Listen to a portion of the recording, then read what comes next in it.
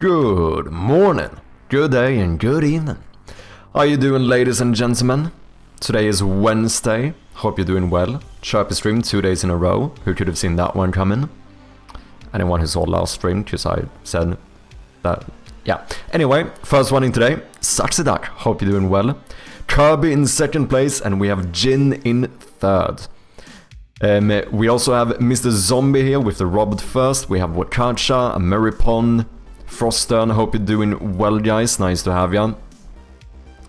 I'm doing quite fine. I had to do some stuff earlier today, so that's why we are a little bit, maybe teeny tiny bit late here.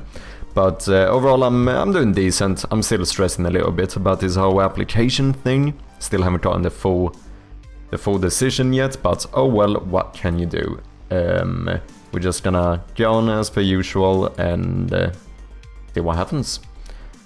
I think the plan today is that we are going to continue a bit with the map in Shadow of Gloom. I did get some new ideas for how we might make it so that you can kind of visibly see which rooms you've entered and which you haven't. Potentially. I have some ideas. But before we get into any of that stuff, we did have a little bit of a gamedev redeem. So you know what, ladies and gentlemen, we're gonna start off doing the daily gamedev. But first of all, if you haven't, make sure to wishlist Shadow of Gloom on Steam. Would very much appreciate it. Let's do the daily guess. Redeemer today is none other than Ameripon. Do you have a first game? Do you want to do us the honors? We're on time for game, and that's all that matters, exactly. Win Commander IV4. Win Commander for the Prince, the price of freedom. The Prince, I was about to say. If you've already done the daily guess, don't spoil. True, and also keep in mind when we do the gamedev. So for anyone who doesn't know, first of all, gamedev is basically wordzo, but we have to guess a game instead of guessing a word. Only caveat is that you are not allowed to look in your Steam libraries or Google stuff, or because of Ameripon, look at any physical copies in your room. Looking at any games medium like that is not allowed because it ruins the fun. Come on, we're gonna try and do this with our giga brains, you know?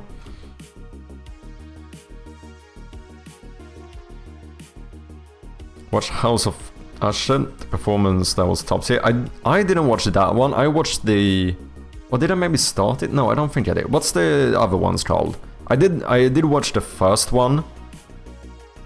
The Hill House Haunted House Hill. That one. That one I did watch. And I think I started another one, but I don't know if it was House of Usher. Because that's like 3 shows there, right? If I'm not mistaken. Yeah, Haunting of Hill House I watched. And I think I started watching Haunting of Bly Manor. I think The Fall of the House of Usher or whatever is the 3rd one, if I'm not mistaken. Anyway, let's run this one and see what we get. Okay. Some good information here. It was not published by EA. It's not a first-person game. It's not made in real space, but I don't even know what that is. It is single player, but since this is yellow, it's only partially correct, which means we are missing something. So it might be like a single player split screen game, co-op, could also be single and multiplayer. It's released more recently than 96, it's not sci-fi, it's not simulator. Ooh, it's not released on PC. Could we be looking at a Nintendo game here maybe? Or some exclusive PlayStation game? I think running a Nintendo game at first might be good. Maybe do something like some 3D Nintendo game, Mario Kart 8, yeah, something like that. Then we get racing in here as well. This seems like a good shout. I really like the Haunting of Hill House. I didn't as much get into Bly Manor. I know I didn't finish it at least.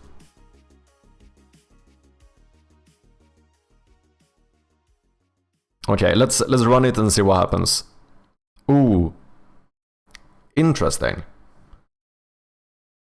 It is not published nor developed by Nintendo, but it was made in an in-house engine. We still don't know too much here, because it's still yellow, but the game was released between 1997 and 2013.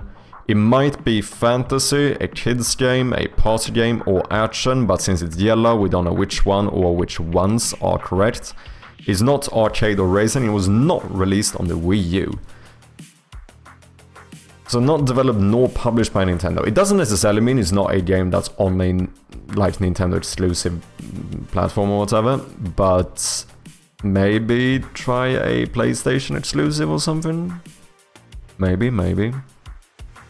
Oh yeah, also not third person. So yeah, we're either looking for, I would say statistically we're either looking for a isometric game or like top-down game, or a side view game.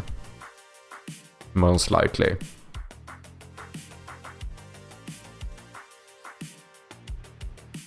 It was not released on PC, but not developed nor published by Nintendo.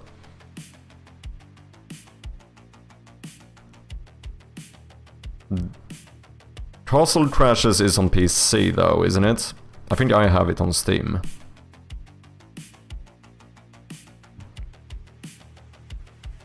Bloodborne is too new, right? Isn't it?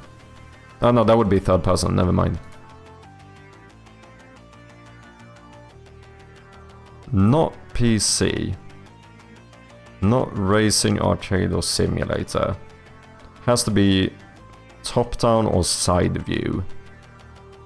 If I am an indie dev and I work from home and I use Unity, does that make it an in-house engine? Okay, let's see what you did there.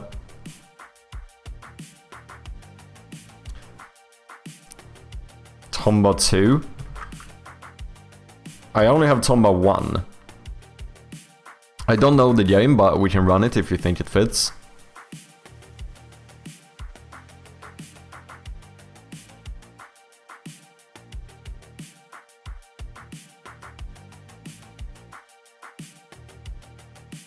I'm up for it. If you 97 release, so it fits. Okay, let's try it and see what happens. Okay, this is good though. We know it's not side view. It's also not published by Sony. It was not on PlayStation, PlayStation 3, or PlayStation Vita, or PlayStation Portable. Vita? I don't know. So we're probably looking for a top-down game. It's not action or fantasy, so that is good, which means we are either looking for a party game or a kids game. One of these has to be correct, since we now know these are incorrect. Also not adventure or platformer. So some top-down game that was not released on PC. A party or kids game, so we're probably looking for maybe multiplayer co-op, maybe multiplayer split-screen co-op, maybe everything. All we know for certain is that we obviously have more than single player, which makes sense if it's a party game.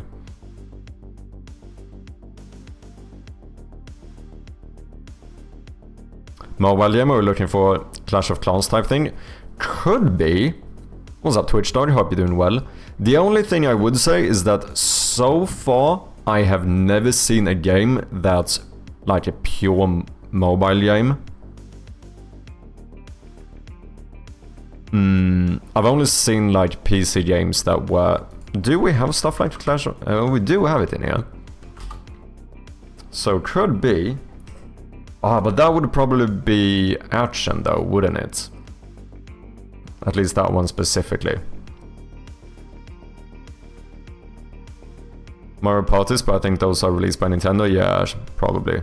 Or fantasy, true. This is a bit of a weird one. Maybe getting a genre could be good. Kids or party game. Third person. No, sorry, top down. So it might be something similar to like what their cooking game. A bunch of chefs in a kitchen. Obviously it's not that one, because that was released on PC, but I'm just saying that it could be something similar.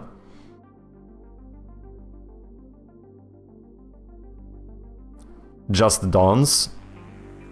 Rock Band. It could be something like that as well. Trying to stay engaged while doing something. No worries, Trebby. Could be Dreamcast. Rock Band was PS3. Have we guessed that one? Yeah, we did. We know it was not released on PlayStation 3.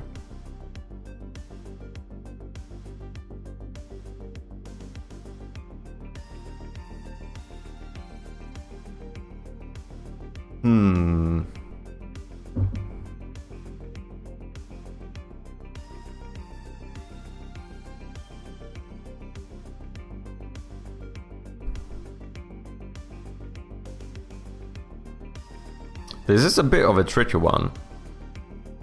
What perspective are Pikmin games? Pikmin?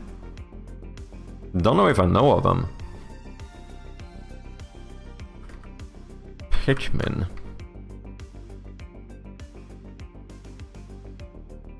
I can't say. I just got something in my eye. 2 more guesses and then we can get a clue. OG, how you doing? Welcome in, man. Hope you've been well. Pikmin is 3rd person, okay. Does not surprise me that you don't know it. Come on, man. To be fair though, I would be absolutely shite on gamedev if it wasn't for you guys. I would have none of these fucking high scores or whatever long streaks that we've had so far. If I was actually playing this by myself, I would have lost like every single one. Okay, so platforms should be a big hint. We know it's not released on PC. That's like the biggest one. It also wasn't released on PlayStation or PlayStation 3 or Wii U. It could still be a Nintendo game, not published by Nintendo. Because there are those, right? It also could be maybe some PlayStation 2 exclusive. PlayStation 4, is that too new? VR game, probably too old for VR, right? What's up, Codin? Hope you're doing well. Could also, it could be that it's a mobile game. I've never seen a pure mobile game before, but it could be.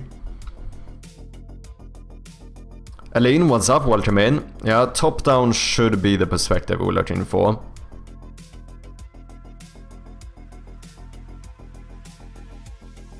Some type of bird view / isometric / top-down.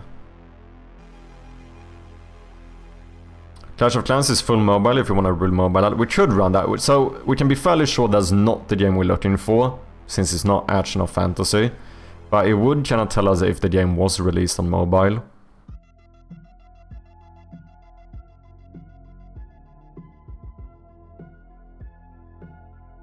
Oh, is it too new? Okay.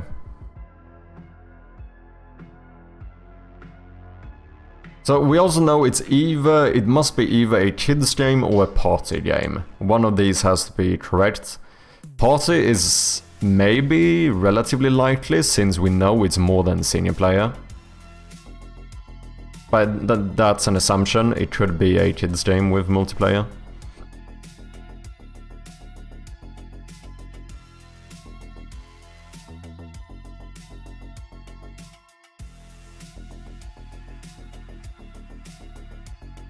With that year, we would also need to rule out a lot of strange consoles. Yeah, it could be something like that as well.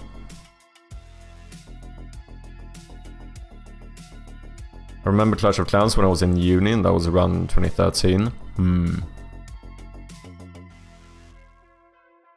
I still think that we would fall on action fantasy. However, we could run into to see if mobile is correct.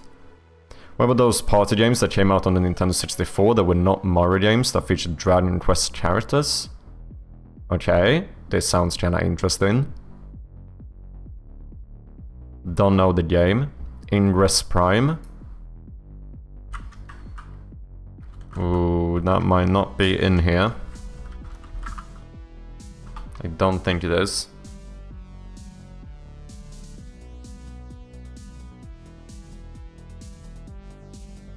Too niche? Commandos just have better year and top-down rollouts. What's up, Brainoid? How you doing? Party and kids. It's either party or kids. Should be both, but one of those has to be correct. Since we know action fantasy is incorrect. So what platforms were Commandos?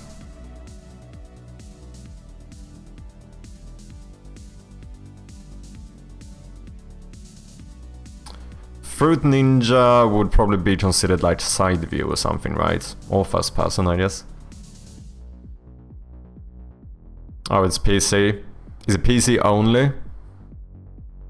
Because if we have more platforms, at least maybe we should find the other platform that is correct or whatever.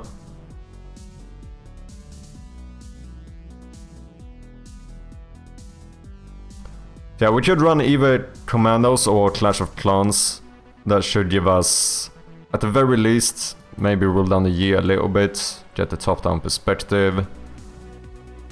None of them should be the game, but should do it for more info. What's up, Trash? How you doing? Isn't it time to release your game yet? It kind of is. Kinda need to work on that. Unironically.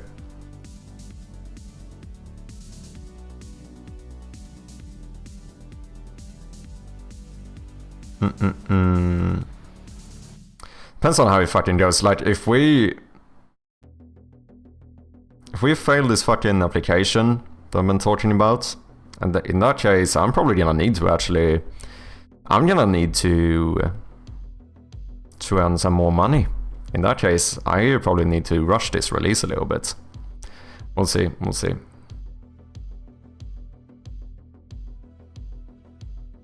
As I mentioned though, we still haven't gotten the full decision, so we don't know exactly why.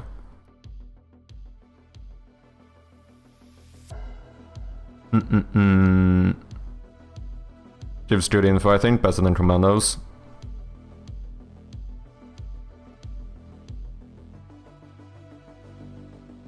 What's up, Hadouken? How you doing? Need money? Okay, how's the feet situation? Good shout. I think you have decent feet. You know, I'll look into it. I'll look into it. Anyway. Okay, let's just run Clash of Clans and see what happens.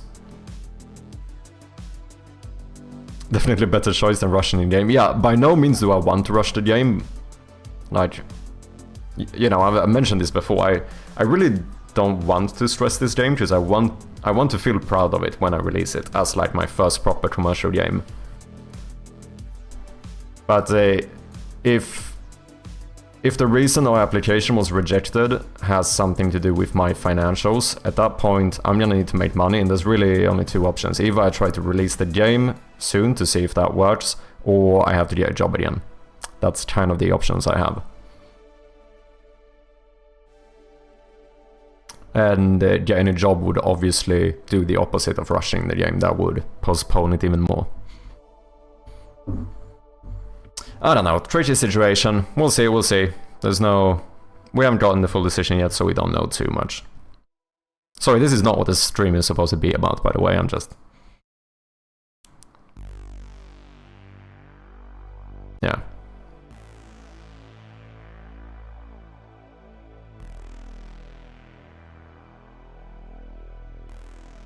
Pokemon games should fit here, but they're not counted as fantasy. Are those not published by Nintendo?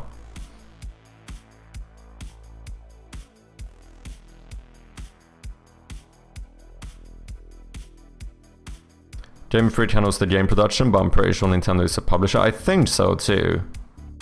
Okay, let's run this and just see what happens. Okay, it's not a mobile game. It's also not isometric. Well, that's a fucking plot twist.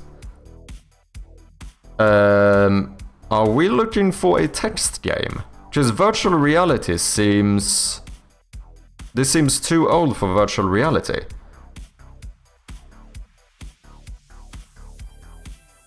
Are we looking for a text game? Auditory?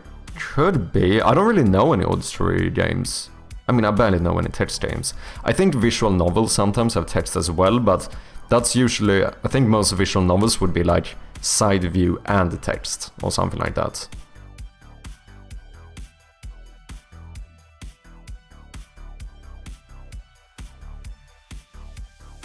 Guitar Hero Rock Band. I don't know if those would be considered only one of these though, would they? It would fit on Party though. That's like a party game. Oh, even if it was VR at that time, 2011, it was PC VR only? Okay.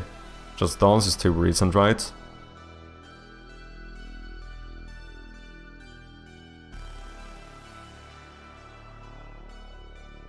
Oh, Guitar Hero and Rock Band are PS3, which we know this isn't. Headspace, but 98, a bit late for that, yeah, maybe.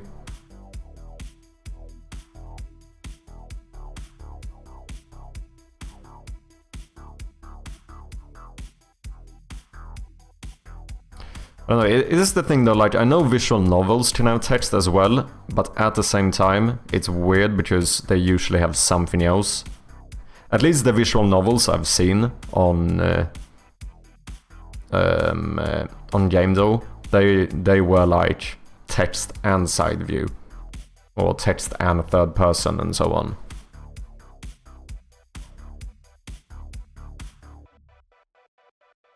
Uplink is a game based on a movie ideal of what hacking is. Kinda like... I played one of those games. What's that one called? I have it on Steam. That was actually kinda fun. I don't think I finished it.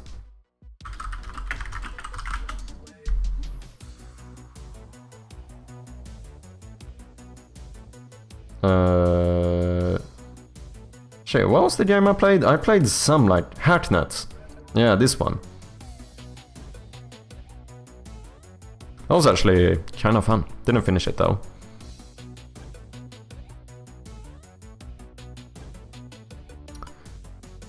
RTS maybe? That would be top-down though, wouldn't it? Most RTS games have like the top-down perspective. What's up, Hempos? How you doing, man? Nice to have ya. How does this work? The game has to be Xbox or PlayStation 2 or something that's not that. Since these are red, it means that everything here has been incorrect so far. So we're looking for basically a game that's not on any of these platforms, but something else. So it might be Xbox, might be PlayStation 2, because that one is not in here. It might be Nintendo 64. Or some other niche one. It should technically be Wii as well, but important thing is that it was not developed or published by Nintendo. Quickly, disclaimer as well again, we play without Googling or looking in any libraries of sorts, just for the fun of it. I don't know, I'm a little bit, like,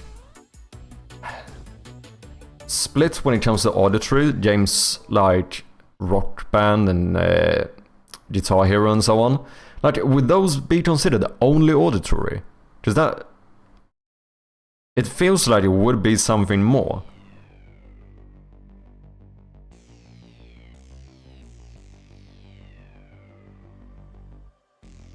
But I don't know.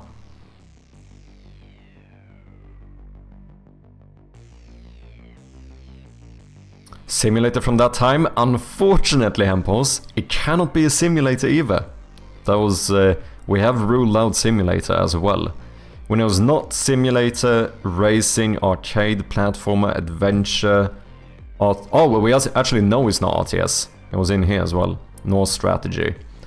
We also know it's not sci-fi, action or fantasy. We know it has to be either kids or party game. We know single player is correct, so there is a single player mode, but we're also missing something else. And the perspective is kind of fucked, to be honest. The only ones we have left are auditory, text, or virtual reality. Like, all of the base perspectives of games are not in here. We have ruled them all out.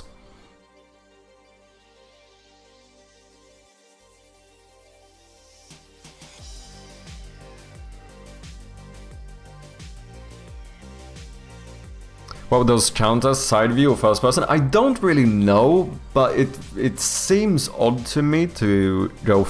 Because this could be me being slightly too neurodivergent or something. When I would think of a game that's pure auditory, I would almost go as far as to say you don't need visuals for it. But that might be me reading into it too much.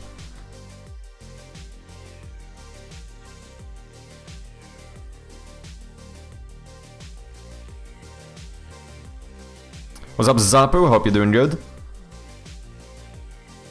Space Channel 5. I don't know the game, but if it fits, we could run it. We do get a clue after the next guess.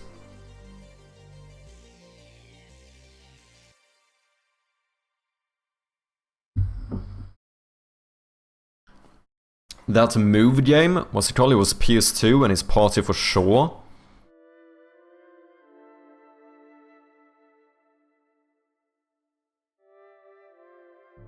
I don't know. Do you mean like one of those like Just Dance games or something? Was an auditory perspective? Yeah, that's what, like, technically auditory perspective is not a perspective, right? Like, auditory means it's something you listen to, which is kind of odd. But it could be something like that. Dancing in with Xbox connected. Yeah, it could be. Depending on how gamedev defines what, like, auditory games are.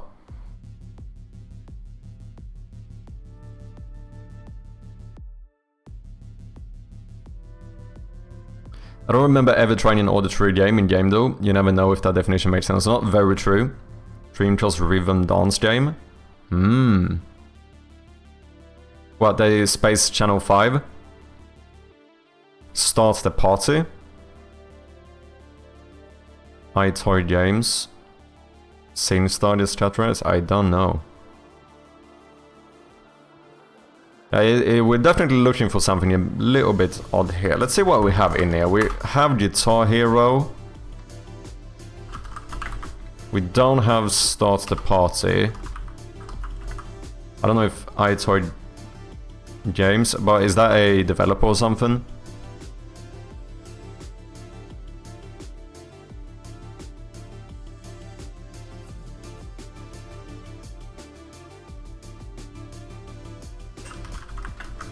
Space Channel 5 is in here as well.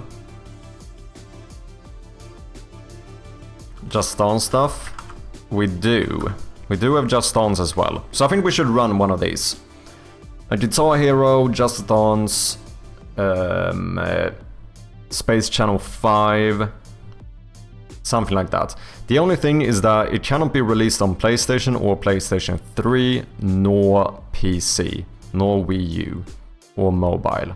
So it's, if we have a Just Dance or Guitar Hero that was not on either of these platforms.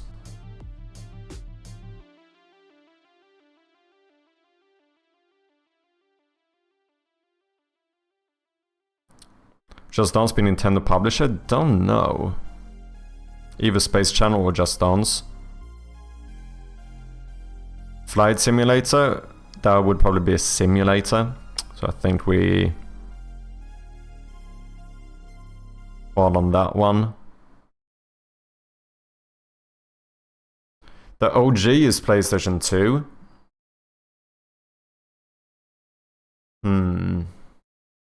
I wonder how, if it's like backwards compatible or something. Does that count as being on a different platform?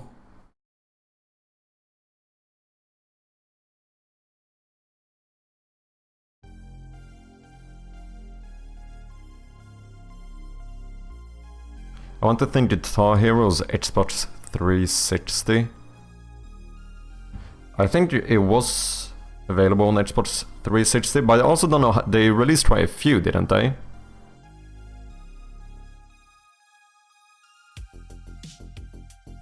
Teiko no Tetsujin. Don't know what that is. No, we still haven't just a single Xbox game, so maybe running something that was on Xbox as well would be good.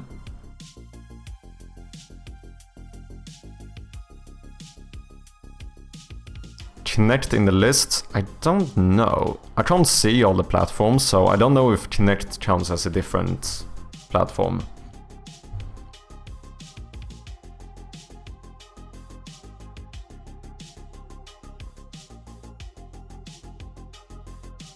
Okay, should we run some like original Guitar Hero and see what happens?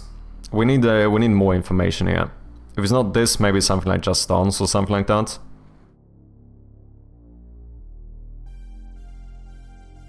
Isn't the first Kinect from 360? I think so, yeah.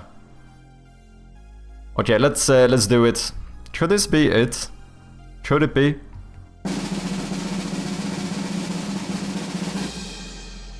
Oh shit, it fucking is. Correct franchise. Okay, we have it. It was released on PlayStation 2, but also something else. Music Party, later release. Developer probably correct franchise. And yeah, these actually are pure auditory games apparently. I don't know if I buy it, but sure. We could run a clue, but we probably don't need one since we know it's both correct franchise and Saga. I assume this has to be 2006, 2011. It is another Guitar Hero, that's for sure. So maybe one where they added split screen. Maybe changed publisher. Maybe also released on Xbox. Guitar Hero 3 was PS3, so it shouldn't be that one. So in that case, it has to be Guitar Hero 2.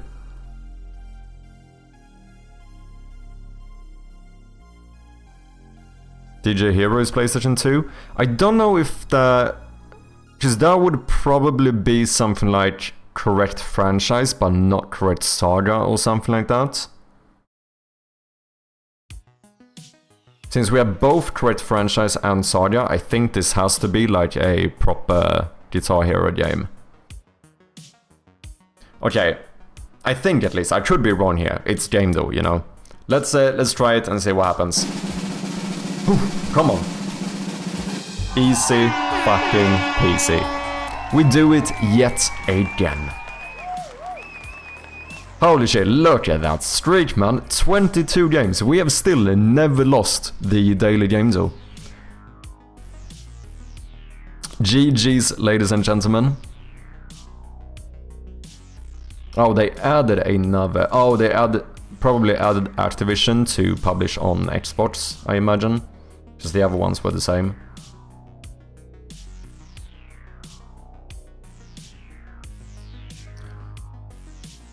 I thought we did lose the daily game. No, we've lost the unlimited one. We lost our streak on unlimited, but I don't think we have ever lost the daily one.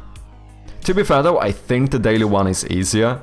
I think they are less likely to choose like a very niche game on the daily. So auditory means rhythm game? Yeah, basically. I do think there's probably some caveats where something like Crypt of the Necromancer, or whatever it's called, that would probably be auditory and top-down. I'm almost a little bit... I don't know. I feel a little bit odd about this being only auditory. I don't know what else it would be. Like fucking third person, or... I don't know if you would consider the rolling thing to be like side view, but...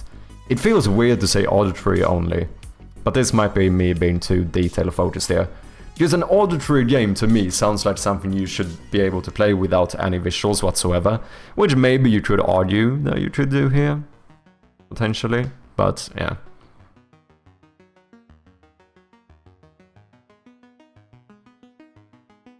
Oh, the Unlimited Street. Yeah, that one I did think we lost once.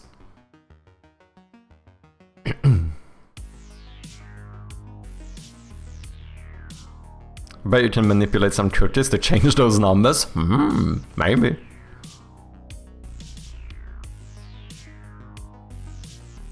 Is auditory only? You don't play anything else? I don't know, I guess it... but what is the proper... because auditory is just that you use your ears, right? Which means you shouldn't need to use... yeah, relating to the sense of hearing. So for me it sounds like you shouldn't need to use your eyes, which I would argue for a game like this you do.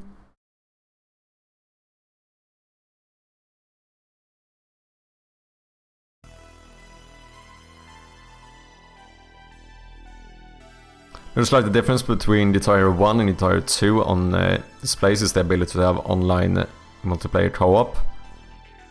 Wasn't the... Co-op was in the first one as well. It's only a split screen that got added.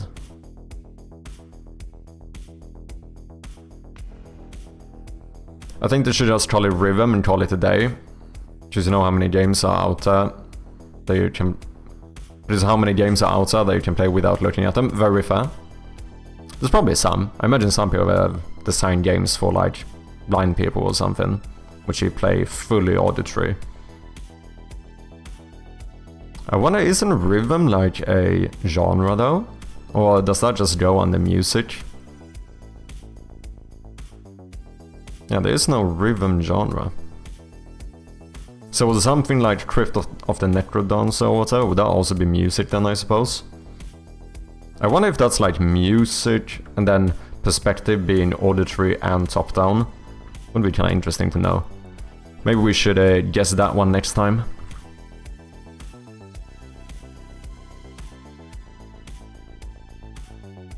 The other thing they could have done is add some like generic perspective, but that would also be a little bit weird. So, regarding the map, which we started working on recently, for anyone who wasn't here yesterday, we basically started doing some objectives on the map, which I think turned out pretty good. So now, if I like pull this door, you can see that the door turns red, and if we hover it, it says locked door. So we can get little objectives and markers and stuff on the map.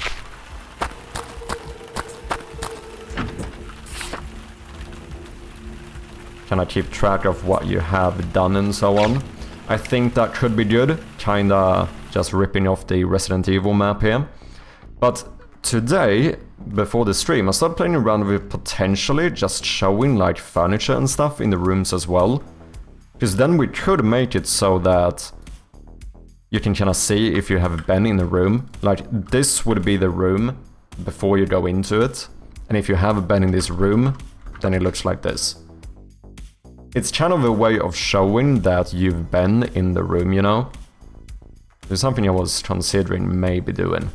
But maybe a more important thing that we kind of need to sort out is a way for the player to not have the entire map from the get-go.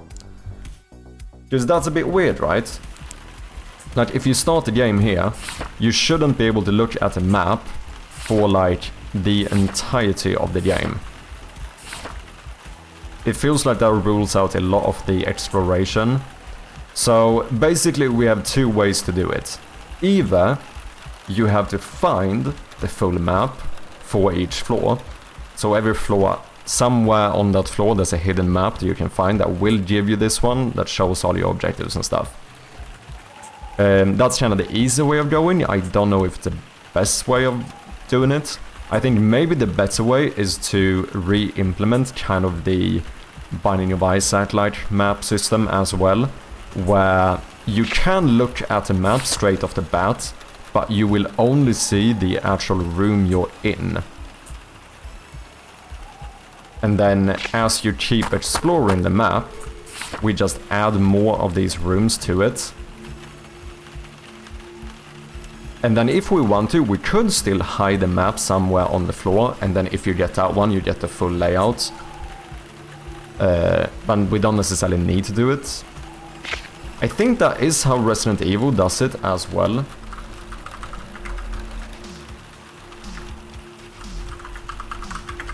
Let me see if I can do this without spoiling the game. I mean, here we have the full layout though, don't we? But I think, if I'm not mistaken, are the dark areas unexplored? Because I know blue means you're done here. Red means you still have things to do. My question is, how does it look? Can you see the entire map from the get-go? Oh no, you can't. Or is this just another floor maybe? Oh yeah, it is. Shite. Can you see the entire map? No, you can't. Look here. here's the main hall, there's nothing to the left. So they must do it in a similar manner, where you can't see this side until you've actually entered it. Because otherwise we would see it here, right? Same thing here. Is it not something... maybe not. East office, yeah, so this is the same map. But we don't see the left side. Resident Shroud of Gloom, exactly. I like the finding the map version. With a game like this with fixed perspective, it's harder to get lost than with free roam game. I don't know, actually. I'm not sure. Because the difficult thing with having a set perspective is that a lot of the rooms end up looking very similar. And the way you move is very similar all the time. Which means that I think that can kind of make it harder to build like the mental map of the layout. I don't know. Issue might be for players that never find the map. Yeah, true. That is something to keep in mind as well. So I think the best thing is to kind of do both. Which is something I think Resident Evil did as well, because I remember finding a map somewhere, which I think just gave me the full layout. So basically what you do is that you show as you go, but then if we want to, we can hide a map that kind of helps the player by immediately giving them the full layout.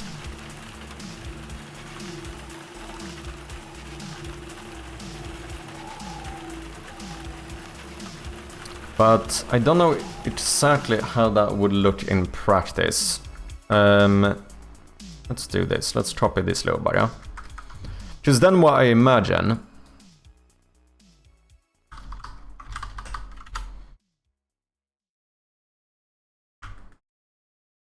is that this is the full map, right? So when you start the game, we basically want to hide almost everything.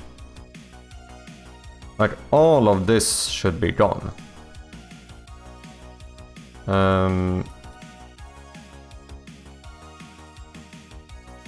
Because obviously, for anyone who doesn't know, you start like here, outside the house. So in that case, we should pretty much only show maybe the actual wall of the building. And then, you know, you would have the door here. Like, this is basically what the map would look like at first.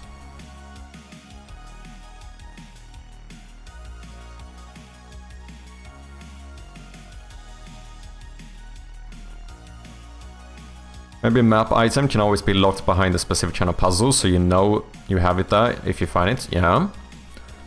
What about a map that leads you to the real map?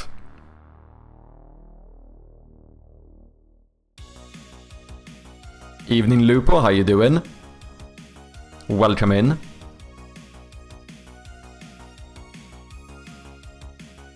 Compass, I don't know if it's super necessary, because in my game you actually never turn around. So you are actually always looking in the same direction.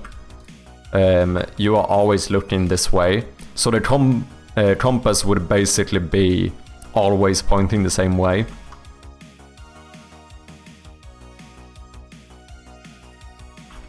Yeah, basically map 1, or when you boot up the game, it would just look something like this. And then if you take like one step to the right, then we remove, once again we're gonna remove all of this, gonna remove some of this probably, keep a bit of this thing.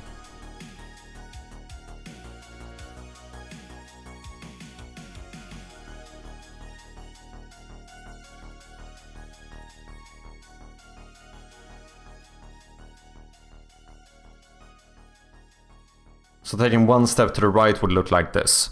It's gonna make a bit more sense once you get into the house. Just say that you've only gotten into like, say you've only got, after this you've only gotten into the main hall. In that case this would basically be all you see, right? Like we just do this, boom, we show the main hall.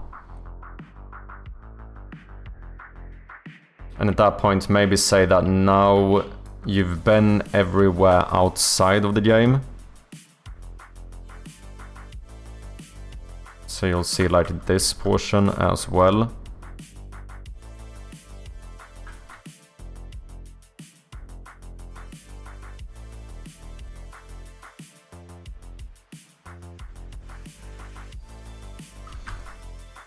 So if you would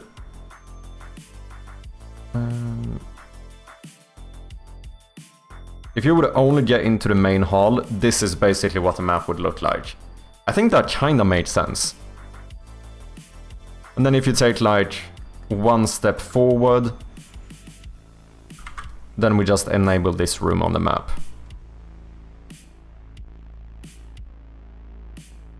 If you take one step to the left, then we obviously enable this room.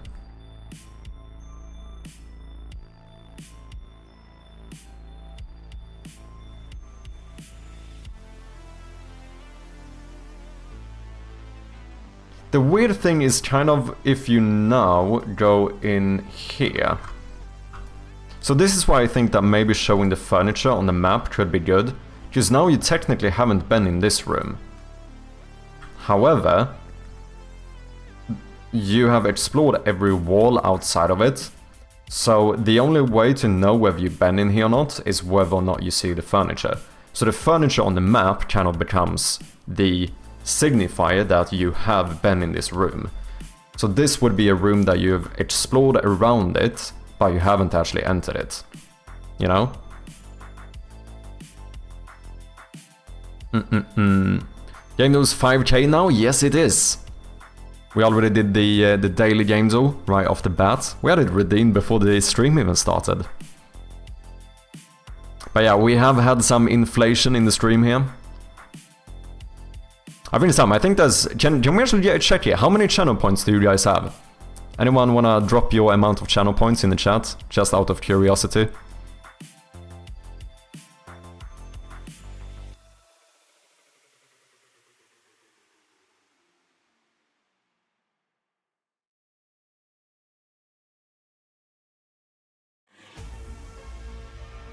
Should I add an unnatural natural house? Yeah. How you see the channel points below the chat? So if you just look at the where the hot dog beans are, it will say how many you have.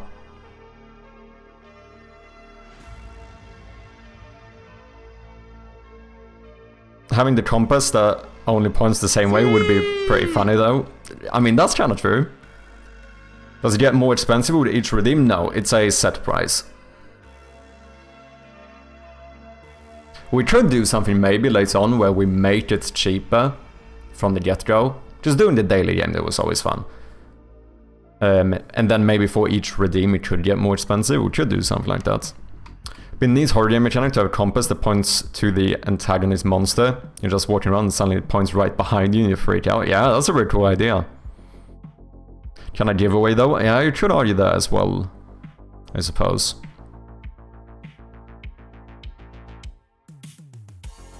I wonder if it would be better to just have something that like lights up, just something generic, you know? Because then all you know is the presence, but you don't know where it is from. I wonder if that would be even more like freaky.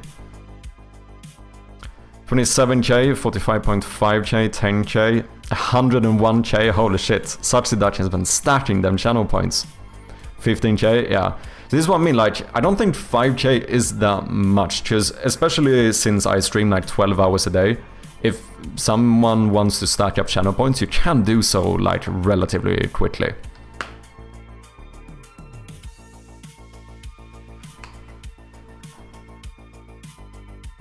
I know I looked it up before. I like how many points you get. Just there's a set amount per hour. And with the amount I do stream, if someone's just lurking a lot, you can stack up a lot of channel points.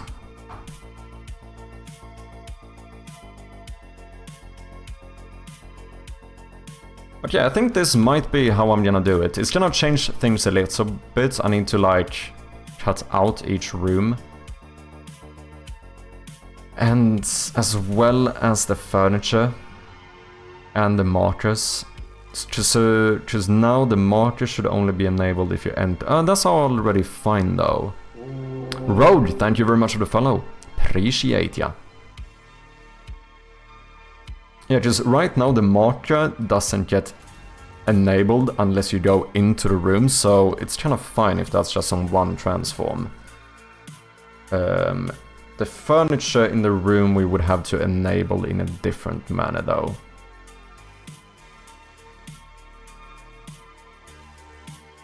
Time to go, no worries Chodin, thank you very much for hanging out and I'll catch you later. Appreciate ya, man.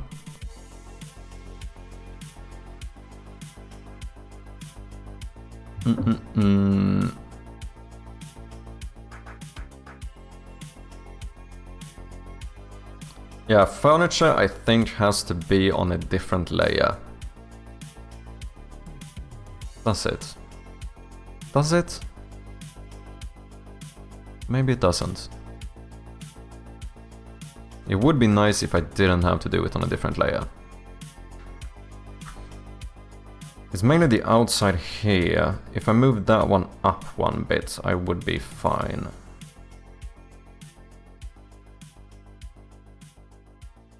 And we make like this the first room. Okay, I think we should try this.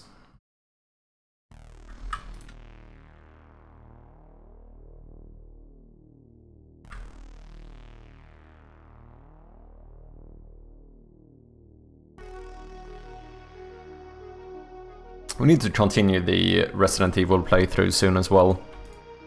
It's something I do want to do.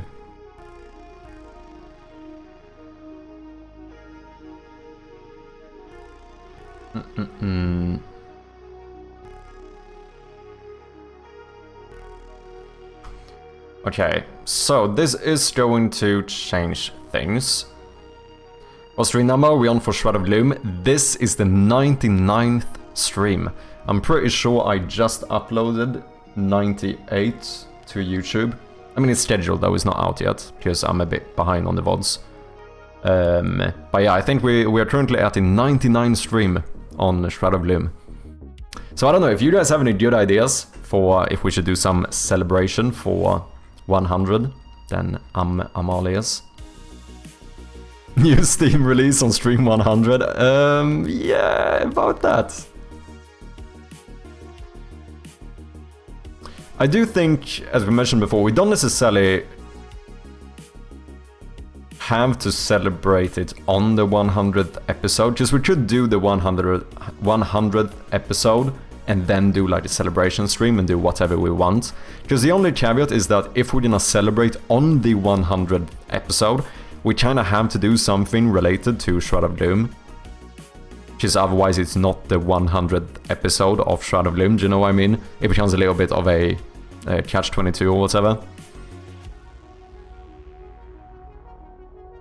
Still stunned by the IRL Shroud of Gloom idea. I mean, it is a very good idea. If you want me to actually have like a heart attack and die, yeah. I like the in real life horror stream idea. Fuck's sake, man. Go to a haunted house. I don't know any fucking haunted houses.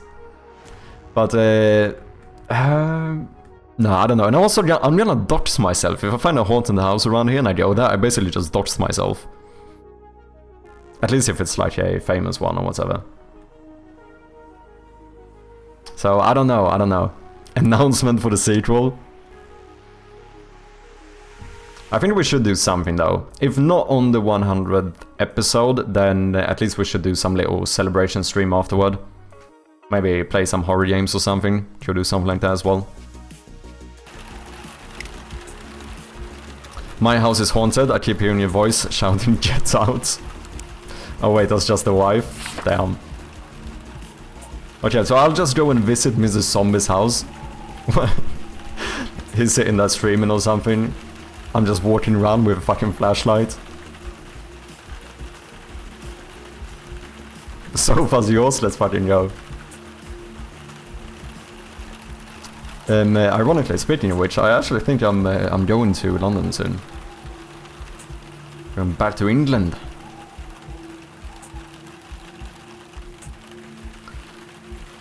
Okay, so I need to divide all of this up. So it's gonna be... I wonder if I almost should make a separate sprite sheet for this. Maybe not. I'm fine. I'm fine. IGUI.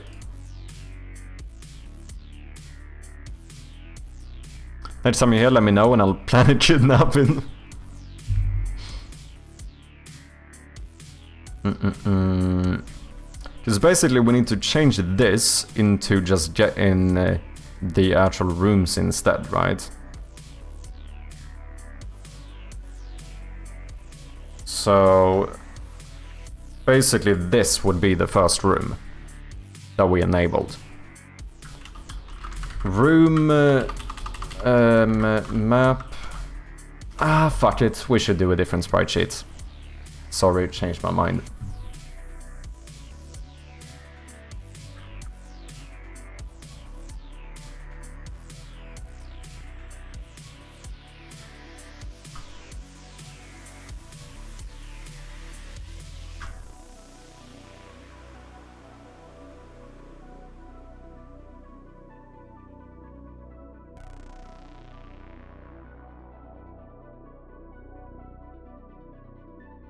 Do I even need anything else on here? I think we can just cut it out from here.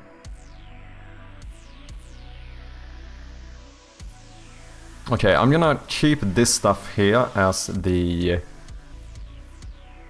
base or whatever, and then we'll get the individual rooms from this one.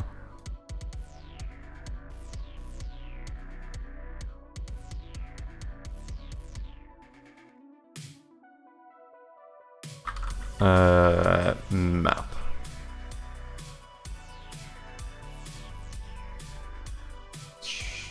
Sure.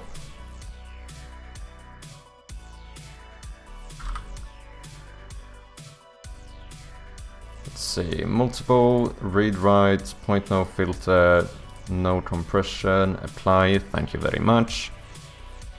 Okay, so what did we say? This is the first room. So we call this something like map outside entrance. And then like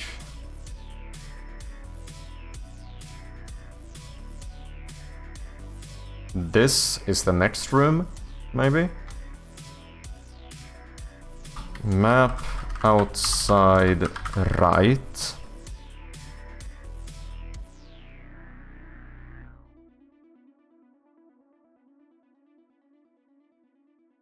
Map outside corner. Let's get this one as well. So this will be the map main hall.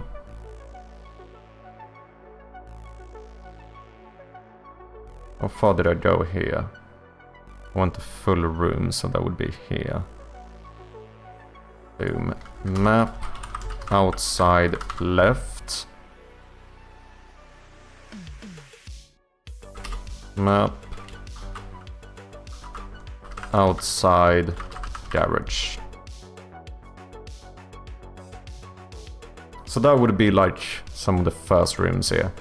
Fuck it, let's do the entire first row. And we get this one. Map first garage.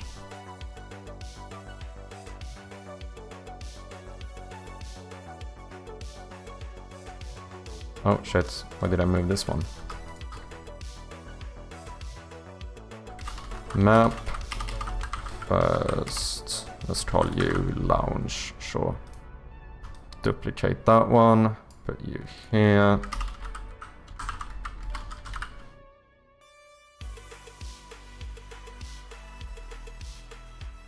Because then what we need to do is basically enable these as we go. Like each time, so I guess each room, yeah, each room on the map should have a reference to that room, the actual room. And whenever that one is enabled, we enable this one on the map. So this should be fairly easy to do. And then we'll need to make something where you can only look at the map on floors you've been to. So before you bend down into the basement, you shouldn't be able to check on that map whatsoever, and same thing for the other ones.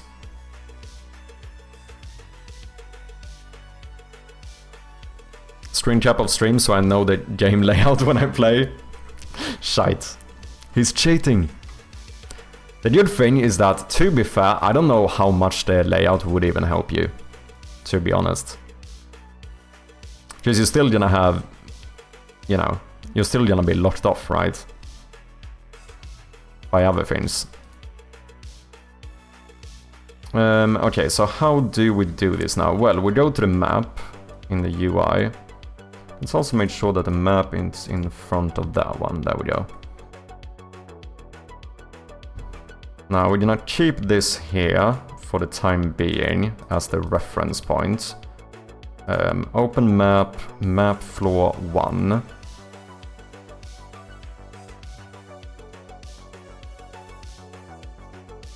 Let's see, this is the layout. I guess we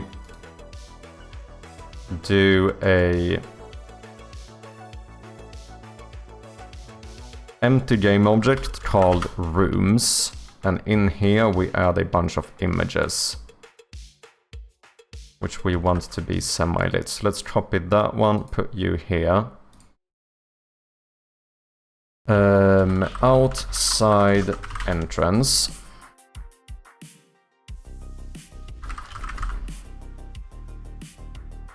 Boom, set native size. So this is why it's kind of neat to leave the old one here, because we can just use this as the reference point of where you should be, basically. Boom. And I wonder if each room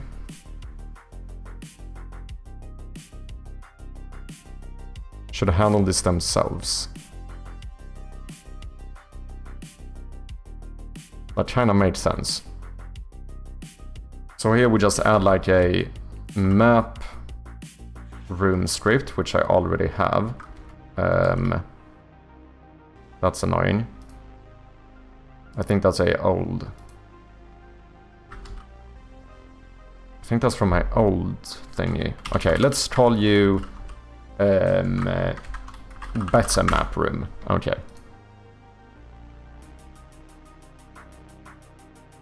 I'll change that later.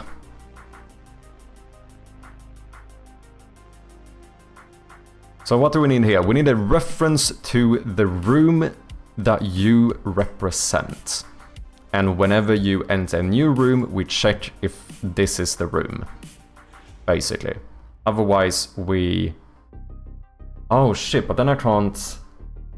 we could set the images to be transparent, rather than enabling and disabling it.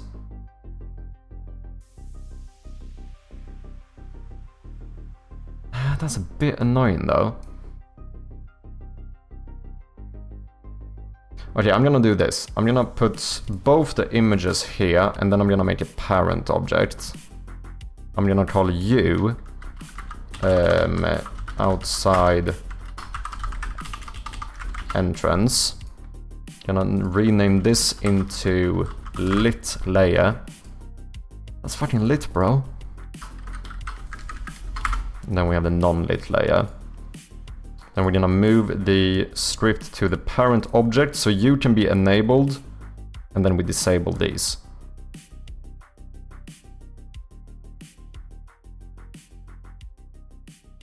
Also, I don't even really need to assign you. I could just get the children. Okay.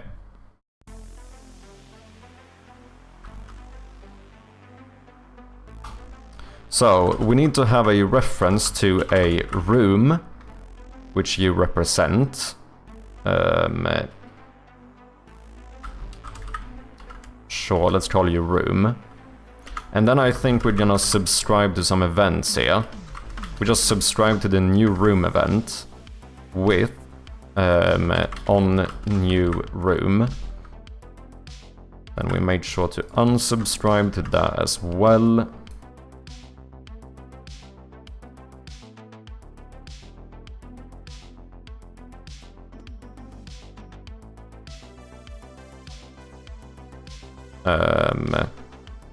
What do you call this? Is technically, I suppose this is like fog of war, isn't it?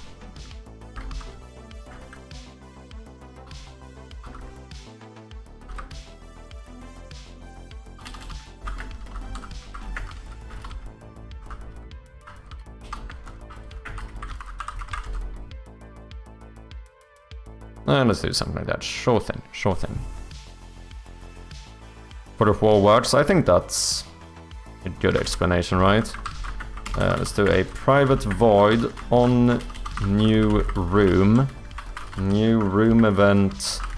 Room event.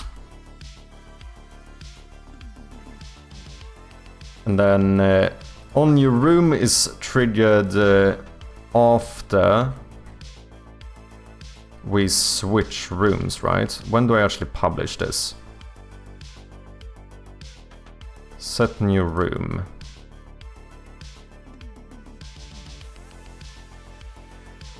New room enabled, current room equals new room, and then we publish the event. So at this point the new room has been changed, so we can just check if the room manager dot current room is equal to this room on the map, then we basically show the room, right?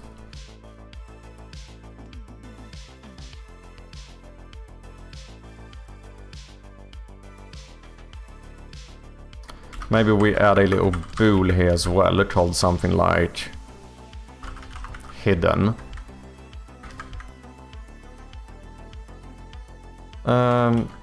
Found.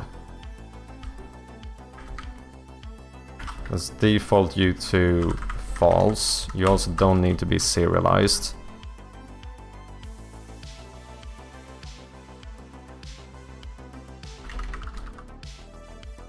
Wait, we don't need to do this. You know what we should just do? If you ever find this room, we could just immediately unsubscribe from the event, because then there's no reason to continue listening for this event if you've already enabled this room. So let's make a private game object array called map images or whatever.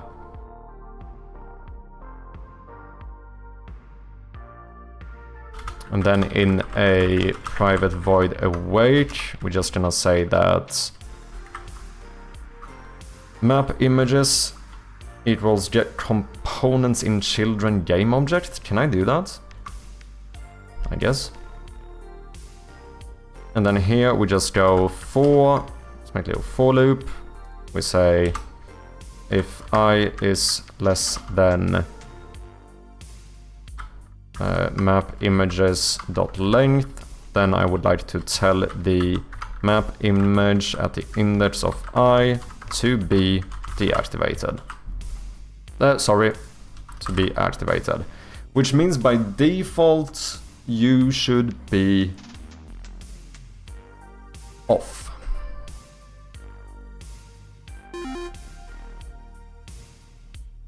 So I'm gonna need to turn off all of these at the start. I kinda think I wanna do that programmatically instead. So maybe we do keep a bool here.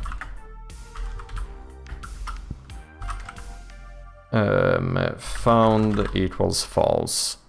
So then in here, if you do this, then we say that found is equal to true. And then maybe in await,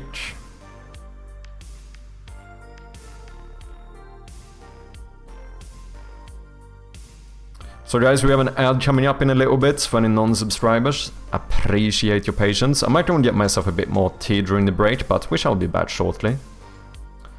Okay, so now in like a start function or something, we should just say if not found, if this room has not been found yet, then make sure to deactivate all the rooms. So if you haven't been found, hide it. Whenever you go into a new room, if that is the room, this room on the map, then we enable it. And we say found is equal to true. And then we can save this in our save system, so yeah. I think that should be fine.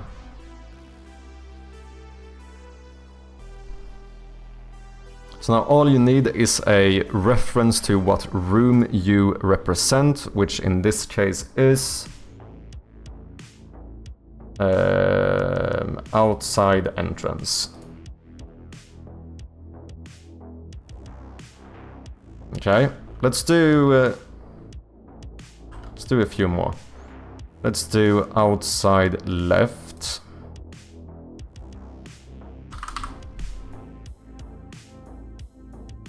We can start with this and then we...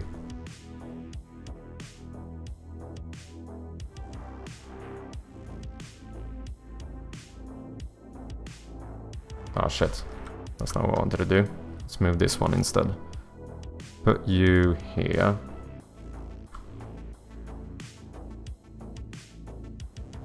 Boom.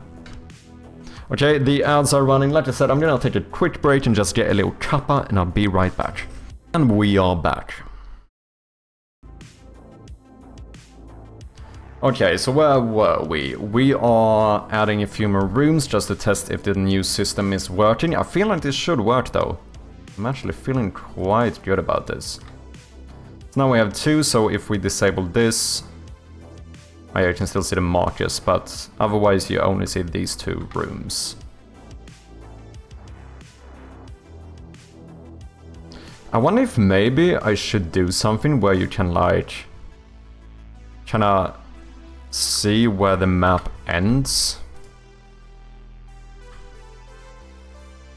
I'd potentially just do something like this.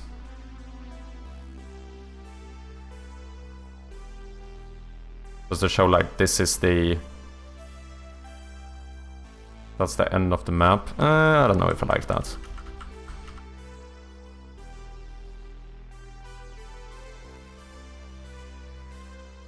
No, let's keep this.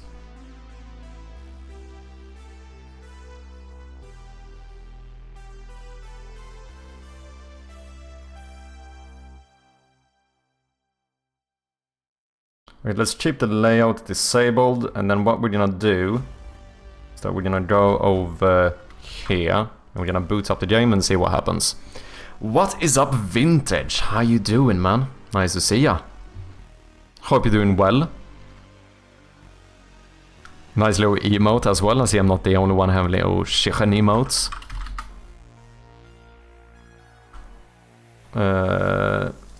Okay. Why... do I have a... Did I get a error here?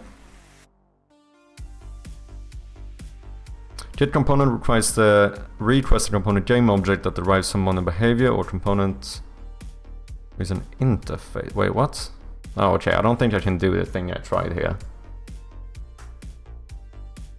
How do I get... I just want to get the children. Not a component in the child. I mean, I could just assign this, but... Do I want to do that? Good dude, busy work day, got distracted trying to find a decent notebook. Got stuck in a rabbit hole and ended up designing my own and getting Amazon to print it. Holy shit, man. I mean, it sounds kind of fun though.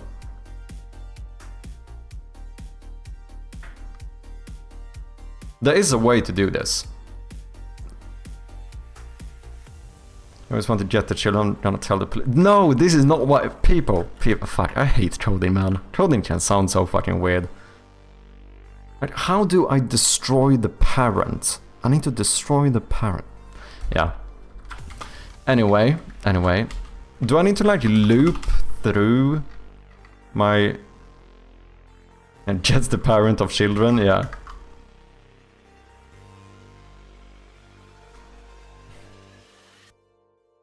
Line graph dots blank pages. I'm unreasonably excited about it and arriving. Dude, I'm excited for you, man.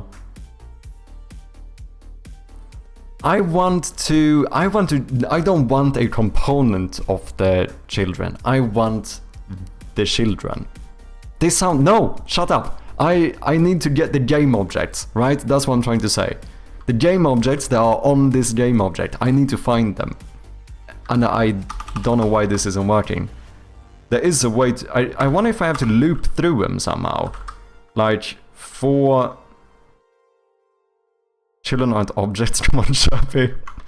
Technically, you are correct. They're transforms. Technically, children are not game objects, they are transforms. Same thing with a parent. The parent is technically a transform. But you can get the game object if you go through the transforms. So that's what I need to do, right? Like, I need to go like... In The Sims, children were objects until about a year ago. Wait, actually? Oh, wait, what does the... No, because is there not... Transform. I need to check my transform. Yeah, get. I don't want no fucking components.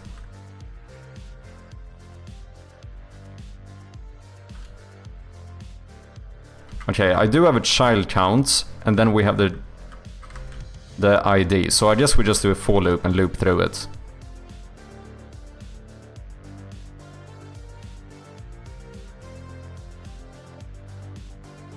I think that's what we do.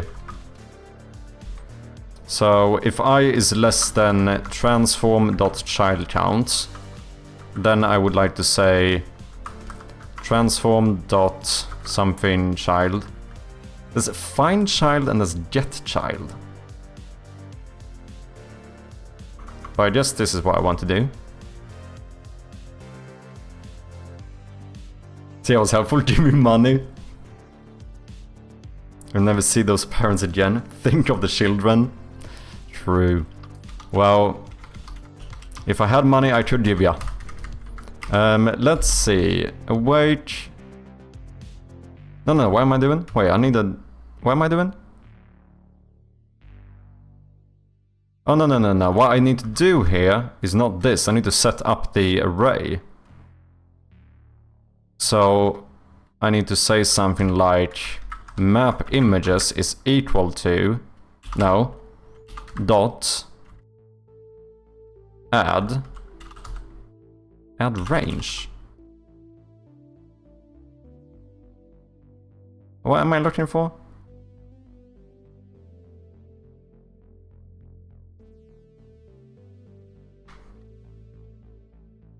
Oh, I should make this a list instead. Let's make this a list of game objects.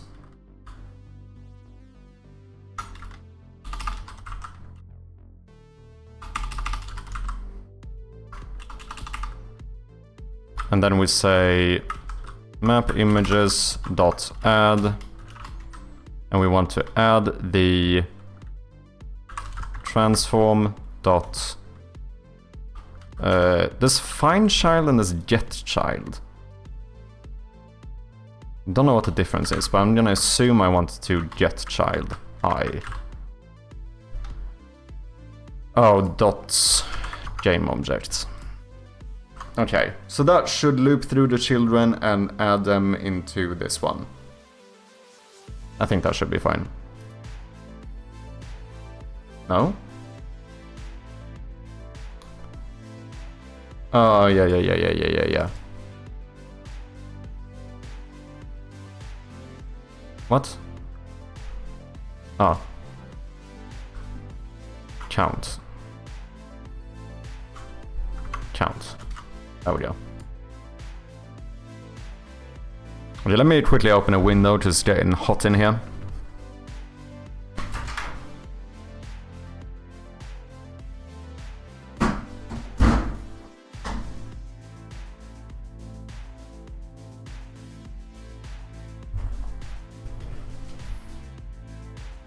Okay, no errors? Good. Let's see if this is working. So if this is working, we shouldn't actually see a single room on the map right now. What? Object reference not set 14.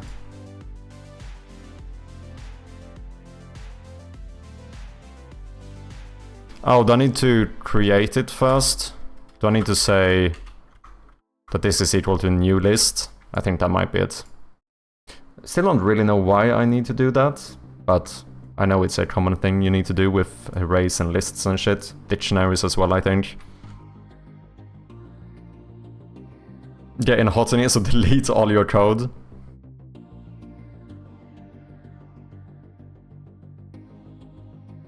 You're damn right, you don't even get to see the map. True, you didn't get to see fuck all, man. Dude, I'm actually kinda excited to go to England again. I would not mind a fucking English breakfast. Holy shit, that is actually pretty fucking pod. You know, people complain a lot about British food. Full English breakfast. You know, it's a pretty fucking good breakfast, man. Yeah, look at that. We don't see anything. We have no idea where we are. Well, we know we're here, we just have no reference point whatsoever. And now, if we go over here, we should be able to see the first room. We do indeed. Look at that. If we go over here, we now see that room as well. Which technically isn't a room, but you know what I'm saying. This area.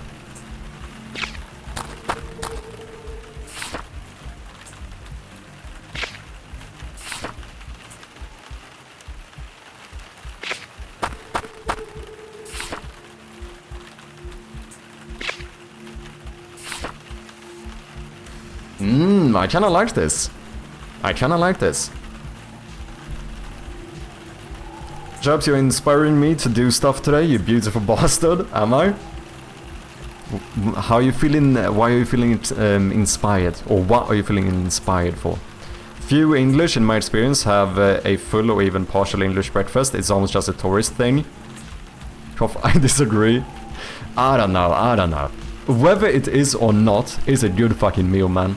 I very much enjoy eating like big meals, you know? Like, I'm not a 5 meals a day type of person. Like, I don't mind eating 1 meal a day as long as it's big enough. Like, I'd rather have like big meals but few, and a full English breakfast is a good fucking start of the day, man.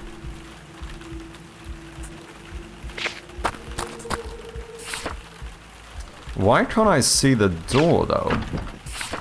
That's a bit odd.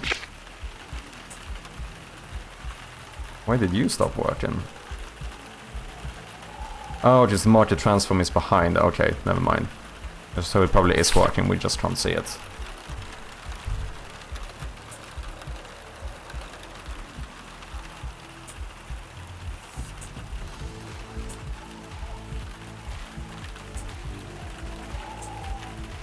I wonder how it looks when you have almost everything except for one room. I mean, we can check that fairly easily.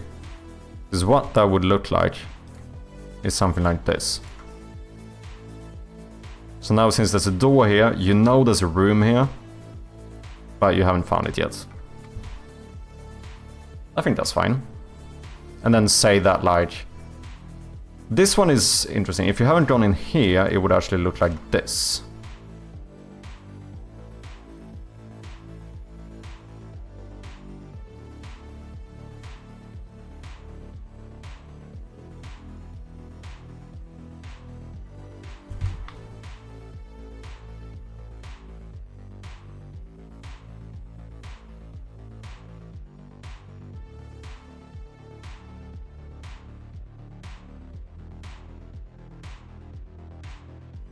If you haven't been in here, you would actually see all of the walls, but you wouldn't see the stuff inside of it.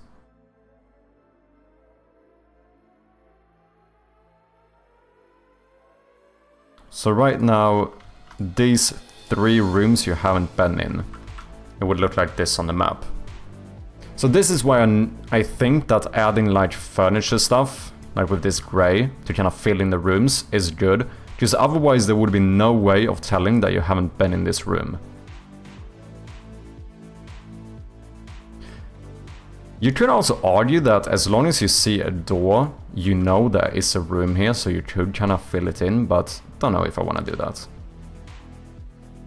I think I'm only gonna show you what you can actually see. Then the partial map would look something like this. If it wasn't for the mad level of cholesterol, I'd eat them all the time. Aside from the health concern, it's a quite commitment to do in the morning when it's time when time is scarce. Yeah, that's probably fair. But that's why you just pop down to the cafe, have a little full English breakfast.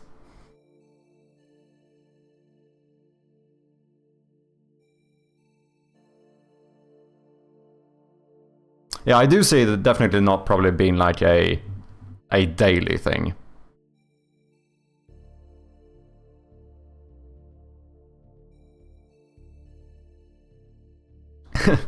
I'm not doing the washing up every morning after fry up. It's a chef's job to fulfill my dirty needs. Okay, so I don't know if we... You could also fill stuff in, but I don't know if I want to do that. I don't think so.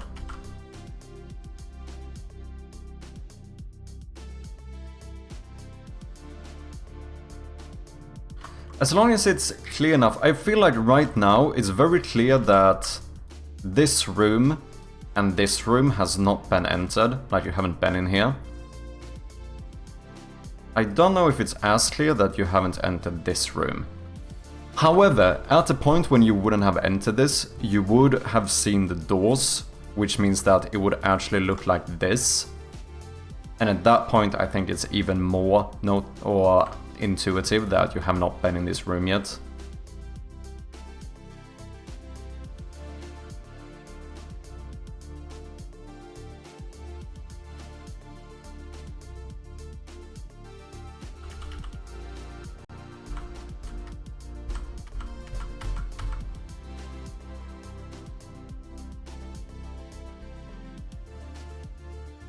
I think this is fine.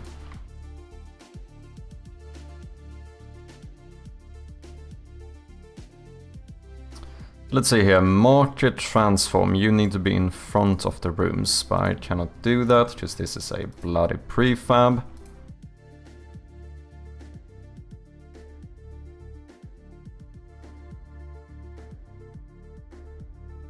Market transform in front of the rooms.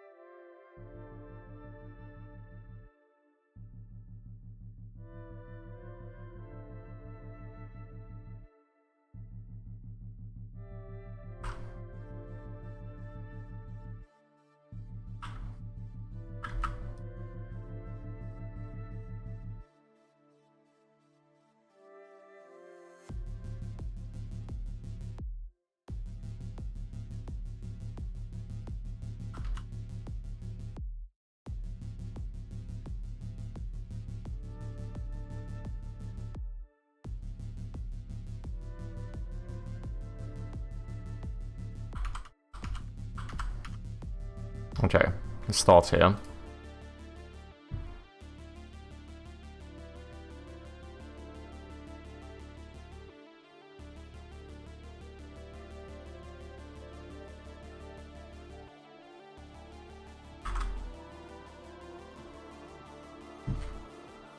Okay, we did all of the outside and the first row. We might as well finish this section.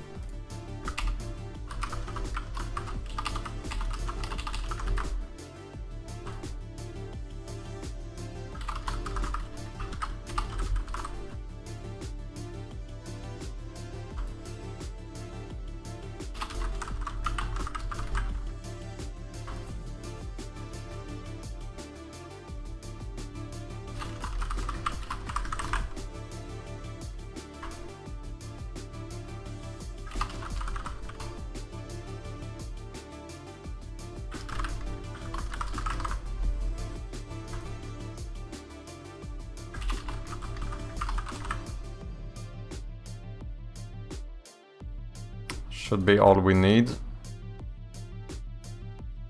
Then how do I keep track if you've ever been to a specific floor?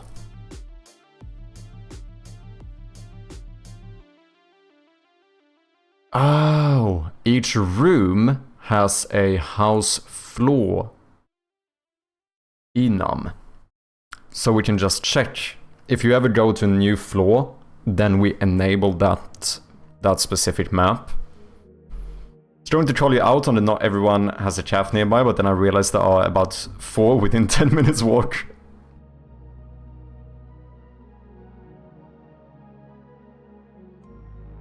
Yeah, I suppose it's slightly similar to saying no one has a pub nearby. Have you seen this fucking image? Let me see if I can find this. I love this one. Yeah, here you go.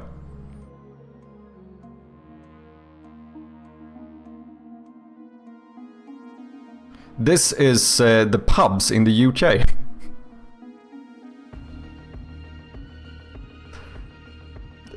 Pretty fucking beautiful, man. This is fucking filled in, man. What's up, Omnia? How you doing, man? Hope you're doing well. That's at least twice as many. But you can't even see the land here. This is pubs, not chaffs. This is pubs in the UK. Beautiful side. China is what's up, Pons? Hope you're doing well.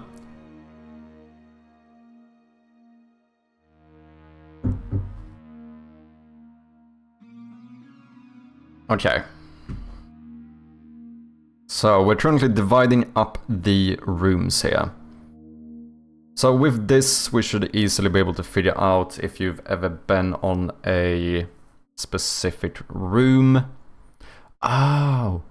So as soon as we go to a new room, we check if this is one of these. If it is a new floor, then we make sure to always enable that specific map. Oi, oi, what's good? What's up, Spectacular? How you doing, man? No, senior one are doing well except for major city ones. What's up, Sandy? When I worked on Värtshall, southwest London, we were being moved to St Albans in Hertfordshire, where things like daycare was more expensive and they were looking for deal clinch to get the staff to stay. The strat I managed to come up with, more pubs per square mile in the area than anywhere else. Lo and behold, the company moved there, fuck you know. Not 2 in a row? Yeah. One day, Spec. It's a new target, eh? I'm currently implementing Fog of War, or whatever you call it, so we can now only show, you know, certain parts of the map. You know, we get the full exploration. Let's actually make this one. Maybe we could just fade you out a bit so we just about see the outline. Do something like this. Rooms. Let's do outside garage.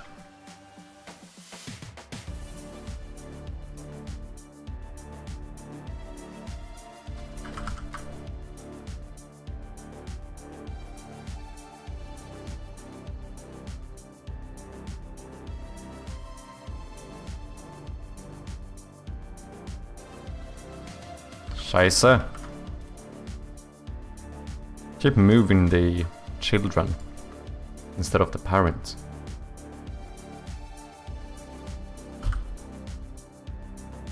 There we go. Let's say outside garage. Yes, sir. Let's duplicate you. Still have right. Outside right. I think this is gonna be better. Because I don't know if I like the thing about finding the entire map, never exploring it.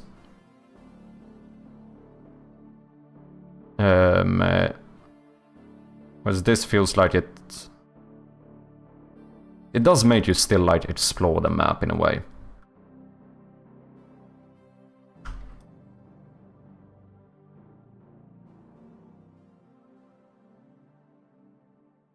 Yeah, we also can't give them the full map immediately, right? Because that feels like it completely ruins the exploration. Okay, outside right, let's add the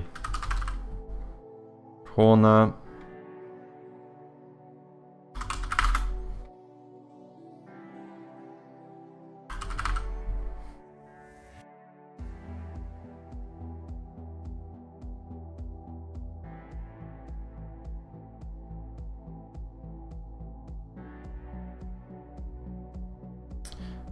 Maybe I should pull you all the way up.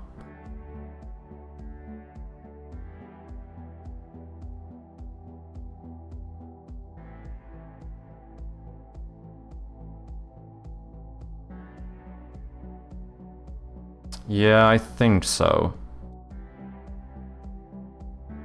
Like maybe you... It doesn't matter. I'm gonna leave it like this.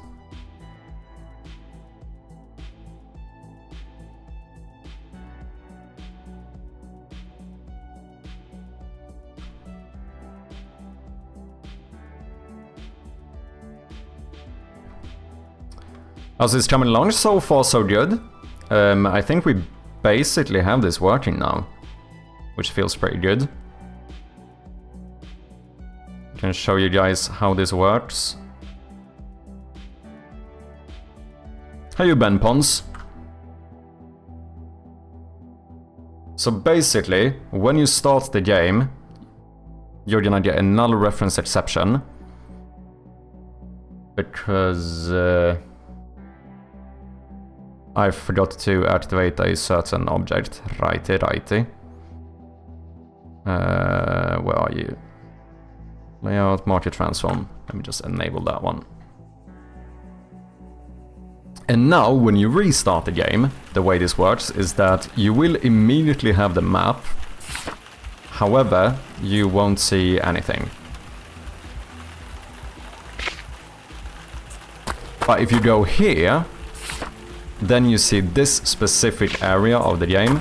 If we go back, then we see this. Okay. So I need to do... I don't think we trigger a new room here. So this one doesn't get... Oh, I think that would be fine if I start through the actual cutscene though. Yeah, and then as we continue here, we end up just seeing more and more of the map.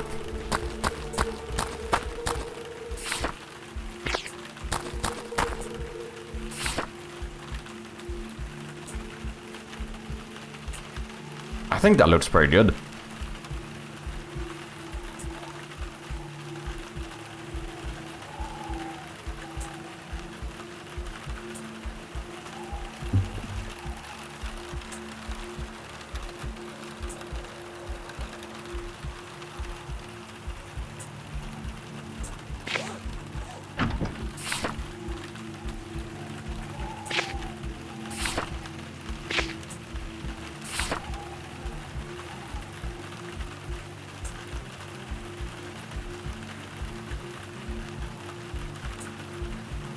And then of course we need to make it so you can't switch maps here. But I think we should get the first section here to work first. And then we sort out that other stuff.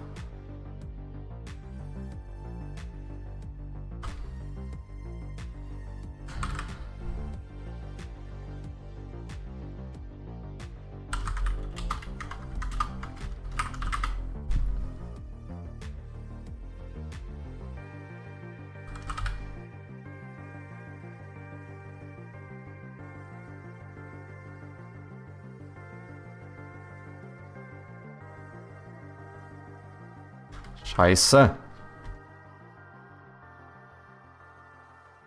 Will I ever learn to not do that? What's up, Codin? How you doing? Still in Spectacular's check-in sound effects? Welcome back, man. You're just working, sweet. Nice, cheers, man. I'm feeling pretty good about this so far.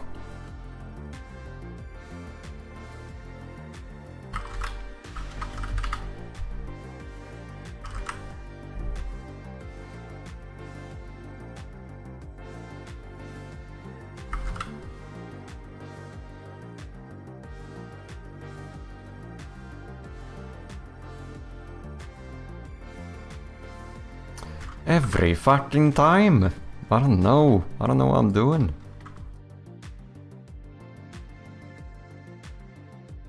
Just need to fill in the map like so, and we should be good to go. Time for some indie dev, let's go, man. I'll be co-working with ya, nice, nice.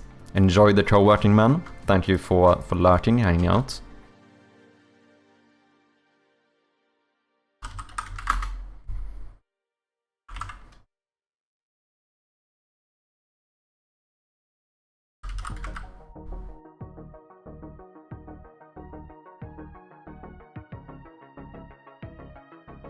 Every fucking time! Okay, that needs to stop. I'm not gonna do it this time. This time, I'm not gonna mess that up. I'm gonna take you, the parent object, and I'm gonna move you here.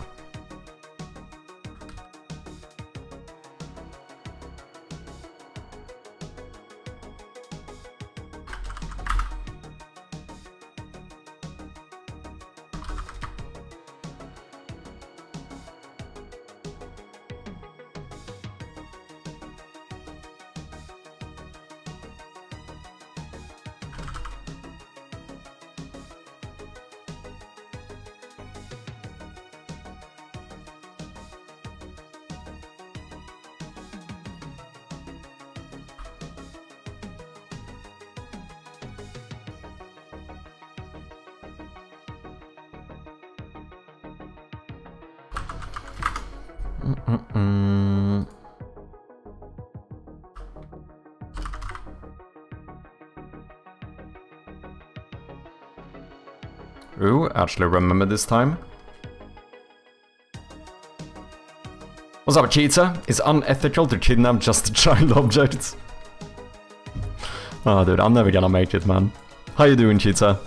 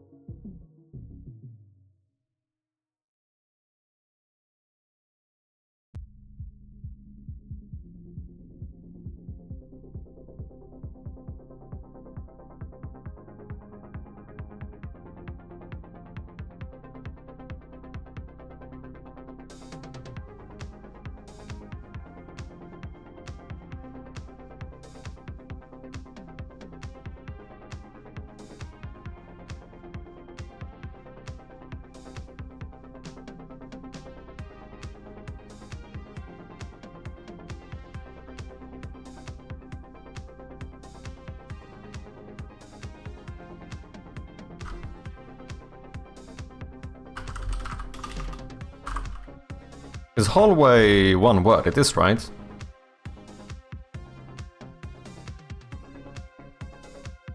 I'm fairly certain. Correct me if I'm wrong.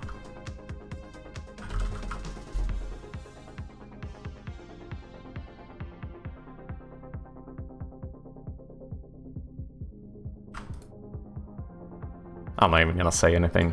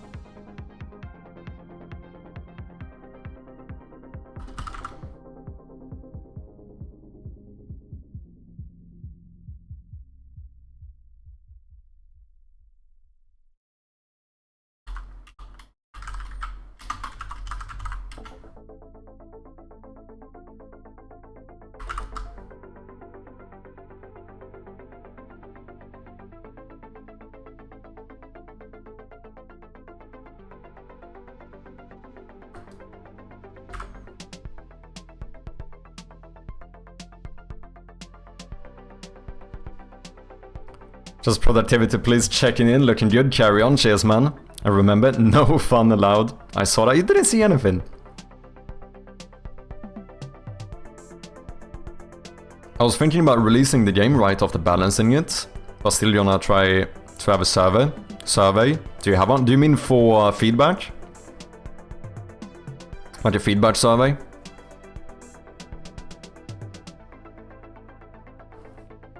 Yeah, I do have one in the playtest. I have links to like a Google form document with like specific questions where I looked for feedback for each build and so on. I think it's a good thing to have. Especially since also it's a way for people, if they want to, they could even give like anonymous feedback. So yeah, I would recommend it. I've learned quite a lot from the feedback forms.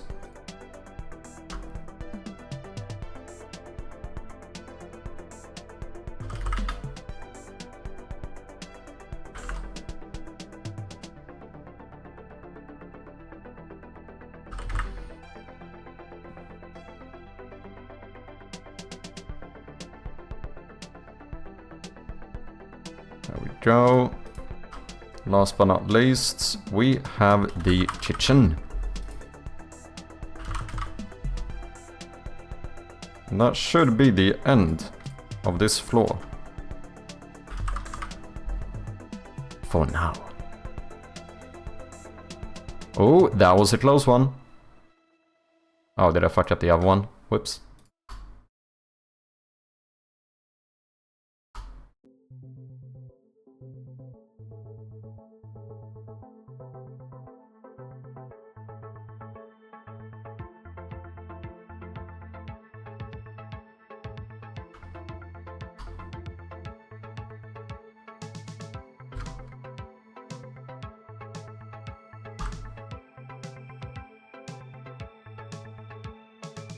There we go. That is the entirety of floor 1. So, let's disable the layout and let's see if this works. I also kind of want to see if this works with the first room. I think I trigger new room after the cutscene. So I think we should be fine, but just to be safe, let's actually go through the cutscene. I had the spoilers disabled, right?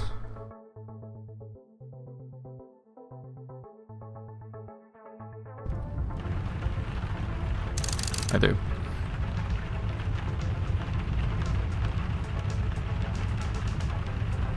Not enough boobs, yeah. That's half the feedback I've gotten. Stop fucking stuff up. What's up, Atrium? How you doing? Welcome in, man. Slay10, welcome in as well. I did a thing typing in here, V is to focus, carried on typing, realized, flipped back to Twitch, carried on. Now code won't work, and half my conversation is in it, fuck's sake. Oh, that's kind of funny. Okay. Let's see if we have a new functional Fog of War map. I think we should. I think even this section should be fine. Yeah, look at that. Now, ladies and gentlemen, we can only see the very first room that we are in. We go over here. You see that one. Go here. See that one. Okay. And then go in here. Boom. Last but not least. Boom. And now we have the entirety of the outside sorted. Let's teleport inside. You can now see the main room. Ah, look at that.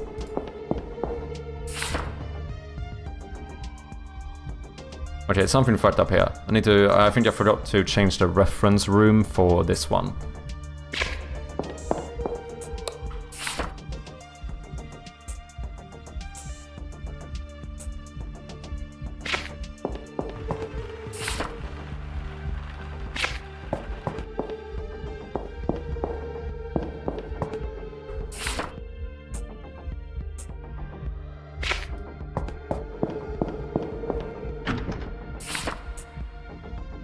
This feels pretty good.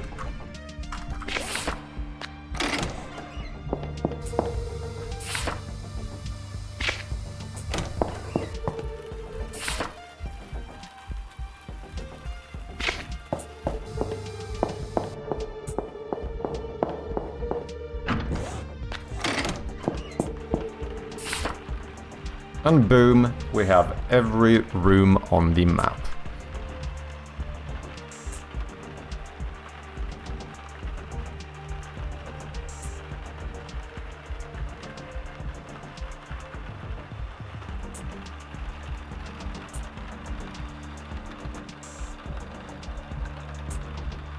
Sweet. Easy fucking peasy. There was something that messed up though. What was that? The bathroom?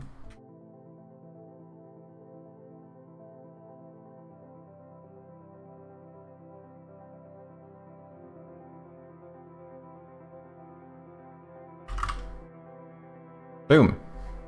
Should be good to go.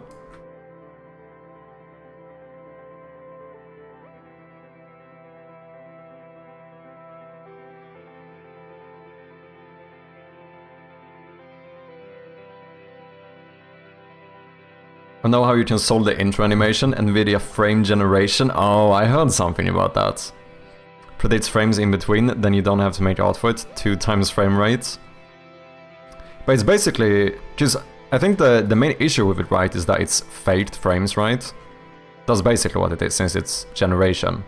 So I know for like people who play FPS games and stuff, it's kind of not good, right? Because they want real frames. Because it doesn't actually really change. Like, you're still playing in the same frame rate, technically, right?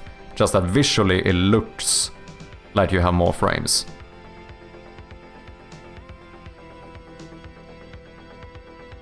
Cellar door does not have a red mark on it.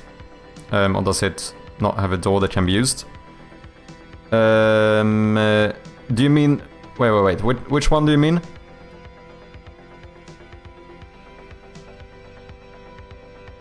Good for story-based single-player games? But competitive is real bad, yeah. Outside door? You're talking about this one? No. Because technically, that door is on the next floor. Because the issue, I think, is if I would show a door here, this looks like it lead... On the map, it looks like this leads into this room, which it doesn't. So I think that one would actually be here instead. If that makes sense. Of course you can play Doom on everything. So it's gonna be a little bit weird, but I think that's the best way of doing it, because otherwise it gets confusing up here.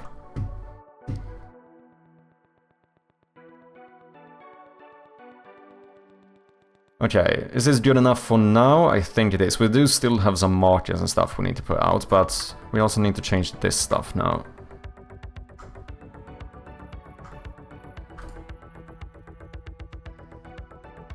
No longer have these grays in here.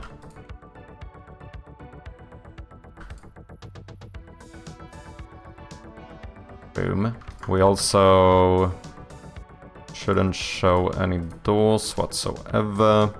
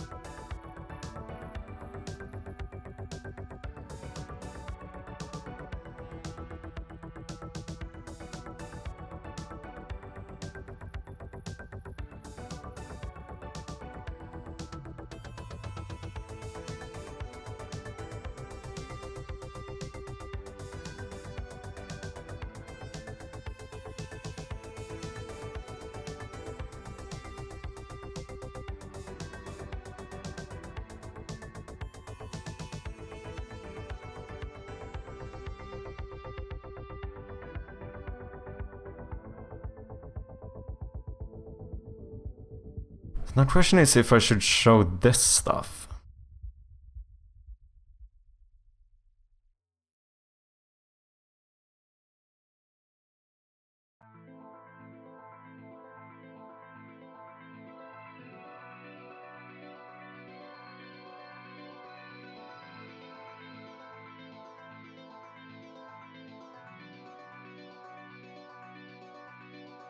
Oh shit, do I have an issue here? I just realized all of these are not enabled at the same time. When do I actually switch the map?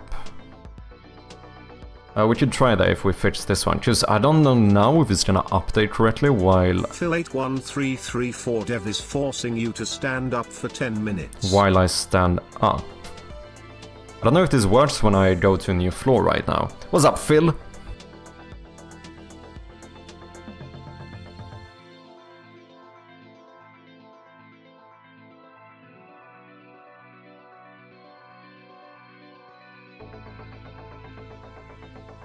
Hope you're doing well, man. I want to port Doom to my electric toothbrush. You want to know the difference between angry and happy? Taking the trigger on the collider? I still don't fully... That stuff was confusing the hell out of me before. Like, what needed to be a trigger and what didn't. When I was making, like, my RPG game and stuff.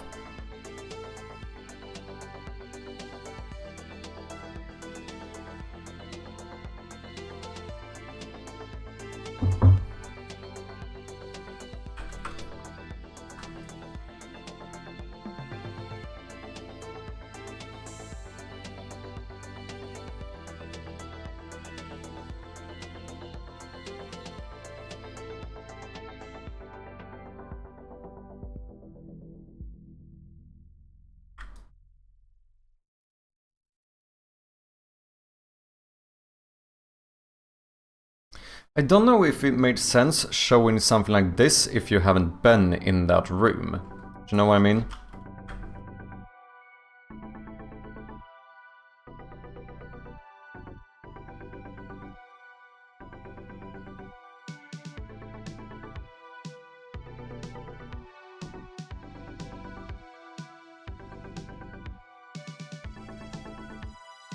I think Colonel Mustard did it in the study with the candlestick.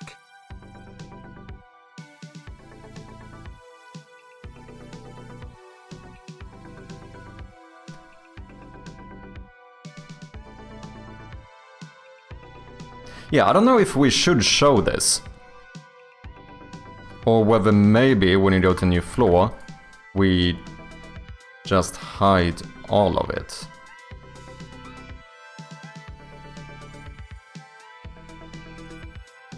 Oh, whoops.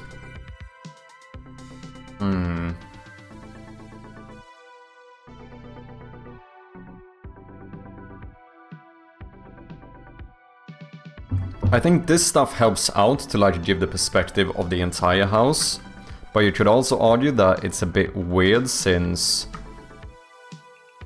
technically I'm showing stuff from another floor. So the opposite would be doing something like this. Technically, I suppose you could argue that we should show this section at the very least, because this is like directly connected to where we are.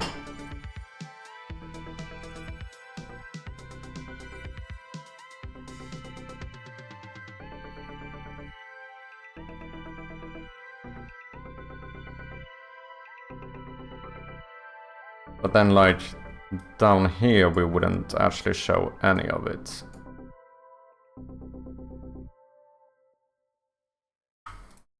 What do you guys think? Should the map be like this, or should it be like this? And when do I decide to show these? That becomes a bit of a weird question.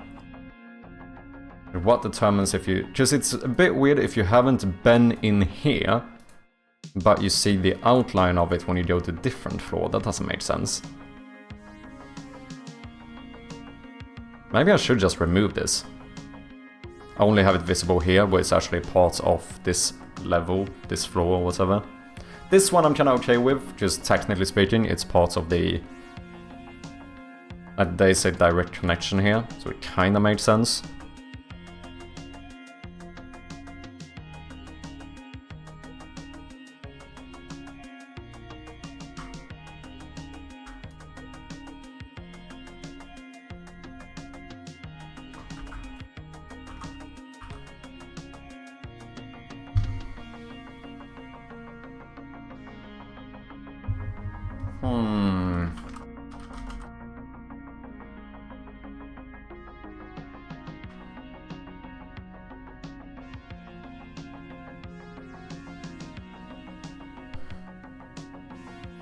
No, it's weird. If you go up here before you've explored other rooms, that would seem off.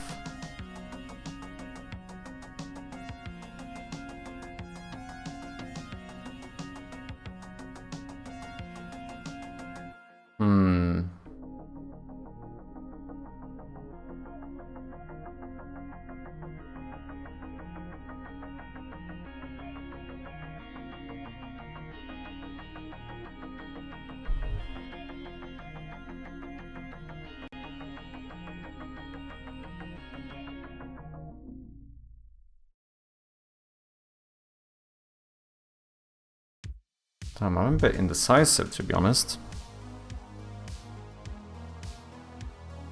To be clear, I'm debating whether or not I should have these.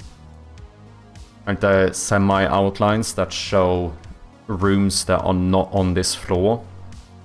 I think it does help out to navigate you a little bit, or give you the orientation, like in the grand scheme of things where you are. It maybe feels a little bit weird to have that on a map. Like they wouldn't show something like that on Resident Evil. You only see the actual floor you're on.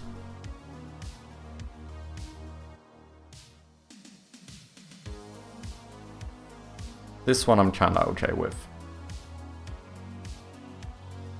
Maybe it should even do this.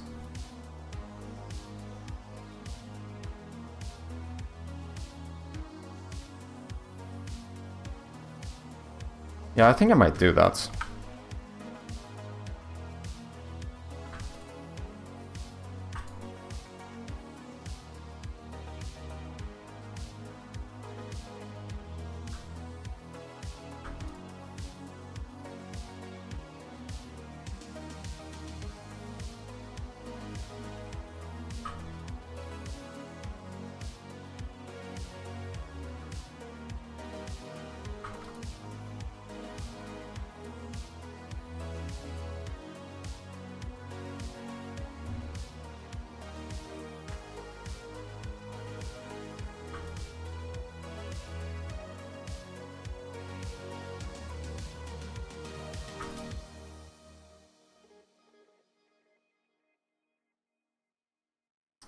Yeah, maybe.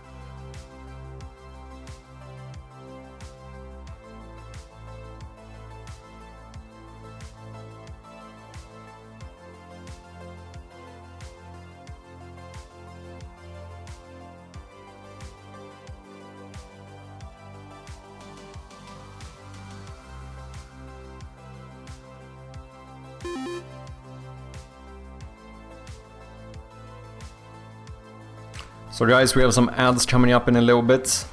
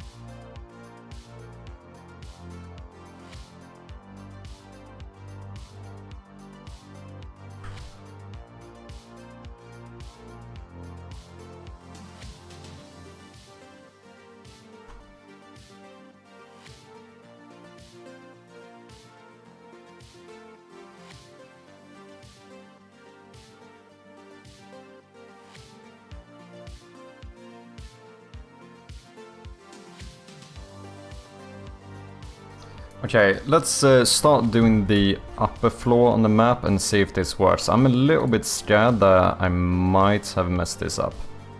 Potentially.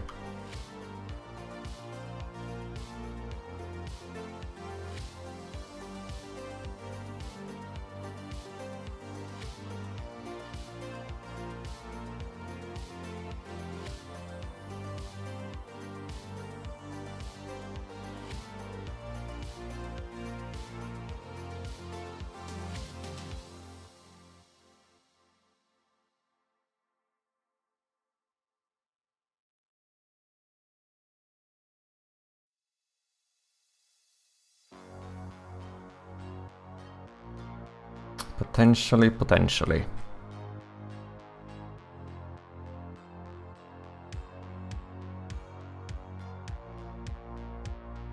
Holy shit, did I align that pixel perfect?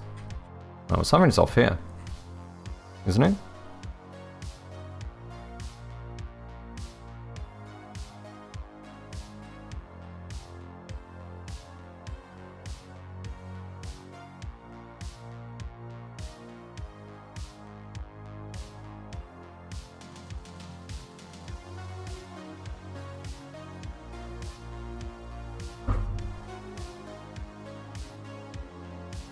Why?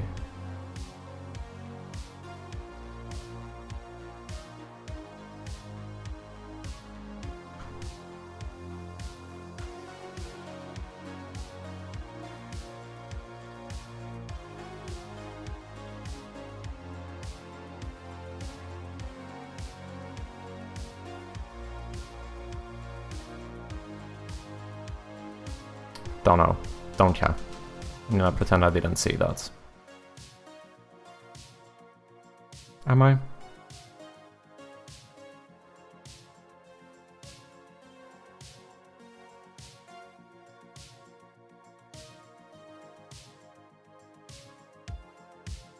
Oh, this one isn't pixel perfect.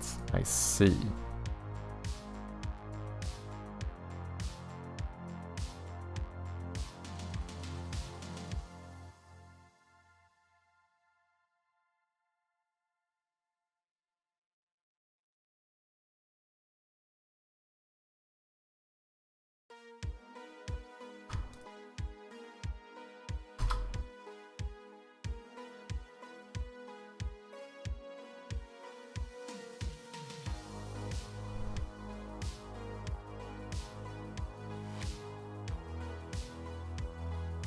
Holy shit, pixel perfect again. Who is this guy, man? Okay, but we need to cut these out. So, map. Where are you? Okay, so I'm gonna make it this into one room. Ads should be over. Welcome back, guys.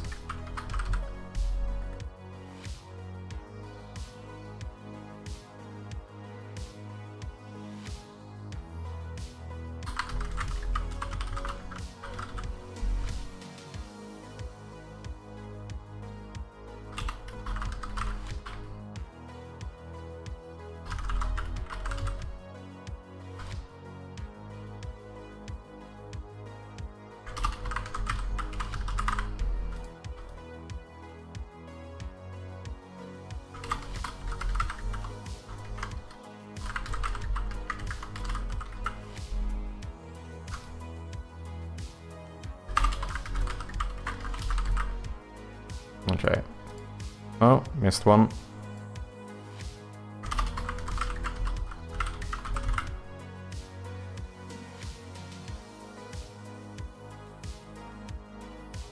That should be all we need.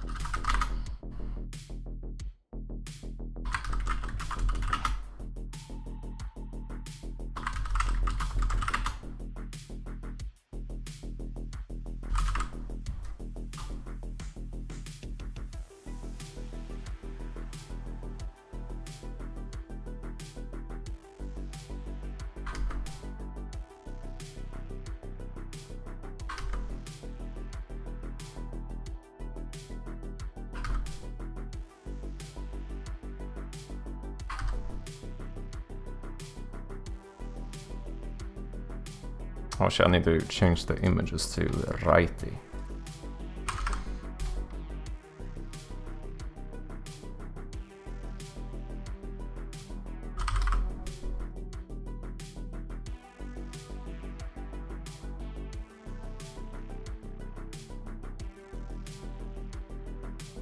Every fucking time, man. It's almost impressive at this point. Do the same mistake over and over again.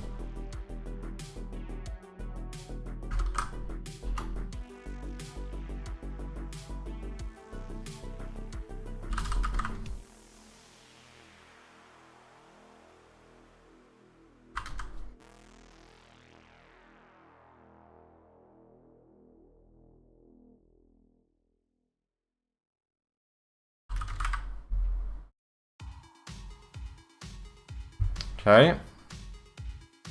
That should be it for the second floor, upper floor, whatever you want to call it. Let's deactivate the full layout. And now I'm kinda intrigued to see whether this breaks or not. I have a slight feeling that it might. A very slight feeling that this might not work. I think once we start moving around upstairs it should be fine, but the very first time we go there, might not be.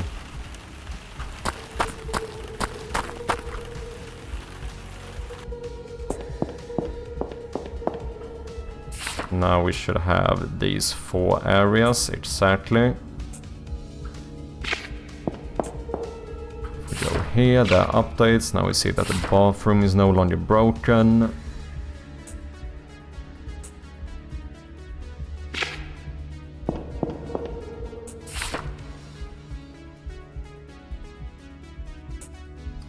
Question is, what happens when I go upstairs? Because I think the map of upstairs, you can actually check here, is technically deactivated. Yeah, we still see the main floor. I think I switched to the new floor as we open the map.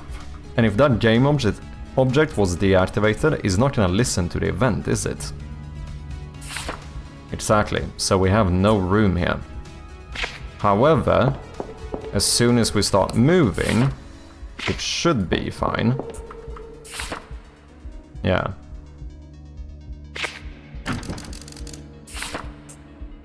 So it's only...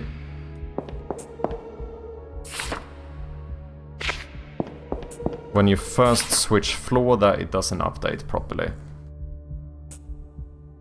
So I need to make sure that the map switches before you go up.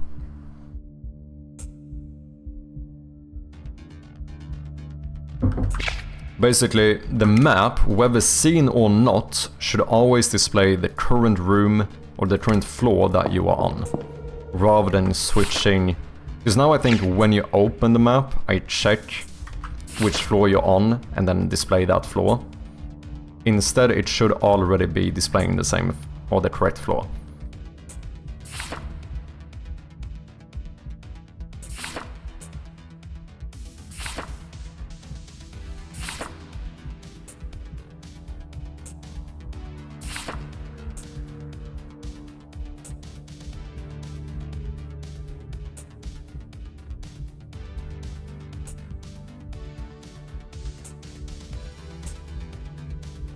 Obviously, we need to fix this UI at some point as well.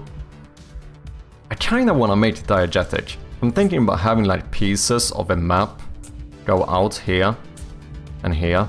Like clicking here goes up one floor, clicking here goes down one floor. I don't know, what do you guys think?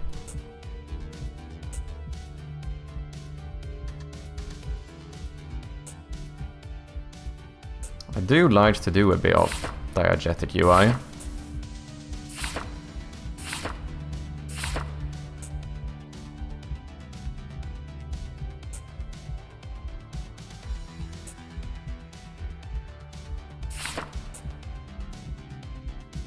Oi, oi, what's good? What's up, Phil? How you doing?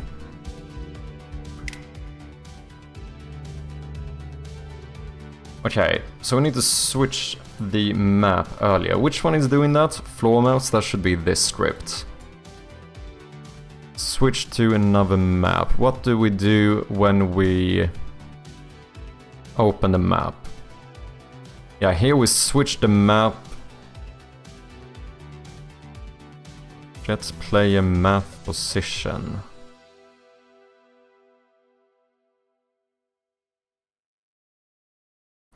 So I think we shouldn't do this here. And then at some point we must... wait, is that automatically... No? Where do I switch the map then?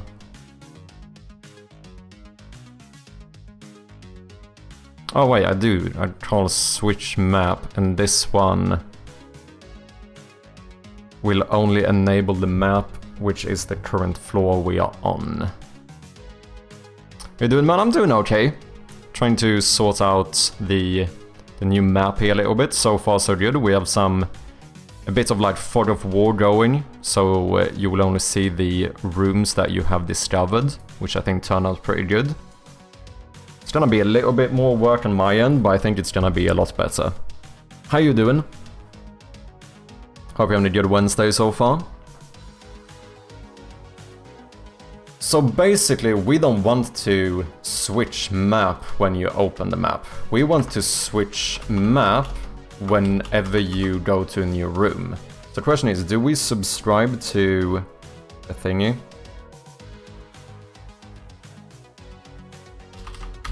Yeah, let me put you here in the meantime. I don't think I do. Do I subscribe to anything? I don't.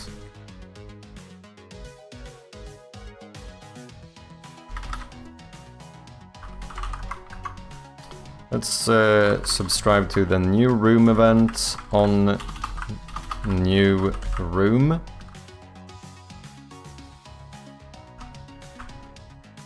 And then we make a private void on a new room. New room event, room event.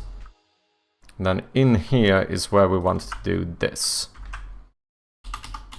Because this shouldn't make a noise or anything. This is just behind the scenes, we're switching the map and getting the play position. Which means that now, as soon as you open the map, it should always show the correct one. And the correct position.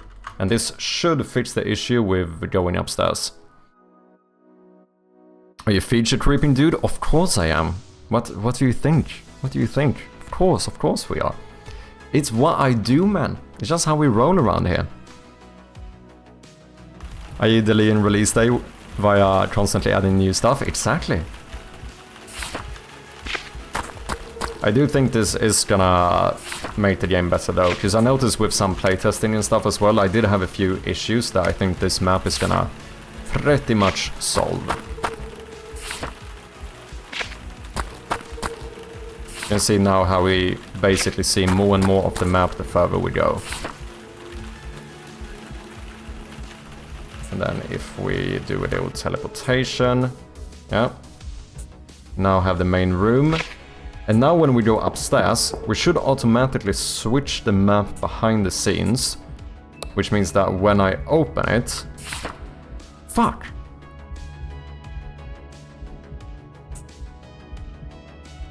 Okay, why does that happen? Okay, so that one was called before this one. It must be execution order.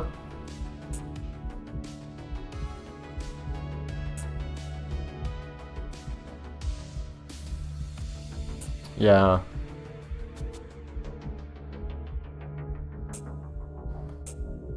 I guess I should make a script that loops through.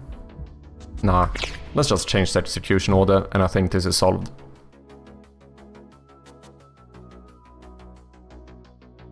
I have the map marker. Oh yeah. And those... No, those are not the ones updating, it's the map rooms or whatever. We just want the normal map. You need to be triggered a little bit earlier.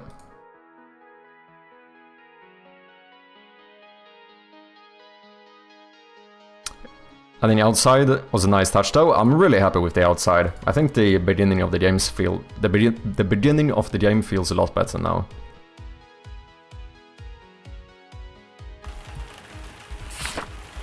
Okay, that one is fine. That's just a silly little bug I did get because I don't do the full intro. Here it's fine. Teleport inside. We now have that one. If we go here, we explore those rooms. And if we go upstairs, we should now have one room here. Fuck's sake. Okay, why do you not want to update? Am I...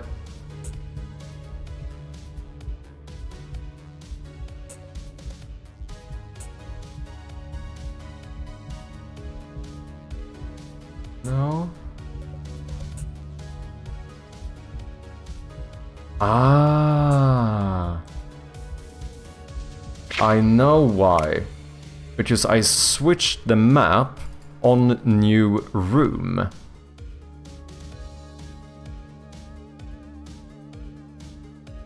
But I also try to update the room on the map on new room. However, switching it here is what enables this one, so you don't have the time to hear the event. Or whatever. But you don't have time to sign up for the event. So technically, I would need to make sure that this happens before. But at that point, I don't know what the current room is. And if I don't know what the current room is, I don't know what floor you're going to. Oh shit, today is Wednesday, new episode of Alien Earth, baby. Is it a show? Don't know if I've heard of it. Didn't realize until you said it before and it just sunk in, nice. I haven't been watching that much shows recently. I started rewatching Dexter with my partner. That's about it.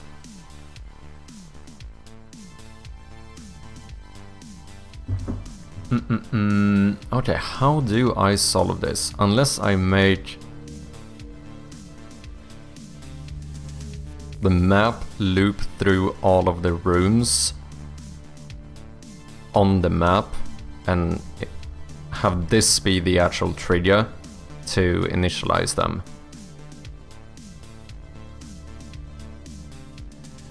I wanna watch it, you know, sub to Disney Plus when there are more episodes. TV series on Disney Plus, Alien franchise, but instead of a movie. Oh, I see. Nice. Maybe I should give it a go. I do need to get some more shows to watch.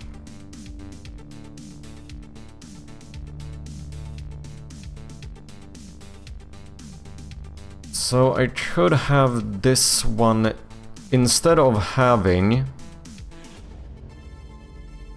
this one subscribe to the event, I could have made this a public function.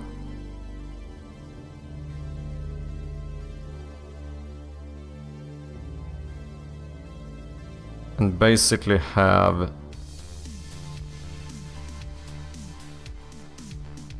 the map loop through an array of map rooms and trigger that function. Then I can make sure that that always will happen after you've switched rooms, or switched floors rather in this case.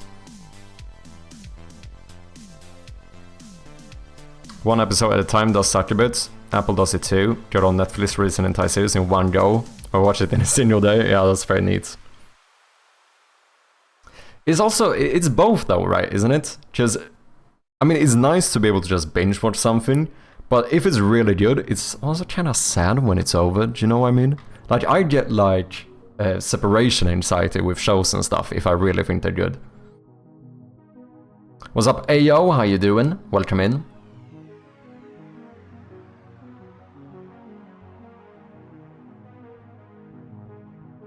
Or I'll make another event.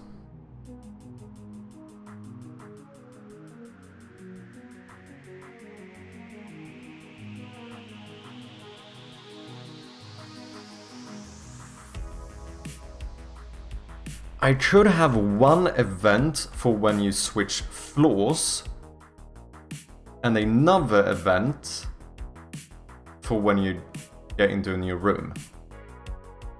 Because then I could try and publish the new floor event before, have the map listen to the new floor event, and then have the room on the map listen on the new room event. And as long as this one is triggered first, we will switch the map and you should have time to update. I think that could be a way of doing this, if I'm not mistaken.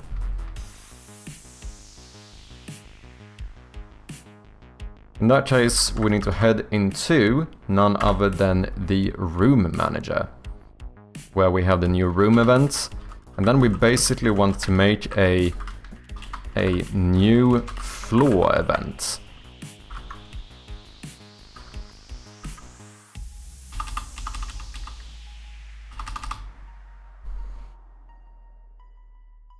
And then we need to calculate whether or not we are switching floors. So on room change, let's find where we publish the transition to new room. New room. As long as we have this one, we can actually do it. Because I think set new room, this is where I trigger the publish new room event. Current room is not equal to null. So before we switch this, we basically want to check if the current room dot get layer map position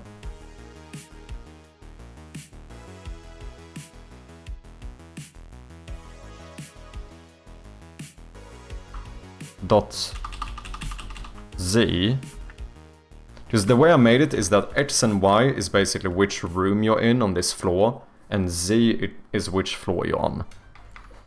So it's a vector 3. I don't know if this is a weird way of doing it, but it seems to work. If this is equal to new room dot get player map position dot z. And then we want to invert this and say if this is not the case. If the z values of the map position in the two rooms are different, that must mean that we are going to a new floor. And if we go to a new floor, then we want to publish the new floor event. Now we can make sure that is published right before we publish the new room event. So now we keep you subscribed to this one, but then in the map,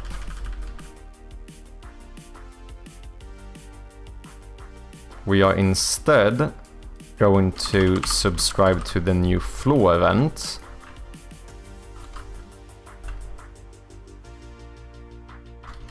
On new floor. This kind of makes more sense too.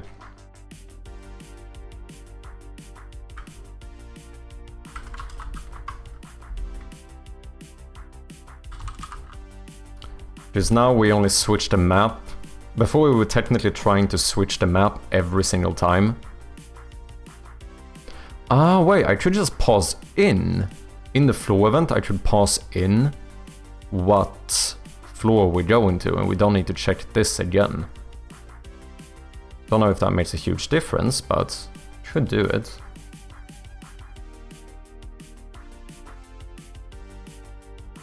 There's no reason to pause in a room in your room since I have the static current room. So on your room, it's always going to be the current room. Time to stretch. Or we have a static current floor integer. Should do that as well. Okay, let me catch up with chats here. Also, yes. Cheers. You're so real. Separation anxiety is very real with games and TV shows, also commerce. Yeah, I think it is. I've stopped watching a lot of shows on like the last episode, and I think it's like unconsciously because I don't want it to end. U14 is forcing you to stand Let's up do for it. 10 minutes.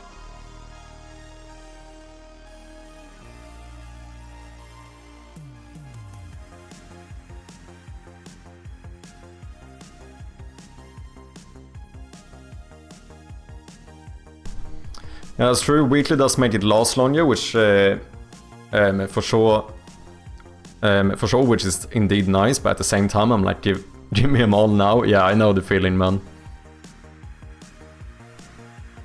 Real binge watching is an art of its own.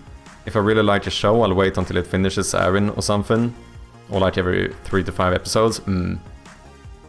I hate when you feel betrayed because later seasons aren't as good. Yeah.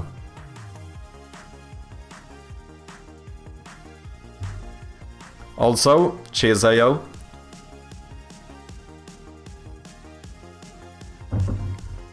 Should be working hard and we be talking about any old nonsense? No worries, man. It's what I'm here for. David, welcome in. Nice to have ya. I do it with games. When I reach the end, I don't do the boss, and I figure I will return to do some side quests later. Yeah. Just taking some time here to actually properly stretch my little paws.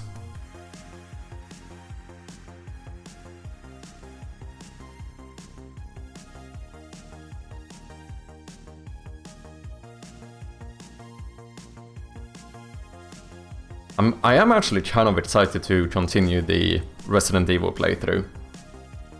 I think that's gonna be fun, and I think I could learn quite a bit from it. Although, you know, Resident Evil is a very different type of game. I think there's certainly stuff I can learn from it.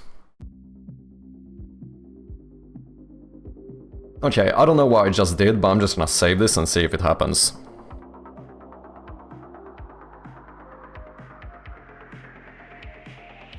The OA was such a great show. I don't know if I know what that is.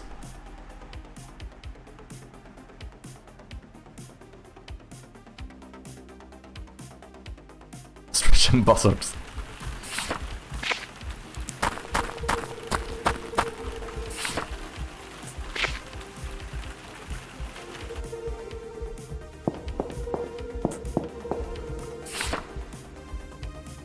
Huh? Yes, very important research SMH. Exactly. Why is my player not updating? Oh, because I switch map. Do you update the play position? RE14 forces you to enter focus mode. I see. Cheers, AO. Okay, so now I only change the play position when you go to new floor. So we actually need to subscribe to the new room event as well.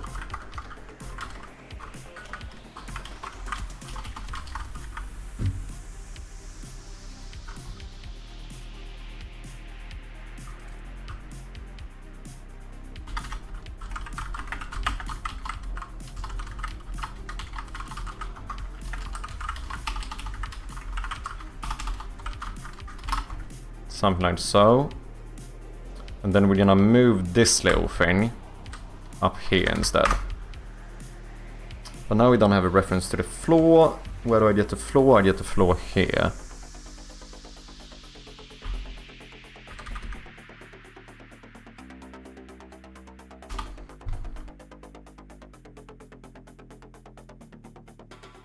Oh wait, did I pass in the floor? Floor is equal to current floor. Bool show. Okay, so I have the current floor. I don't have the floor we are on. Switch map. I do this. Here we have that one.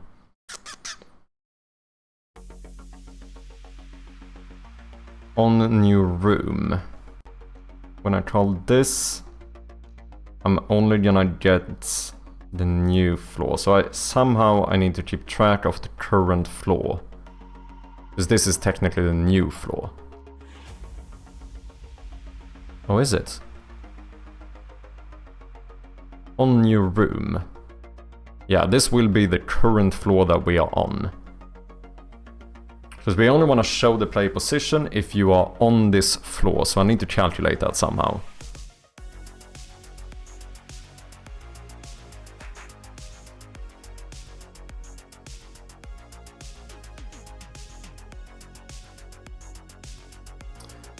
Actually...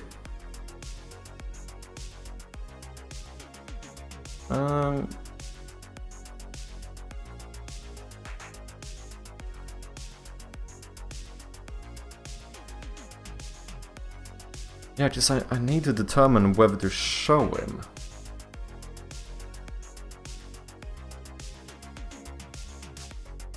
How do I figure out the last floor? Right now I could check the checkpoint room, because right now the checkpoint room is always the room behind you, or the one you just came from. I think it's possible that I'm gonna change how that works later on, so we might actually change that into last room. Have like a static reference to the last room you were in, because then we can just compare those two.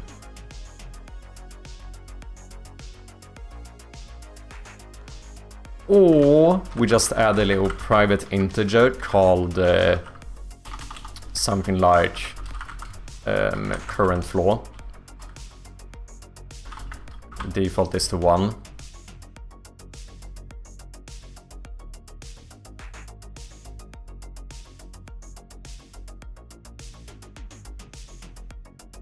Yeah, maybe.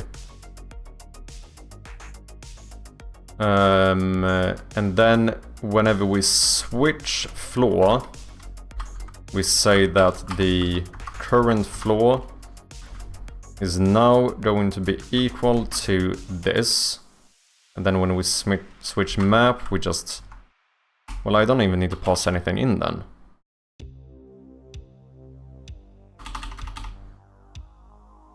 Oh no, because I do this when we switch to another map as well, don't I? Yeah, switch map, so we do need to pass it in. So then we just pass U in here.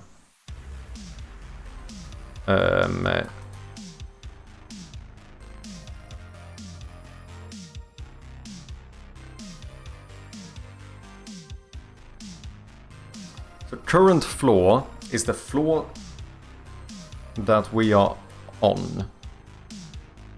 What the fuck? This doesn't make sense. What am I doing? This is also the current floor I'm on. We go to new room, because if we change the room, then this is going to trigger and we're gonna do that whole thing again.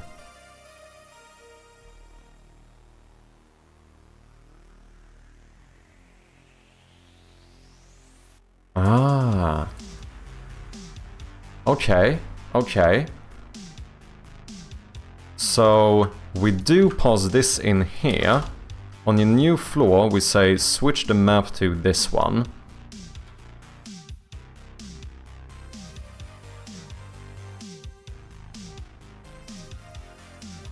On a new room, all we want to do is update the player position. So we could make another one here to hide the player position.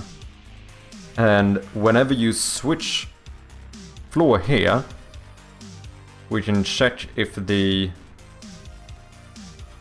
current floor you are on is not the same as this.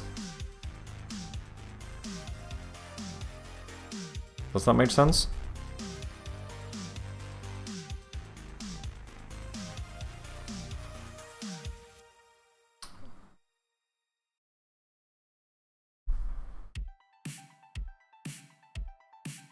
Switch map determines whether we hide or show the player.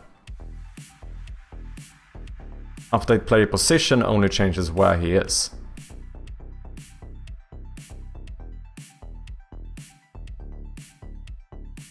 Bool show int current floor.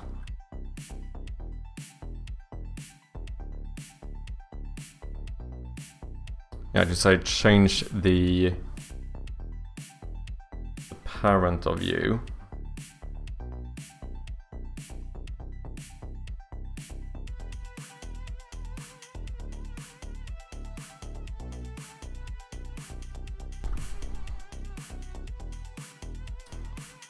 So I do need to pass you in, but I technically don't need to pass this one in. We could just pass in the current floor and update the position, and then we make a new private void show player position, and here we just pass in a bool, whether or not we are gonna show it. And in here we steal this little thing, and we just say play marker.gameObject set active show. So show true will enable you, show false will disable you. Now we can always update the player position, but we only trigger this when you switch the maps. This should work. On new floor we switch the map. When we switch the map, so int floor, but this is only gonna trigger if you are on a new floor.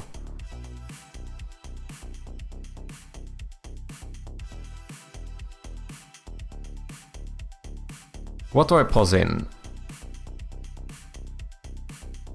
So on a new floor I pause in this.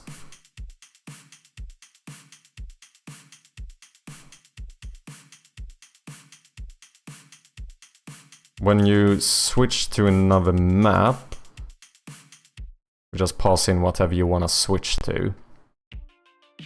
So we can basically compare this to the same thing again.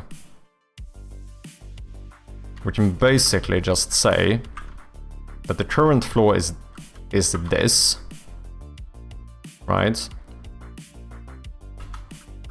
If the current floor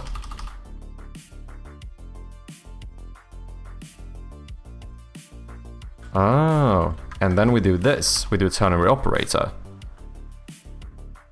We say bool show player position. Oh, we don't even need a ternary operator. We say this is equal to, I don't even need to do this bool, we just call show player position, and then we pass in current floor is equal to floor. If we're trying to look at the floor, which is the current floor we are on, then we show the player. If that's not the case, we hide the player.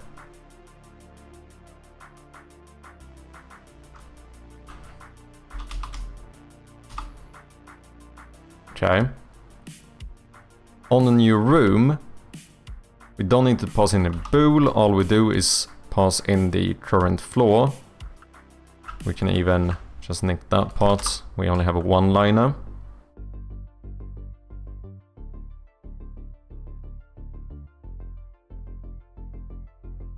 Okay, no errors. I think this might be the way to go. Don't know if I did all of this correctly, no fucking clue, but we're gonna try and see what happens.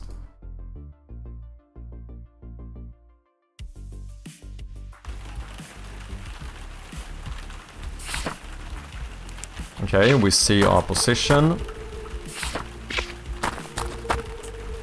And it updates, and if I go here, we don't see our position. That is correct. If I teleport inside,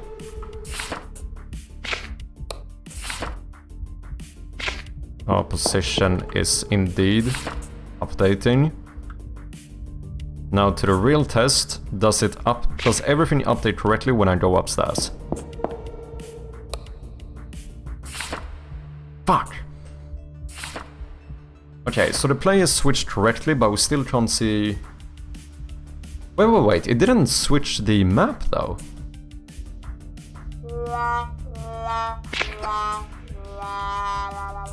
That's interesting.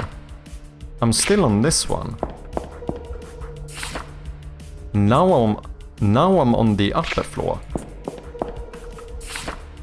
Oh, I'm like switching to the last floor I was on rather than the new floor.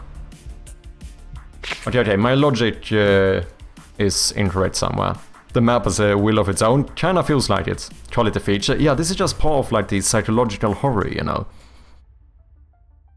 Let's see, I didn't end up using this one, so we can delete you.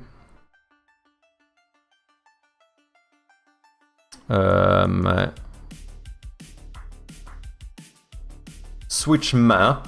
We pass in the current floor.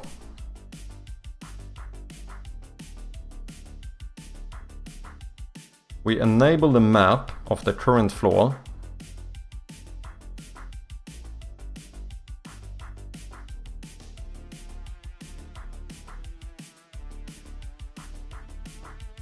And if... Oh, it's the switching that wasn't correct. On new floor. Ah! Because the current room has not been updated yet, has it?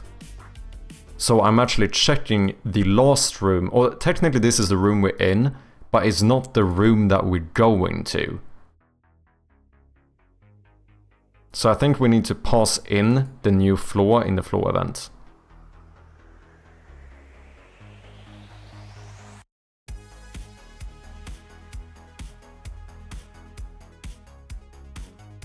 Or, if we want to be even crazier, we could just make a little public static int current floor. We could do that as well. Gonna default this to 1.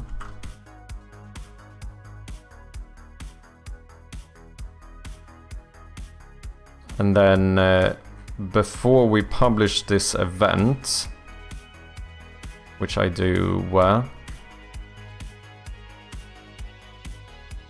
Set new room. If the current room .z, the z value of the current room is not equal to the z value of the new room, then we publish new floor event. But before we do so, we say that the current floor must now be equal to the new room play position z. And then over here,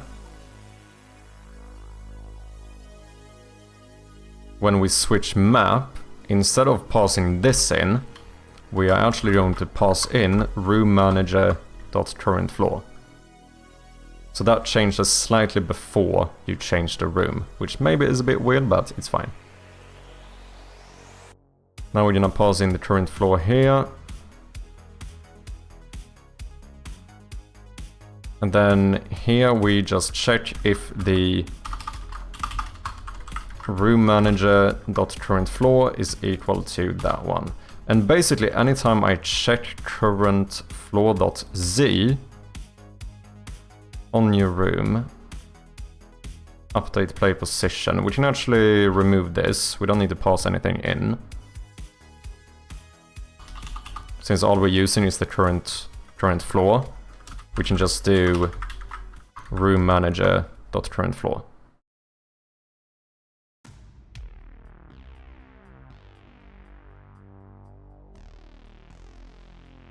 Okay, I think this is gonna solve it.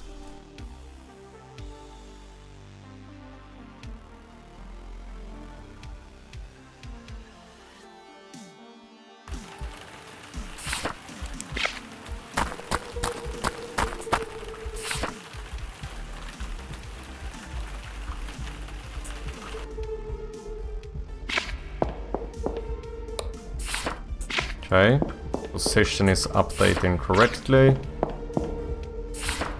The rooms are updating correctly.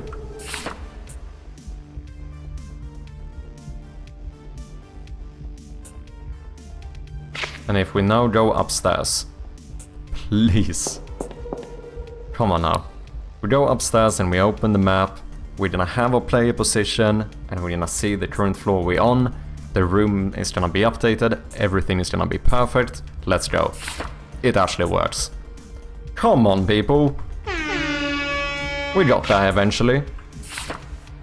And now if we go back to main, we're not gonna see the play position because we're not on this floor. But here we can see it. If we go downstairs, we can see the player here. We have the main floor immediately. We can switch back here, but we're not gonna see the player. That, ladies and gentlemen, is a functional map.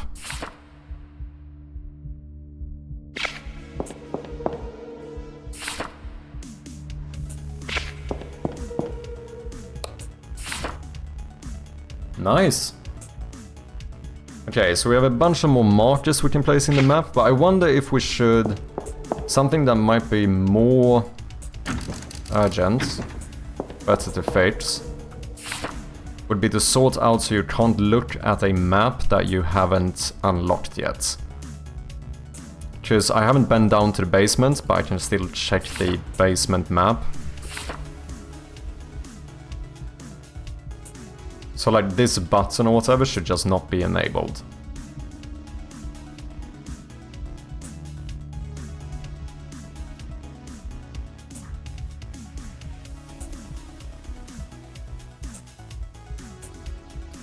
I'm kind of wondering if we can fix this UI somehow and not have buttons, maybe make it diegetic. Would be kinda cool.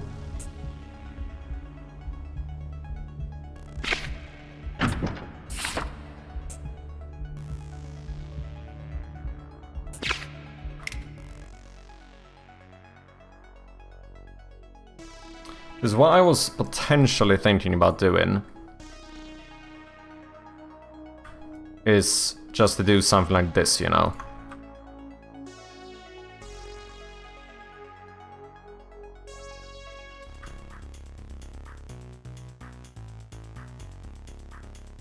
I don't know if this is gonna make sense, but...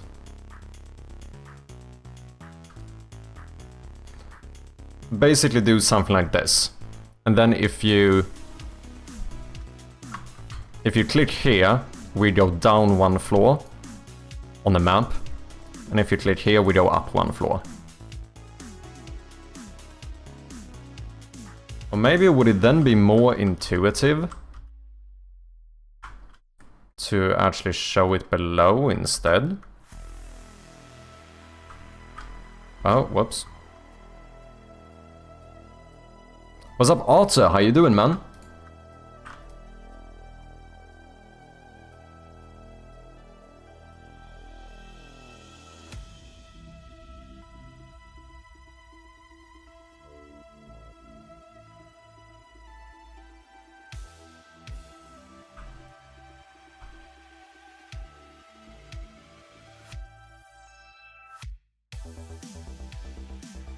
Clicking here would go down, clicking up would go up, kind of thing. Maybe.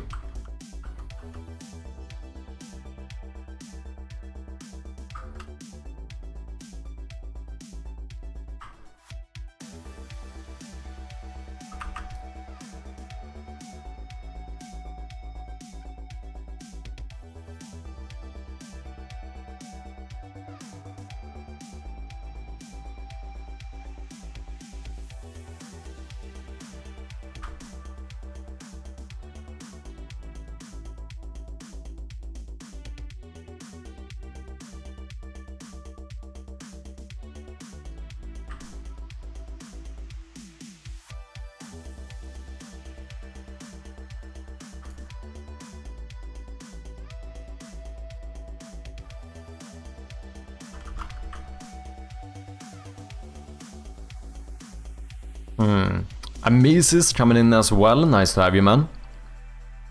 How you doing, guys? Also, Amesis, how's your Wednesday so far? I'm trying to figure out how to do the UI to switch between different maps. I kinda wanna do it diegetic. I feel like doing it diegetically could be kinda cool. But we should... I don't know if you need to switch to any map you have with one click.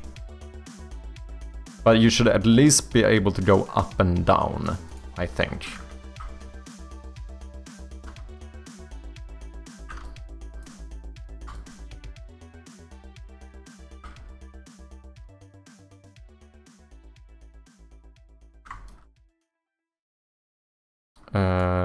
Wait, what? Boom.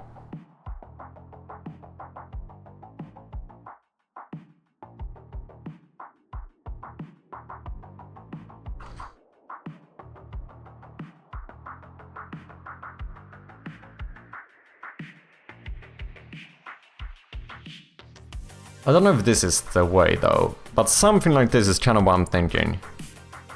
Click here to go one map up or one floor up. Click here to go down one.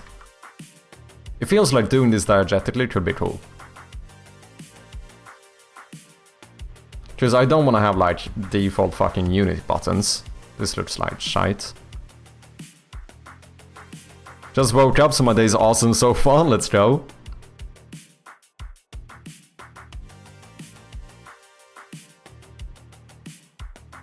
I kinda do wanna do this diegetically. I feel like that's dope. Also, for anyone who doesn't know, Amesis is yet another developer on Twitch. Go and check him out if you haven't.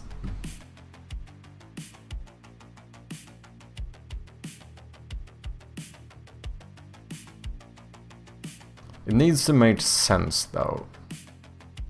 It needs to be intuitive. Question is this gonna be intuitive enough?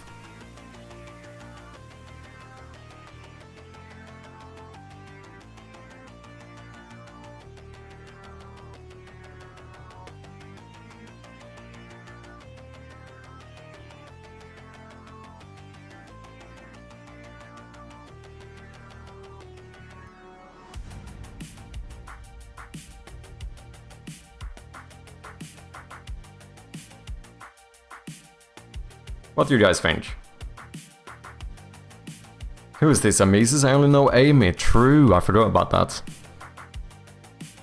If it isn't Wakanda.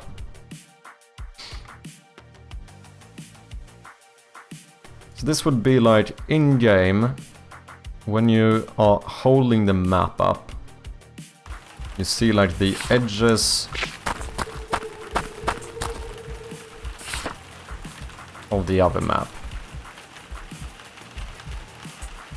I guess you could point them up here and here as well, because down here it's very close to the edge of the screen. You could also go out here and out here. Maybe that's what we should do. Look, we got some fog of war in the game now. You can only see the portions of the maps that you have visited.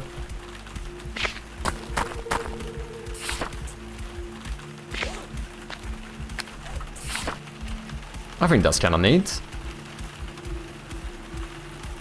No scope creep whatsoever.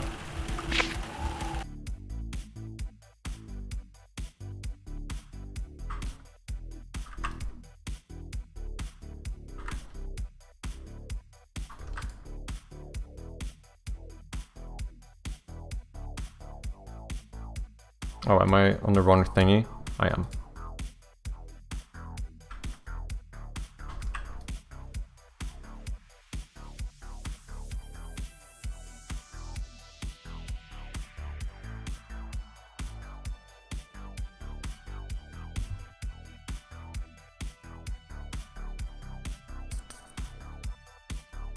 What was I doing? UI. Yeah, I think I'm gonna try something like this and then we'll see whether people get it or not. But I think I'm gonna switch this to be the... Let me just go out on the sides instead.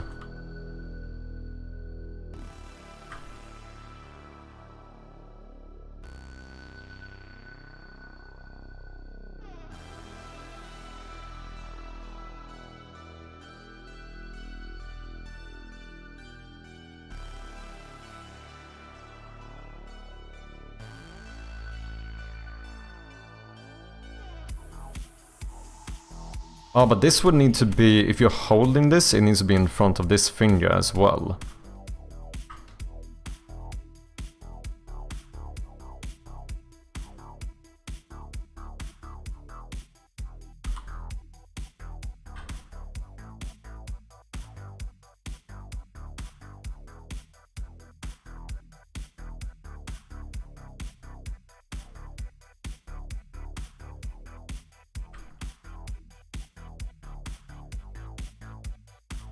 So it would be something like this.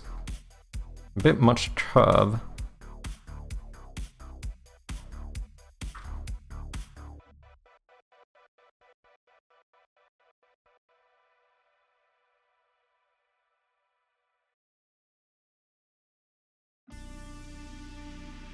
Maybe.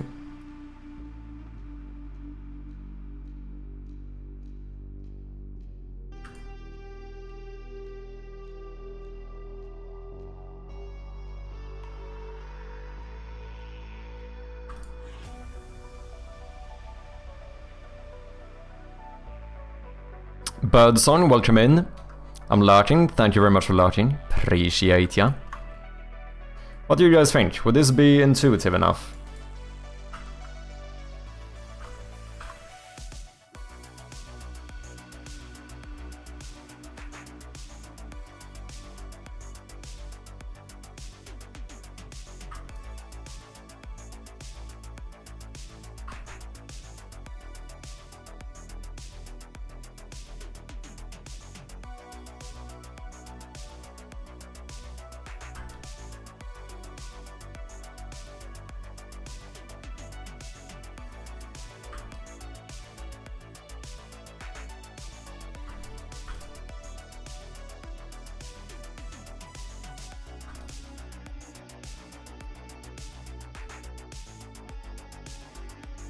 Looks like ears.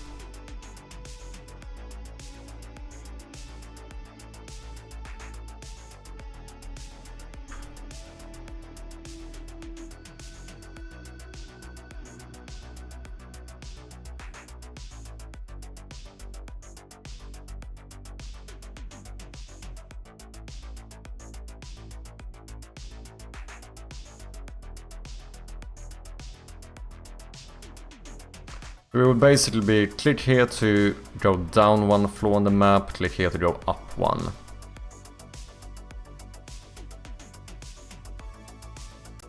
And then I guess we just hide these if you only have one map. Maybe...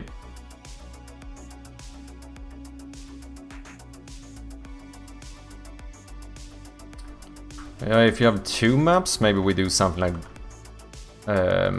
basically we hide this one if you're looking at the upper map. Clicking here is gonna switch map, enable that one and hide this one. Otherwise it would be... maybe we should do it looping though.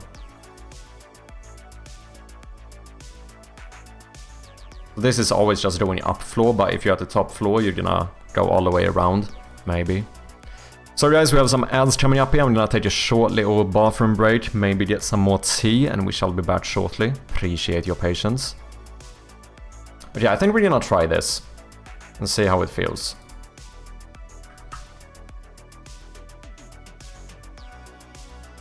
We are gonna need some logic to determine whether or not you should see a specific map or not. Like, we need to calculate or somehow save whether or not you bend to this floor or not. Oh wait, I should put you somewhere else, because we're probably gonna have a lot of a larger hitbox here.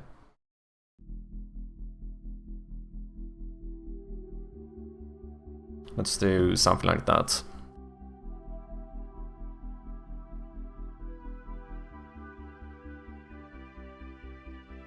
In-game UI.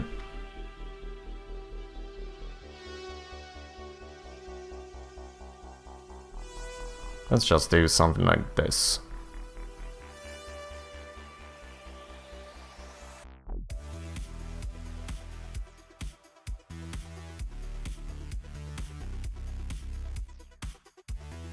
Okay, ads are running. Let me take a quick break here and I shall be back shortly. And we are back. But yeah, something I forgot to mention. I don't know, next week there might be some impulsively cancelled stream potentially, or and instead an extra stream someday in the week. I don't know, I think we're gonna have... Oh, ads are over, welcome back. I was just saying that the schedule next week might be a little bit weird. At least one day is probably, or at least lightly going to change. Just because apparently we have some workers here in the building and they need access to my apartment and stuff. So we'll see. Depending on if that happens on an on or off day, it might change up the schedule. Because I'm probably not gonna sit here streaming if I have some guy walking around in my apartment. I'm probably a little bit too Swedish for that.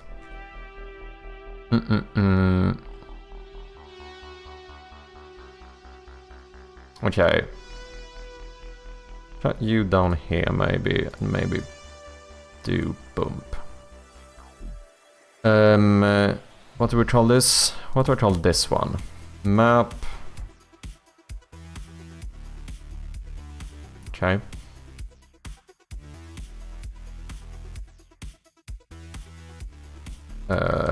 Map left. Map right. Apply.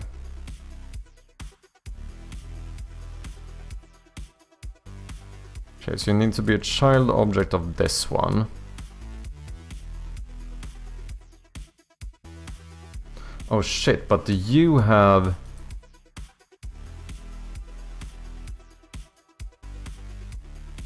Oh, that's an issue.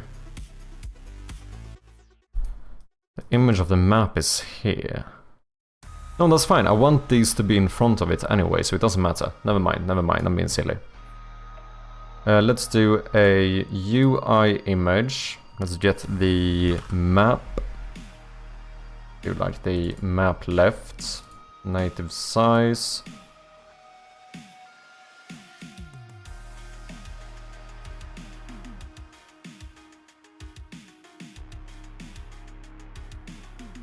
I want you to be lit. Let's duplicate this one. Boom. Let's make this into the non-lit layer. Which means we remove you. And then we add the non-lit layer script. Here we are going to... We're going to make this interactable. We're gonna set default color, highlight object. Let's raycast alpha pixels to get bigger hitbox. Let's do always successful as well.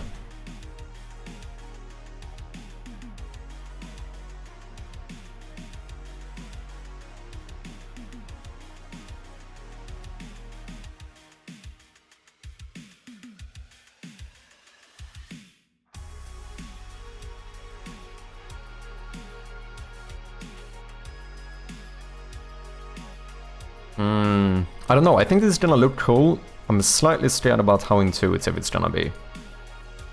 Here what we're gonna do is, I think I'm just gonna publish a Unity event on click.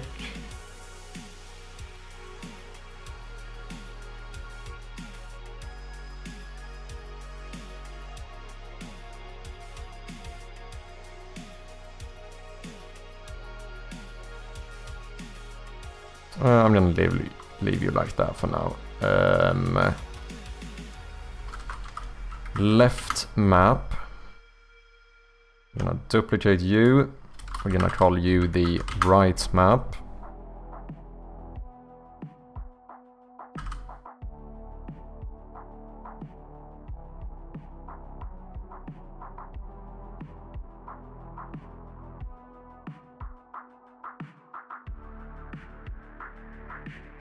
Boom.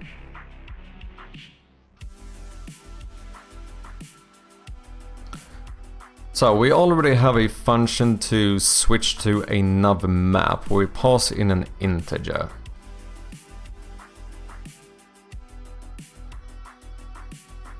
Do I want to do that?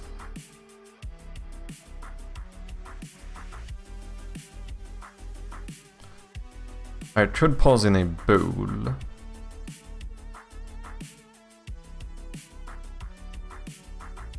Basically check if you want to switch up or down.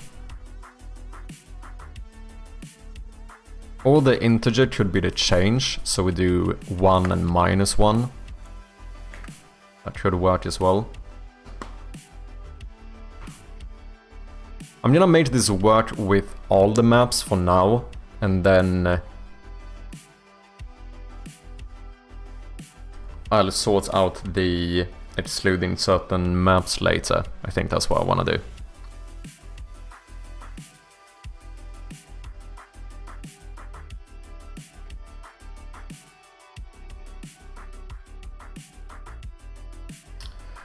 Or I could make that one private and then do 2 functions to switch up 1 floor, switch down 1 floor. That seems kind of necessary.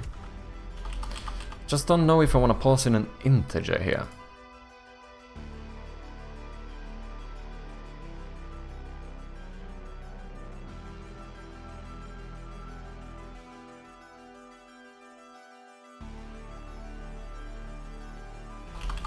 I think we're gonna do bool instead.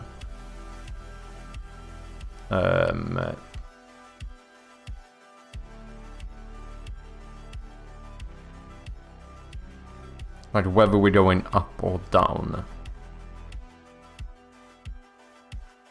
Switch to another map. Well, that's gonna sound weird. Yeah, it is. It's gonna sound weird. Switch to another map, true. Switch to another map, false. Sounds like you don't want to switch to another map. That doesn't matter though. How you doing, Lupo?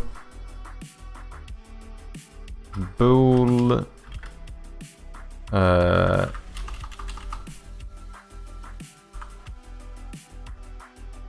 Up. Sure. Now we don't have a floor here, so what we need to do is to calculate the floor somehow. So we'll have a int floor. That should fix you. Use of unassigned local variable floor. Notice I just made you. There we go. So this is going to be the current floor that you are looking at. How do I know that? Okay, how are you? I'm doing quite good. I'm feeling pretty tired. I don't think I've been sleeping that good recently, but other than that, I'm doing fine.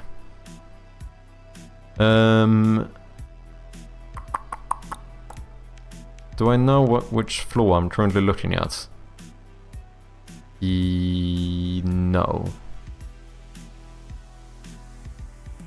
Room on the current floor is the floor I am on. Eat 2 kiwis before sleep. Does that help?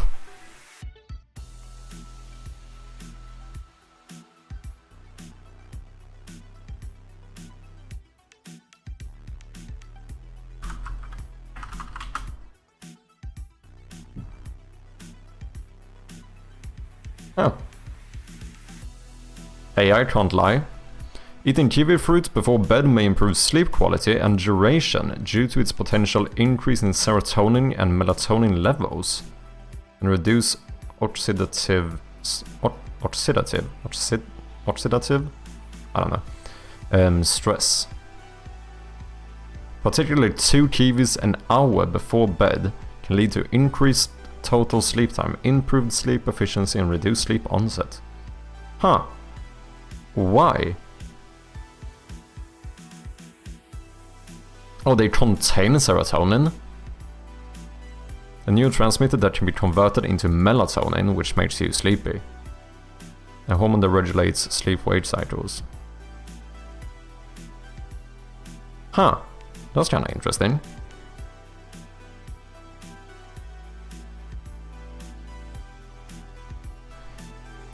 In one study, participants who ate 2 kiwis an hour before bed for 4 weeks experienced significant improvements in sleep quality and duration, says a study from the National Institute of Health.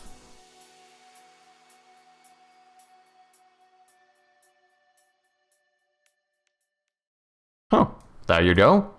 Today I learned. You know what, might give it a try.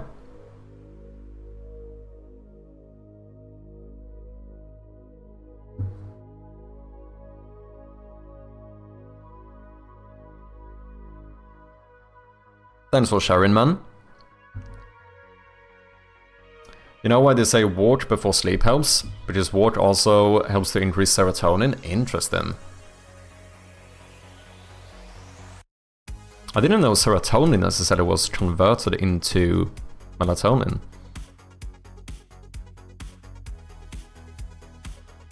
Why?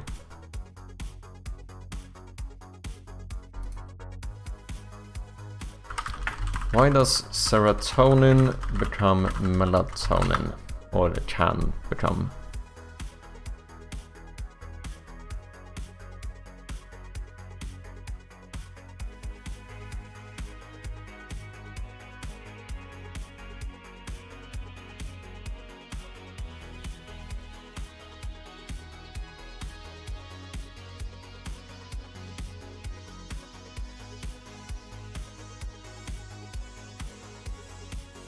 Okay, apparently we keep using Google AI here. Converted into melatonin within the pineal gland of the brain, primarily in response to darkness.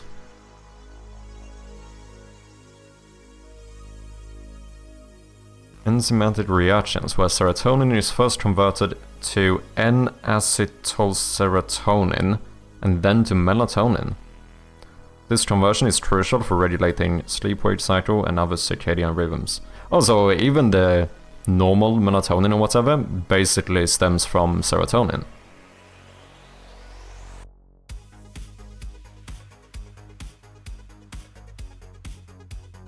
Huh.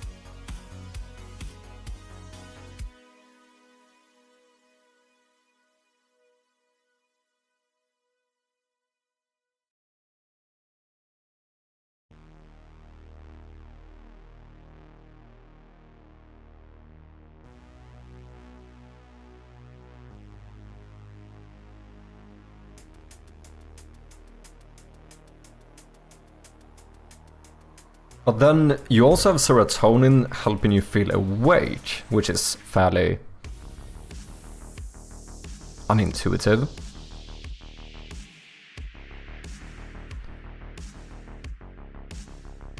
So serotonin can help you feel awake, But you can also... The body also uses it basically to... or converts it into melatonin, which makes you sleepy.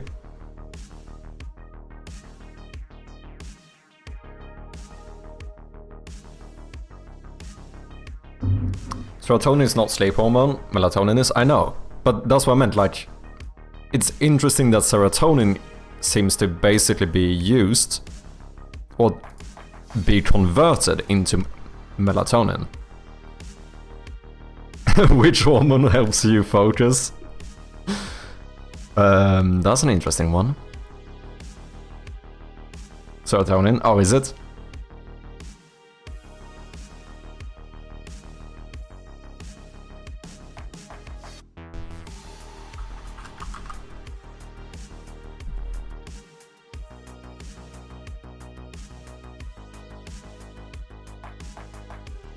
Yeah, slight distraction here, but this is kinda interesting. I would have expected these to just be like... separate, you know? But then it's like most of the... Sorry. Keep losing my voice here.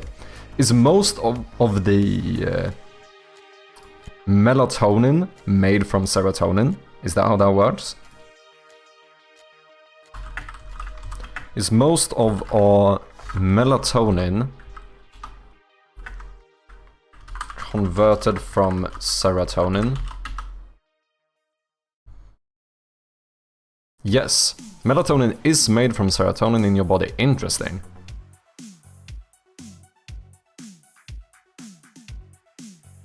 But I guess that kind of made sense. Just then it kind of becomes a pendulum, right? Like, when you need to wake up... Okay. So this is not... Wait, when you wake up...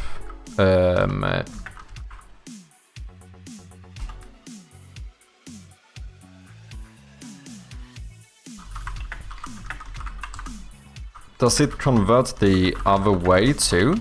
Does melatonin become serotonin? No, melatonin does not get converted back into serotonin. Okay. It's a one-way path. Melatonin is broken down in the liver. Damn, this became a fucking rabbit hole.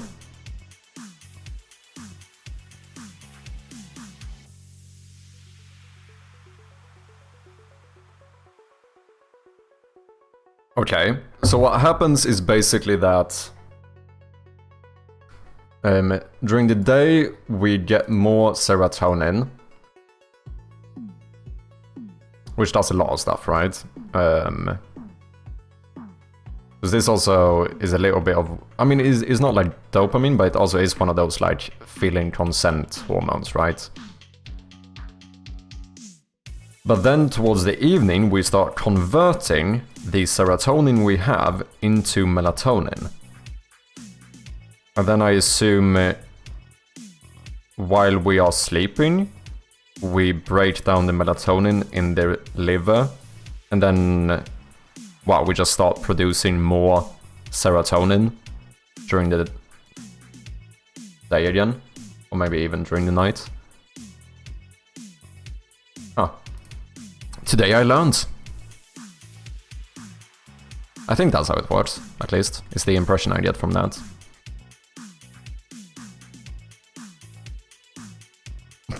Kinda ironic being in focus mode as well. That's kinda ironic. I don't mind though. Just a quick little deviation. What's up, Biana? How you doing? How's your serotonin and melatonin levels feeling today? Hope you've been well, man.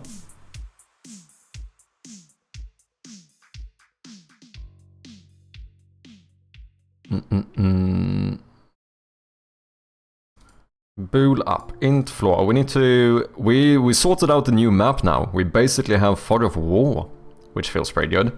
So trying to sort out some new UI to switch between the different maps.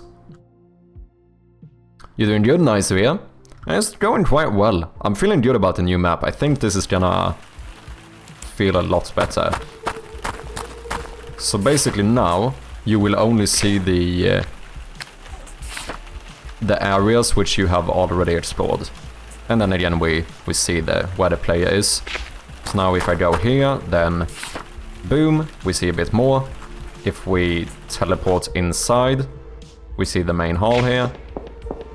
If we go in here, we get this little one.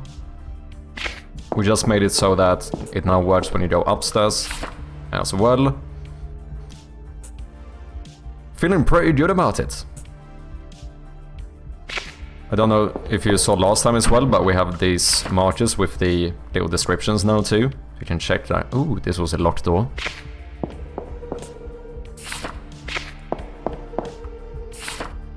So what I want to do is get rid... Oh, there's a few things we need to do. Firstly, you should only be able to switch between the floors that you have been to, right? Like, I shouldn't be able to switch down to the basement here, because we haven't visited the basement yet. And then we want to fix this UI so that... I'm kind of thinking about doing this diegetically. I don't know what happened with the hitbox here. So that you would like click on these. Which seems a bit bugged right now for some reason.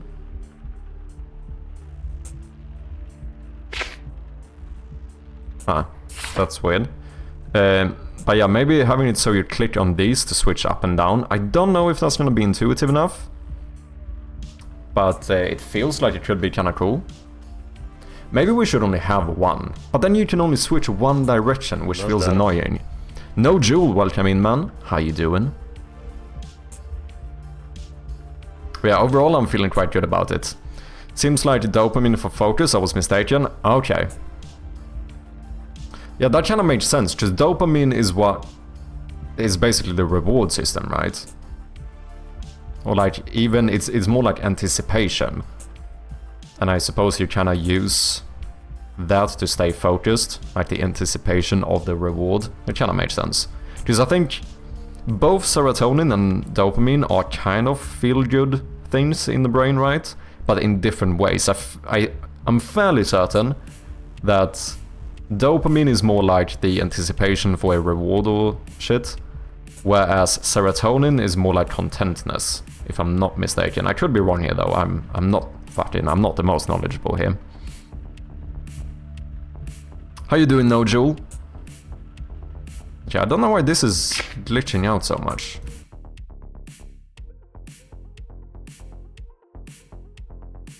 You are interactable. Oh, maybe it's because of the non-lit layer. Maybe you can't have raycast targets. This is just a pure guess, but... And also let me know what you guys think, whether you think this map system is gonna be intuitive enough.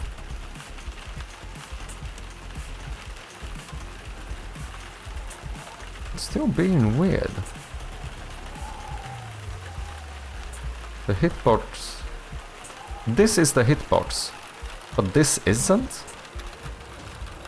How does that make sense?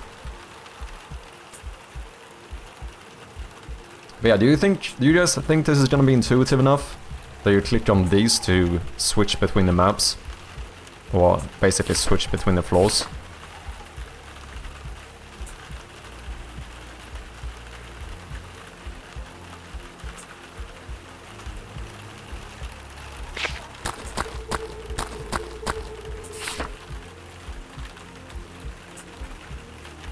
Why are you acting up like this?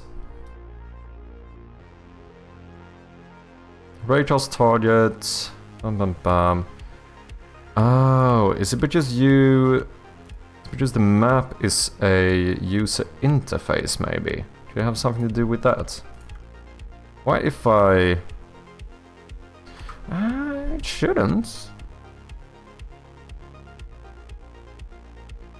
Okay, let's assign this. Map... switch to another map. Safe Atom, welcome in. Hope you're doing well. But depression is mostly associated with low serotonin levels, if I'm not mistaken. Yeah, I think so as well. Because isn't it like serotonin boosters you can take if you have depression?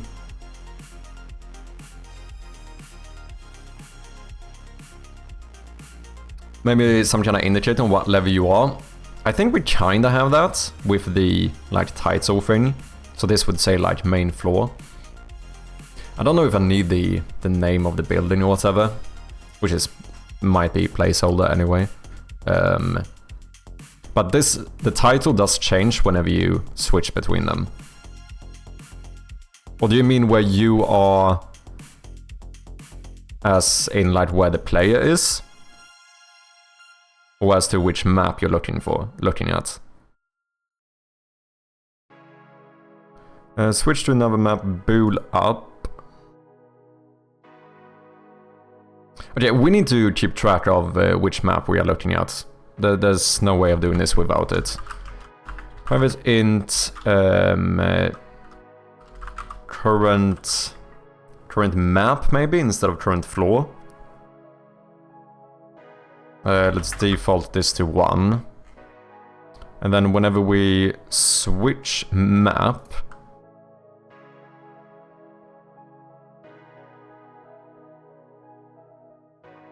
we are going to say current map equals floor.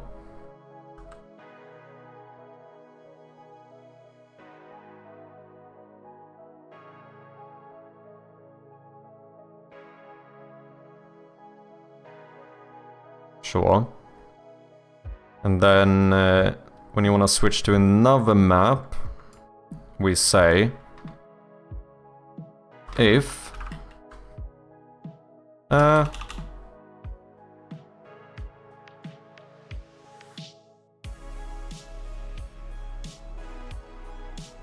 do I want to do this?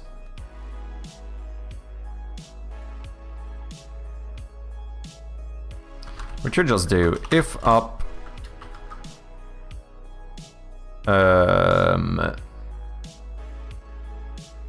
current map plus plus. So we add 1 level to it. If current map is greater than... So this will later be like the amount of maps we have, which right now is 3 technically, if you count from 0. If it becomes greater than 3, then we loop around and we say this is equal to 0. And then otherwise, if we're going down, we basically just do the opposite. If you are less than 0, then current map is equal to 3. And then when we switch map, we just pass in the current map.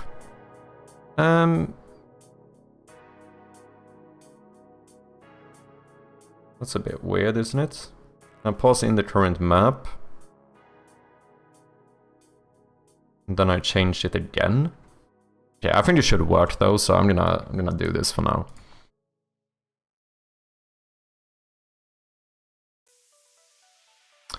Bro, the game art style is amazing to say the least. Great work. Thank you so much, man. That means a lot. Appreciate ya. Game is available on Steam for wishlists as well, in case you wanna check it out. We do appreciate those a lot.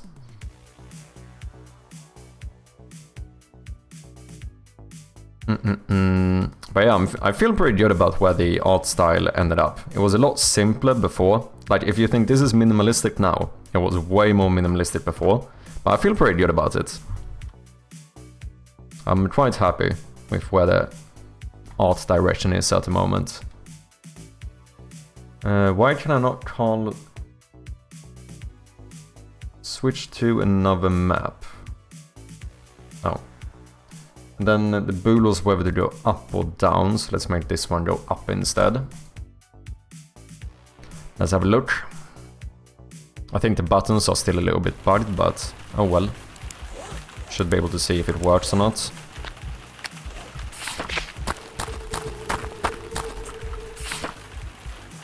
Okay, so we can see where we are. And then if I click here, we should go to the upper floor. We do. Click here again, we go to the attic. And if I click here again, we should loop all the way down to the basement. Yes. Then the same thing, if I go down here, we should go down into the basement.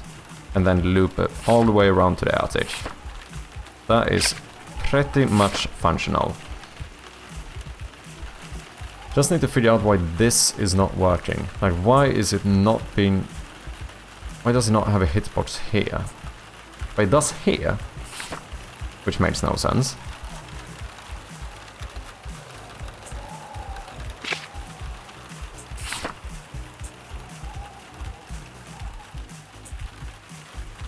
What do you guys think? Is it gonna be intuitive enough that these are buttons to switch the maps?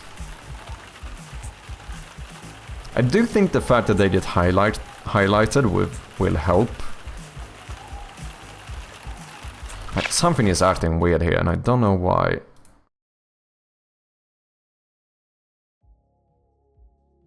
Raycast alpha pixels. Highlight objects. You don't have raycast targets, so you can't be the issue.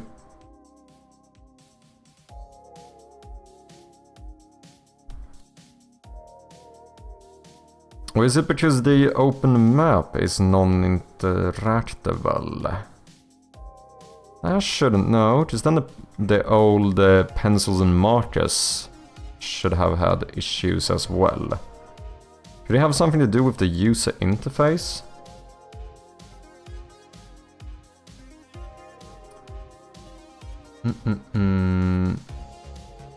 Shouldn't.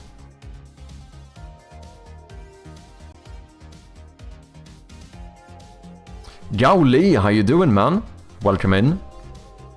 Hope you've been well. Hope the game development is doing well. It is. We've been working on a new map system, which I think is turning out pretty good.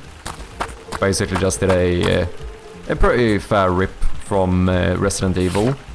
So now you can only see the areas you have explored, whereas before it would basically just... See if I can do this now. It would just give you the full layout immediately. But now you actually have to, you know, you have to explore the areas yourself. Also got some new little markers and stuff that you can inspect on the map. A little bit of stuff to help nudge the player, I suppose. How you been, Gauli? And how's your game development?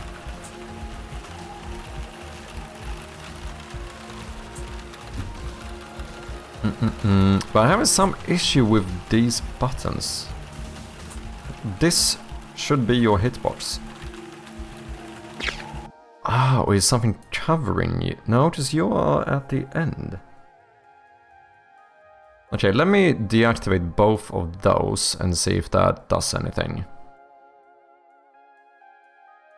My Steam page got approved yesterday. Ooh, nice. Have you published it? Is it live? Oh, it is one of those. Because now this seems to work.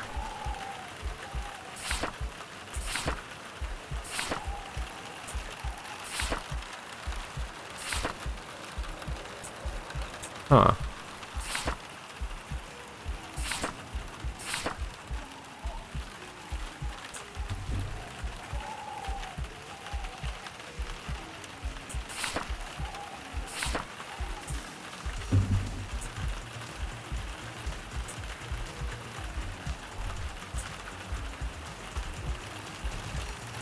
You're not the same color though.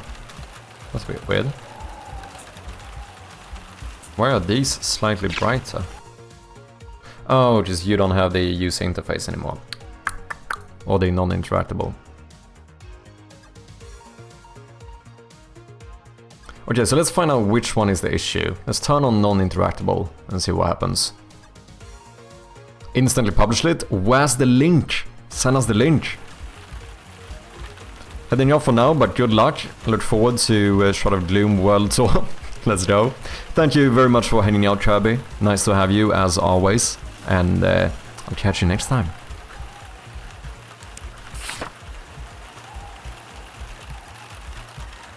Interesting, it is the non-interactable that's doing this.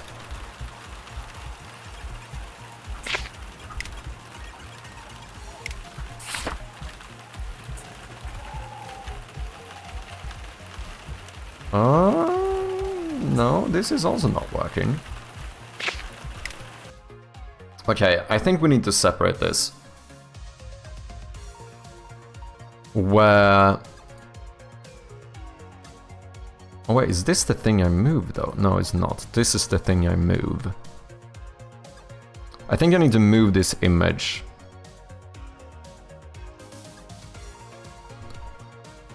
Let's duplicate this one. Map image.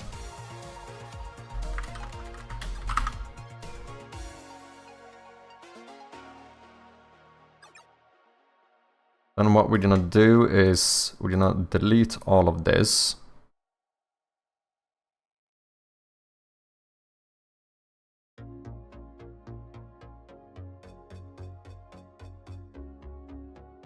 So I wonder if this is gonna be fine. If I just make this into separate objects. So you're not like the parent object here.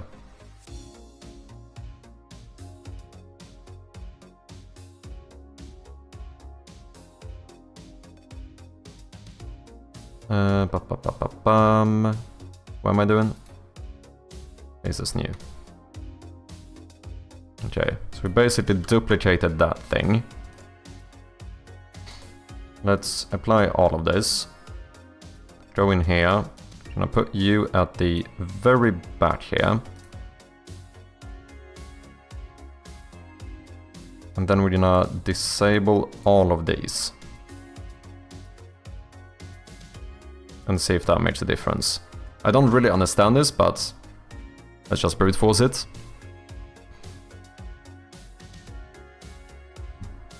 Oh, here we go.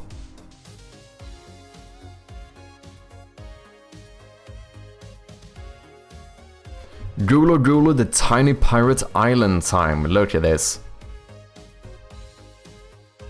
It's an 8-bit open world adventure with classic green color palette. You take on the role of Gulu Gulu, a tiny pirate stranded on the Kulukuto island, a place taken over by evil pirate overlord group. Can you help the islanders get to freedom?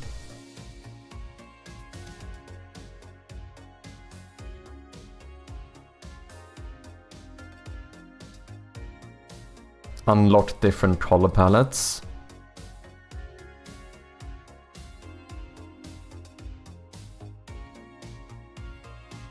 Look at that. A lot of localization planned. Controller supports.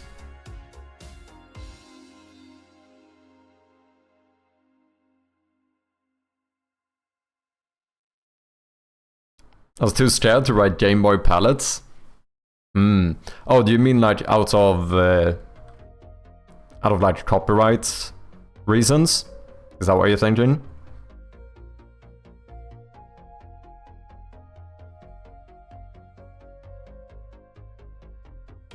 Gulu Gulu is a duplication of the Tagalog word gulo, means chaos or disorder.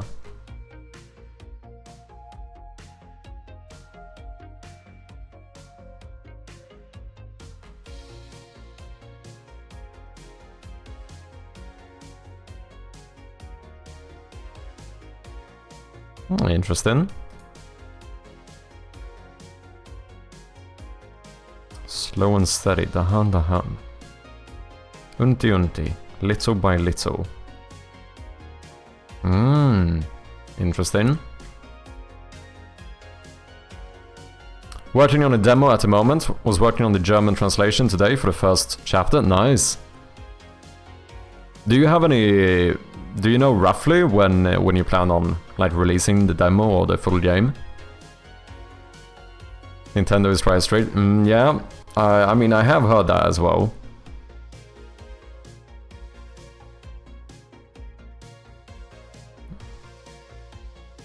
Ladies and gentlemen, go and wishlist and follow the game. Show some support to our fellow developers. Good stuff, man.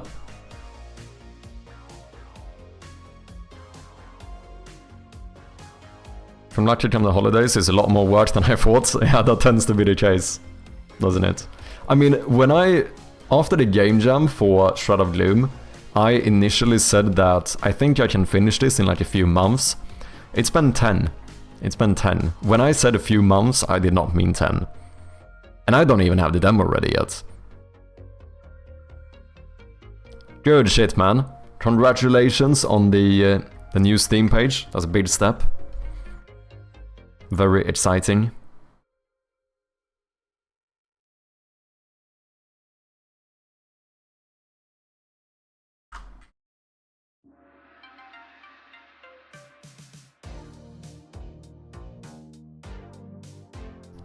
I was thinking 3 months, it's way over a year now, yeah. I know the feeling, man. Yeah, this seems to work now.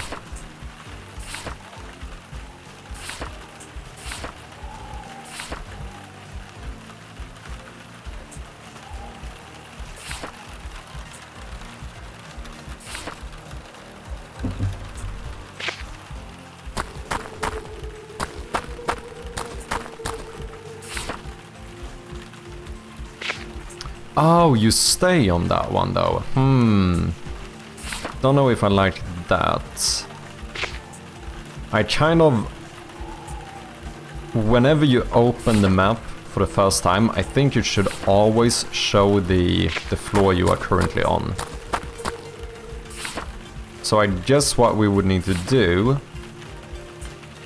is if you start switching here, as soon as this one is closed, we need to switch back to the floor you're currently on. Kinda behind the scenes. Because otherwise the rooms doesn't update either.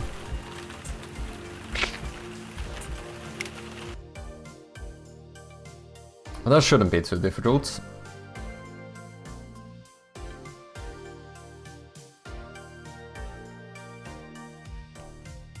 And you know where is, man? Of course.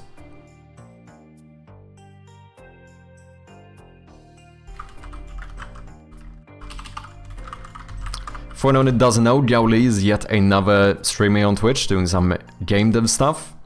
As you saw in the game we just showed. Go and check him out if you haven't. He's a cool guy. Okay, where do we hide it? We hide it down here somewhere. If show, else this means you're hiding it.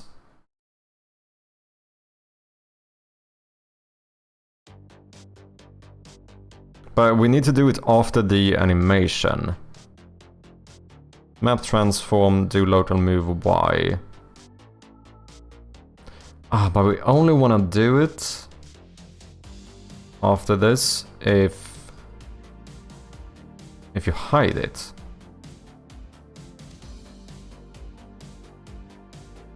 Don't want to do it if you open it.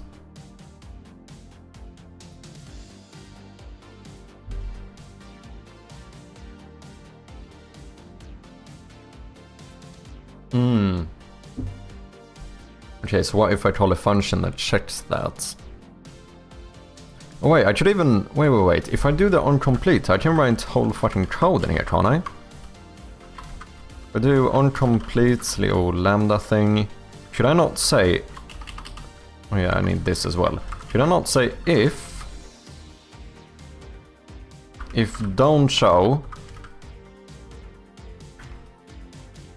then I would like to call switch... No. I would like to call switch map to room manager dot current floor. Can I not do that? No, you're red. Why are you red? Oh, because I need this one, of course. I think that might work.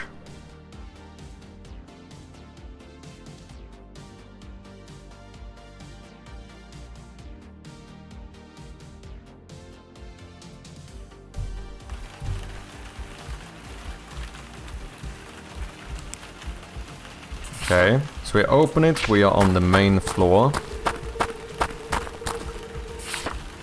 Still on the main floor. If I now switch, we are on the upper floor. If I close you and then I open you again, we are back on the main floor. I think that's what I want. Because then the map keeps updating as it should.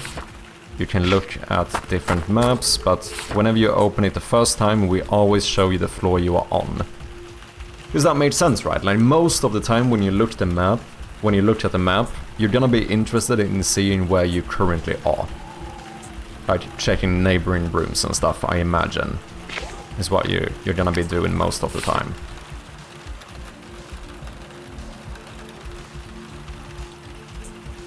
GG indeed.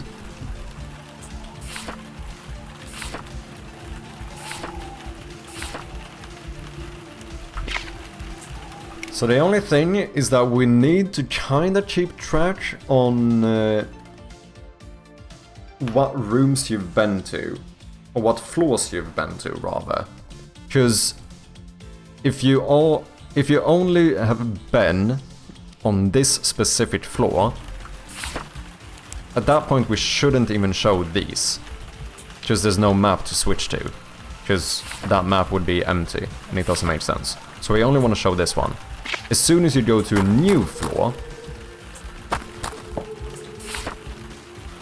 then we unlock that map, and now you can start switching.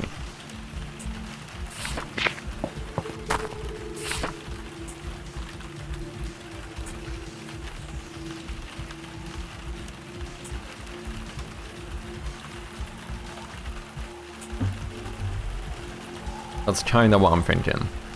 Thanks for the shout out, no worries, man. So how exactly do we do that? We could just have a bunch of bulls whether or not maps have been unlocked.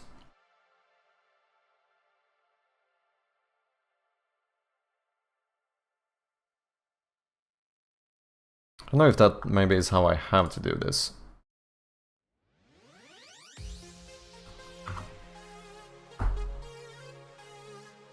The game has a cool look. You should really make a trailer showing off your mechanics. Yeah. No, the game looks sick. I've been watching, I've been lurking quite a bit in Gowley's stream as well, watching him make it. Good pitch slot.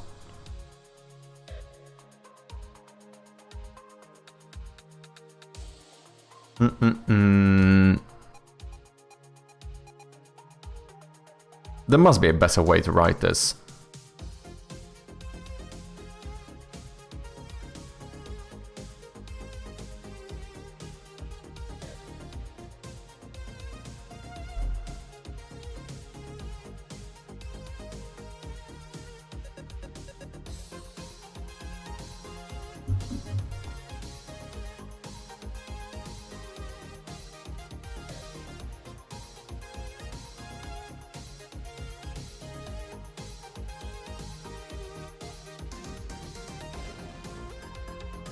Should do a bunch of ternary operators and then just do one of these. I'm gonna leave this for now though. Okay, I don't know if this is the best way of doing it, but I might for now just do like a private bool.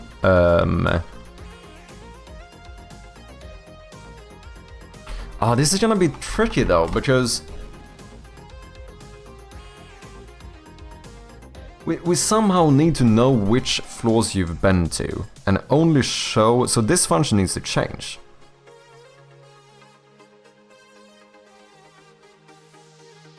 I know. Do I not have a...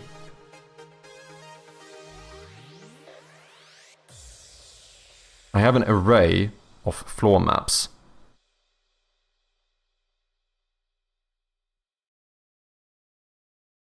What if... we instead make this into a list and we only add the ones that you visited, and then we loop through those. If the count is 1, then don't show the thingies. I feel like that kinda made sense.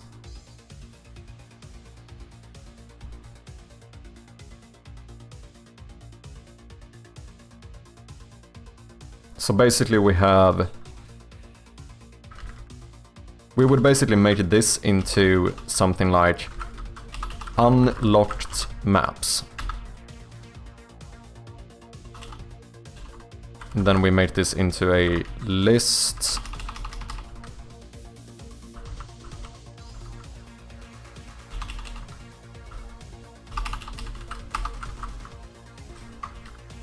of game objects. Omni Digital with the raid, welcome in, man. How you doing? Gaz, welcome. Melafied, welcome in. Hope you're doing well. Sorry if I butchered your name. Big shout out to the one and only Omni Digital Tech. For anyone who doesn't know, Omni is yet another game developer. He semi-recently published his demo for his game Psychasso.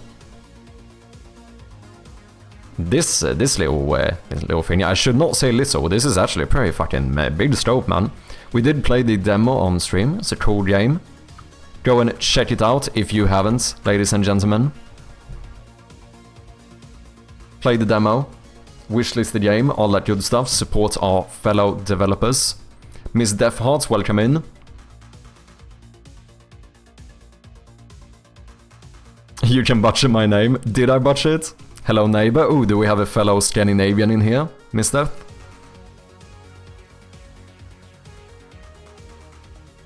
You can butcher inside castle. Oh, can you?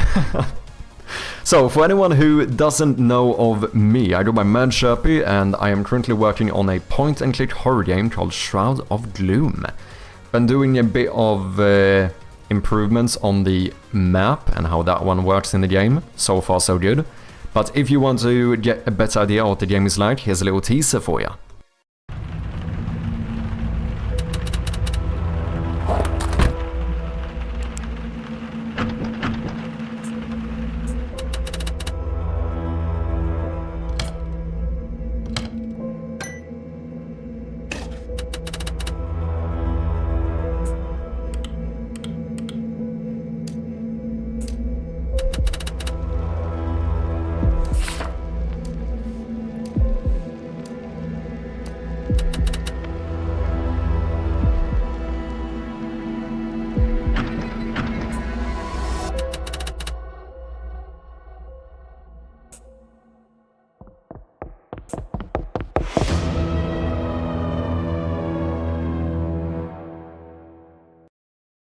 There we have it. If you think the game looks interesting, make sure to hit that little wishlist button. We appreciate those wishlists very much. Gaz, thank you very much for the follow. Appreciate ya. Darkness has arrived. Welcome in, man. Hope you're doing well. What have you been up to, Omni? Anything you wanna show? Anything you wanna share? Let me know. What have you been doing on stream this day? And show you guys what we have so far in terms of the map I've been working on. Basically decided to just go for a kind of Resident Evil-like map.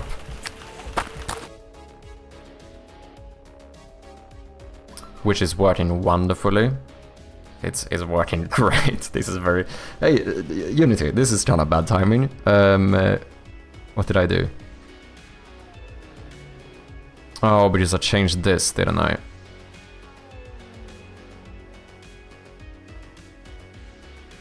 I see. Okay, I'm gonna show you as soon as I just very quickly update this. I need this to be a list instead. Gonna put together a upcoming indie games video for socials showcasing some cool games made on Twitch. I'd like to add your game if you're interested. Yeah, for sure, man. Drop your DM on Discord about some content. Yeah, absolutely. Stream was great, dude. Fixed a few little bugs, and I've started working on some short form content. Ooh. Gonna make 30 to 50 videos that boost the socials. Damn, not bad.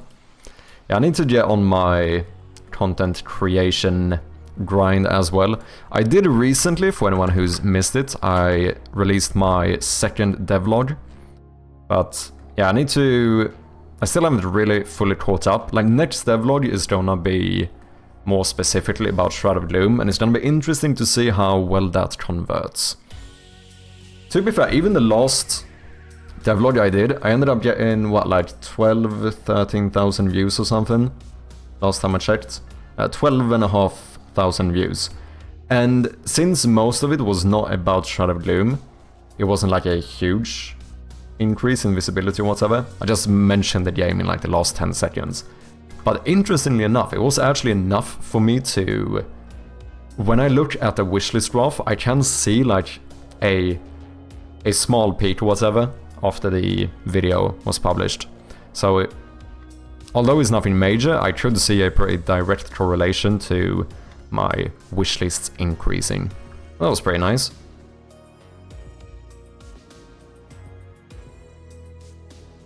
Okay, let's see. So you are probably empty now, right? Yeah, unlocked maps.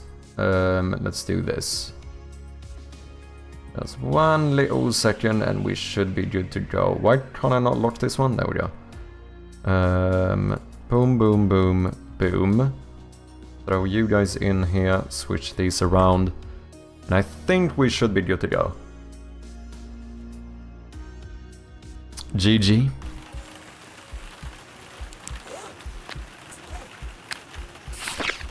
Yeah. So basically we made it so that the new map now only shows the areas you have been in, basically giving that like fog of war effect. So if we go over here, we can now see this portion.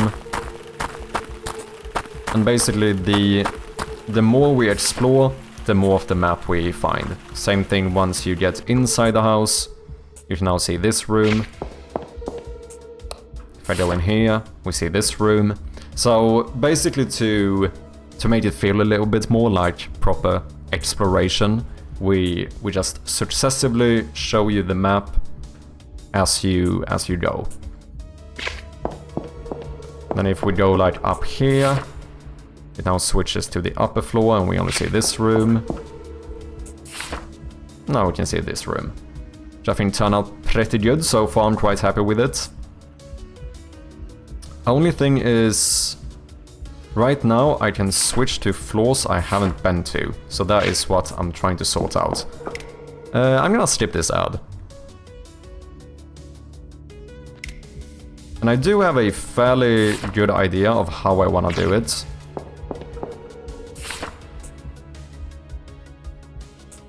Just every time you go to a new floor, we add that floor to the unlocked maps. And then just go through here. And we enable these whenever you have more than one in count. Because there's no reason to even have these buttons if you only have one map. That's kind of what I'm thinking. We also have some markers now, so you can get like, ooh, locked door. If I go in here, if there's any like points of interest, we can now show them on the map with a little description. So I think it's gonna... Because with these kind of more open puzzle games, there's a somewhat high chance that they end up feeling a little bit overwhelming at first, especially if you get like... If you get presented with like 3 different puzzles at once, it can feel a little bit overwhelming, I've noticed myself. So I think stuff like this kind of helps out to, like, you don't need to remember every single little thing yourself. Like, at least we can show like the important stuff on the map. Looking so dope, dude. Thank you very much, man. Really love the style of your game, looks so pretty. Cheers, man. I do appreciate that very much. It's partly thanks to the chat as well. From the beginning, I was actually planning on like coloring and shading the entirety of the game. I'm very happy I didn't. I think it made the game a lot more unique. Not that by any means I'm the only one doing 1-bit pixel art, like of course not. But it does stand out a little bit, I think. And also it's kind of better in terms of scope as well. So yeah, I think it turned out good. Mega impressed how you managed to get a super story vibe with the retro style graphics. Yeah, It did work out better. Like, there's definitely a few limitations we have. Like, one of the biggest ones, I would say, is that in a normal, like, 3D, especially a horror game, like, one of the scariest things is to look around, right? Like, to turn behind you or, like, look around the corner. Like, those tend to be, like, the scariest moments, and we can't do that in this game. So that is one of those, like, you know, disadvantages we kind of have, which I have to try and combat in some way, but I think it's turning out good. A lot of it is thanks to Bjarne as well, who's doing the ambience and that kind of stuff, which really sets the tone as well. But yeah, I've seen a few playtesters already get kind of proper scared in the game, so that's always fun. All the little touches are so beautiful. Yeah, I've spent a lot of time on just small details, maybe too much, maybe too much. You could argue that this game, I probably shouldn't have spent this long on this game, but I kind of like it, man. I want the game to be as good as possible, you know? So a lot of these small things we try to do recently made it so doors like shake a little bit when you try to open them. Like if I smash a window, there's a little bit of like glass shards on the floor, on the ground. You know, small things like that. Little flies around the garbage, some particle effects. You know, the rain, little splashes on the ground, you know, very small things, but I am under the belief that, like, any single small detail... Sorry, I keep losing my voice here. Any small detail is not gonna make or break a game. However, många bäckar små, as we say in Swedish. All of the small details together, I feel like can really elevate the game. You can push the swing. That's kind of cool. Okay, step in one more out here.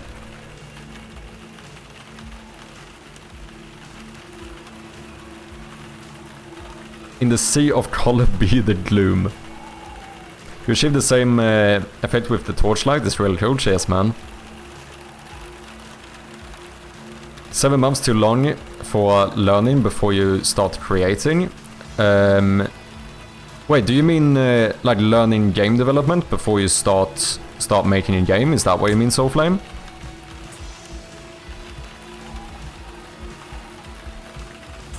I would probably say yes. I think you should start creating games as soon as possible. With the caveat, I would probably recommend doing kind of tiny games, like very small games, but I definitely think you should start creating pretty much straight away.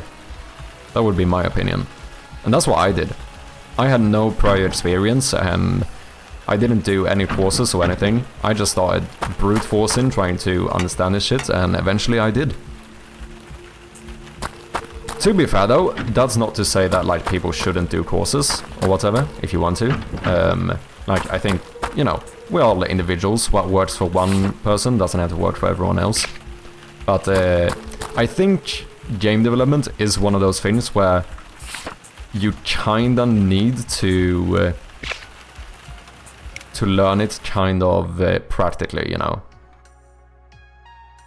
Like, I think just learning the theory of it is not gonna be enough.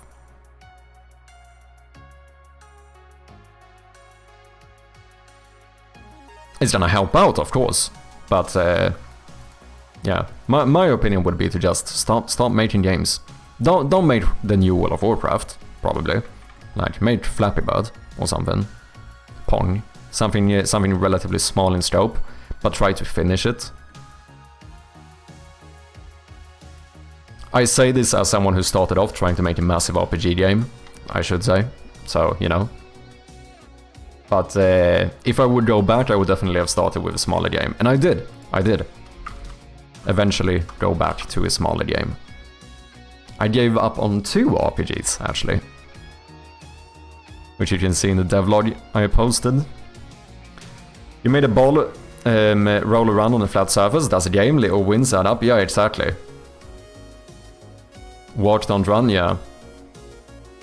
Nice, so made small games. That would be my recommendation. I think this is like, not everyone would agree with me. I think that is like, generally speaking, the consensus of game developer advice. But some people will argue that you shouldn't, which I think, once again, like, whatever works for you.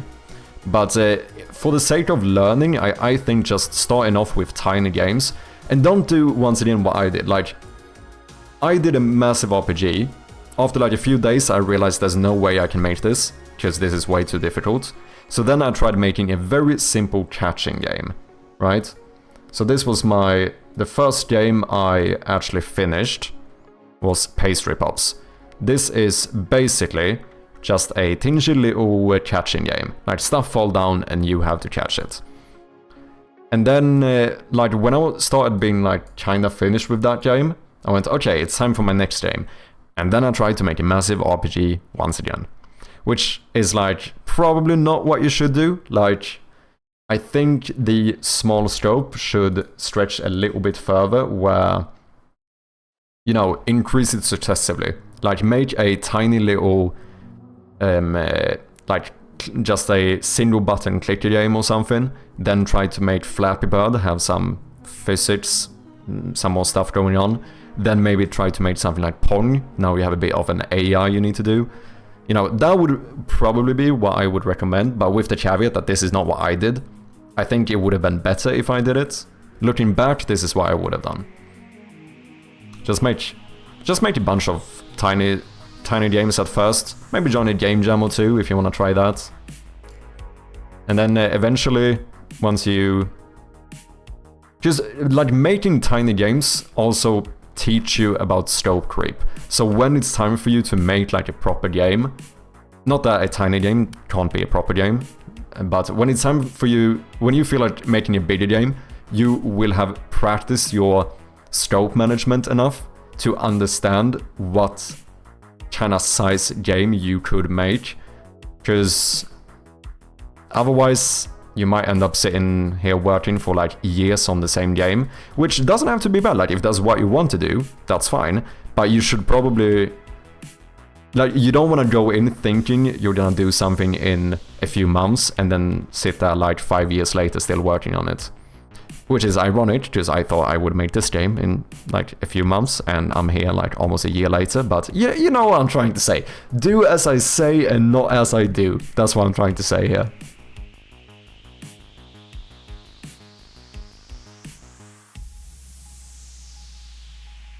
Okay, this is the last ad we can snooze, and I'm gonna do it.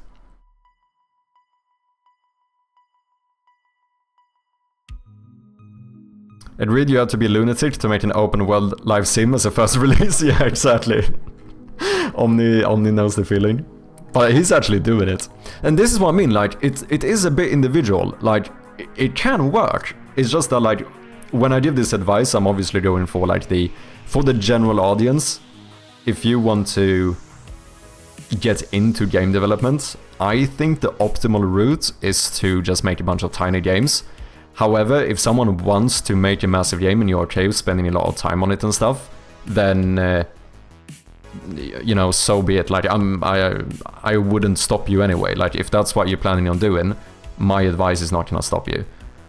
But I don't know, for the sake of learning, if it's the best route. That's the only caveat I would say.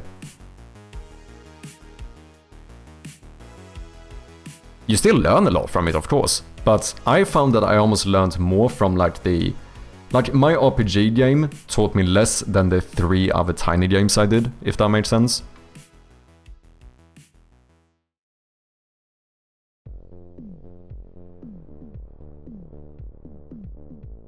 I feel like every dev is like, right, time to make my dream RPG because nobody else has. A few months later, damn, this shit is hard. Yeah, pretty much. And that's also the thing you have to keep in mind. For the people who want to go into this and be like, I'm gonna make a massive RPG game, like, they're not gonna listen to this advice anyway. Just like, when I started making my first game, if you would have told me, you know, you should actually make Pong or like Flappy Bird, make something really simple, I would have been like, yeah, you're probably right, but I'm still gonna go and do my RPG game. Like, there's no way I would have listened to you. Absolutely no way. Like some people probably have to learn it the hard way. The only reason why I say this is because the thing that scares me is that people might try that, might not listen to the advice, try to make a massive game, then potentially realize that this is too big for them and they can't do it, and then quit game development. And I think that would be sad. So that's the only place where I feel like, you know, if you really want to try to make your massive game, I don't think there's anything wrong with it. But if it doesn't work out, at least try to make a small game as well. Because I realized, I came to the conclusion, and this might be a little bit controversial, but I almost don't care about what game I make. Like, I realized after I started making tiny little games that I just enjoy game development. Like, I enjoy working on a game, even if I don't enjoy the game. Like, my little catching game, like, that's not a game. I'm not gonna boot that up on like a Friday evening to play a little bit of pastry pops. It is not really my type of game. It's a very small scope, it's very simple, but I really enjoyed making it. So, and I think, like, if someone else is that type of person, then I think it would be very sad if you don't realize it because you gave up after you tried to make a massive overscoped game. I agree, I went to uni to study game dev first, so I wasn't just diving in super green. Yeah, and that's a good shout as well. Like, obviously, I'm talking about this from the point of view of someone going into game development with no experience whatsoever.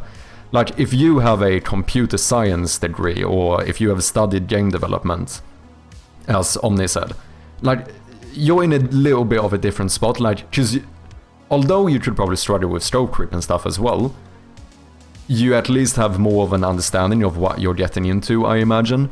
Whereas, like, the problem for people like me when we start out is that I thought making an RPG game would be easy. However fucking mad that sounds, I didn't think it would be that difficult. I was like, I can probably do this, you know? A little massive RPG game. It can't be that difficult, just make the character walk around and then you're done, right?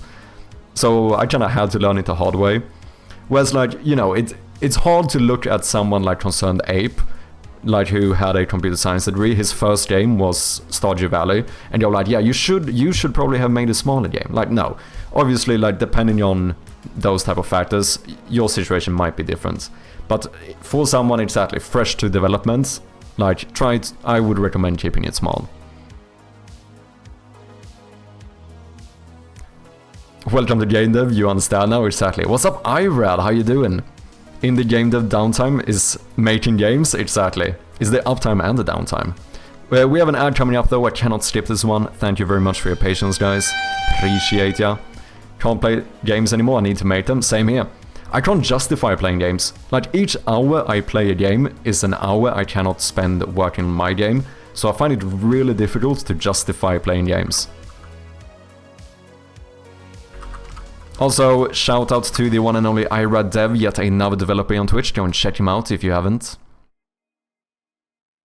Like, nowadays, back in the days when I looked at a game and it said like, oh, this game has 100 hours of playtime, I would be like, damn, that's fucking sick. Now I look at a game like that, like Kingdom Come Deliverance 2 when that released. I go into how long to beat and I see like average playthrough being like 150 hours and I'm like, nope, there's no way I'm gonna get the time to play this game. Nowadays, if I see a game that can be completed in 2 hours, I'm like, fantastic. This is the type of game, because then I can justify it more easily. Like, I can do it in like an evening on stream or something. Okay, ads are running. I'm gonna take a quick little bathroom break here and I'll be back in just a sec. Thank you for your patience. And we are back. Thank you for your patience, guys. Just in time for the ads to end as well. Welcome back, people. Yeah, the not being able to play games anymore after becoming a game developer is a little bit of a curse. Also, you get kind of like work damaged, as we say in Swedish. Like, nowadays I end up playing games in a very like analytical way. You know what I mean? Like, it's hard to kind of turn off the game dev brain when you play games. You're like, oh, they did it this way. Oh, they designed this that way. You know, stuff like that. Which is, like, to be fair though, I enjoy that. It's not necessarily a bad thing, but...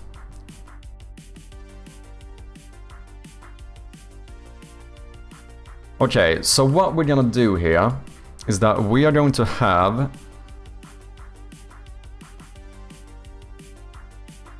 a list of unlocked maps, and then I also think... And you don't really need to be serialized. You can make it private.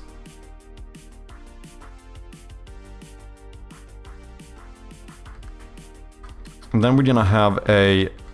I think I'm gonna make an array of game objects, which are all of the maps in the game. And then basically, as you unlock them, we're just gonna lump in a new one into the unlocked maps.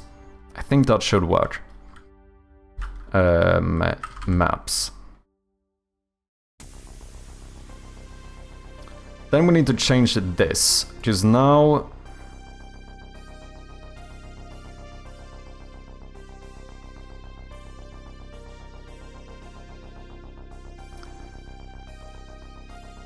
the amount of maps we have are going to change.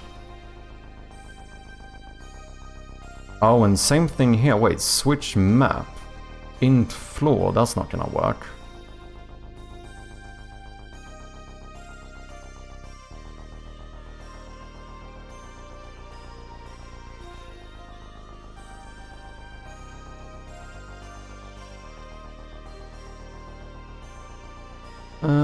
Or is it?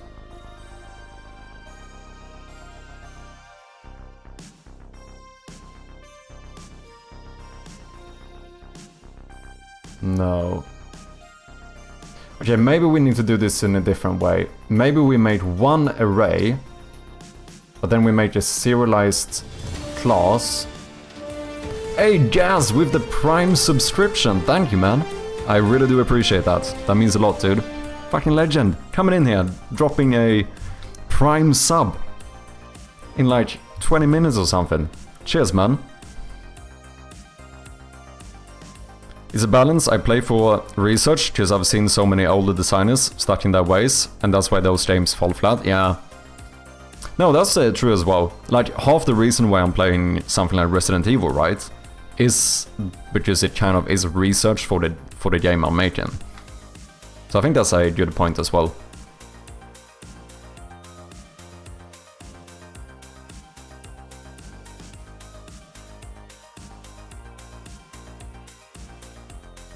Okay.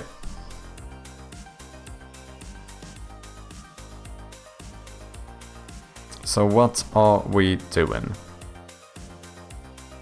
What am I doing? We're gonna fix the maps. Yeah, because this is gonna be weird, because right now the index I'm passing in is actually the floor I want to show. And if I make this into a list that changes, that's not gonna work.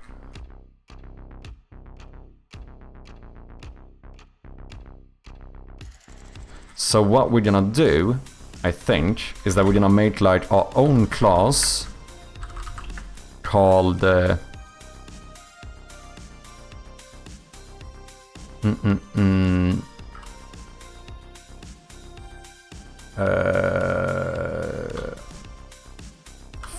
floor maps.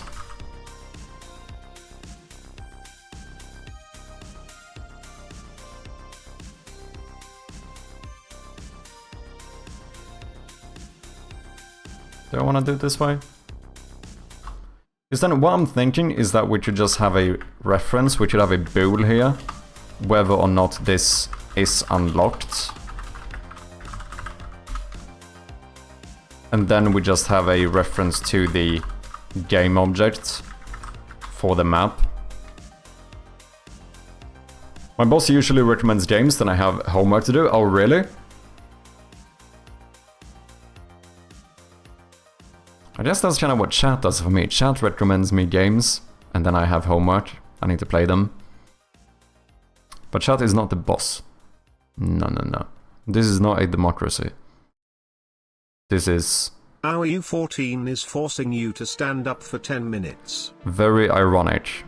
Here I'm gonna tell you guys how I'm the fucking boss. Time to stretch. As I'm being forced to do things I cannot decide not to do. Cheers. Anyway, let me stand up.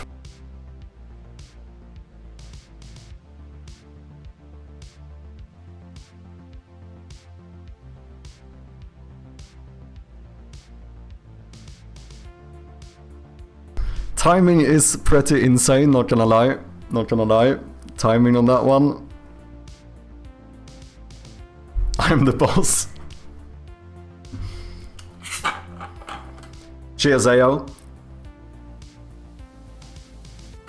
Never mind. I'm just a fucking clown. You guys tell me what to do, and I have to do it. Got a stretch redeem as well. Remember to stretch, people.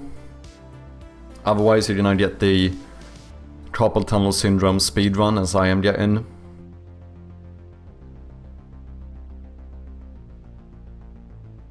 Don't forget to save. That's probably a good shout too, you know? Have I? No, I haven't even opened GitHub today. Probably something we should do. Wonder if we should try and finish this first though. Let's see, this stuff should be saved. Don't need to save this.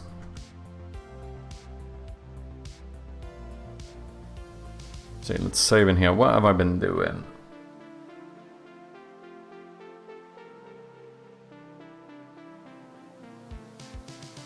Okay, let's wait a little bit with pushing, because we're on the very close to being done with this, and then we'll do a commit as well.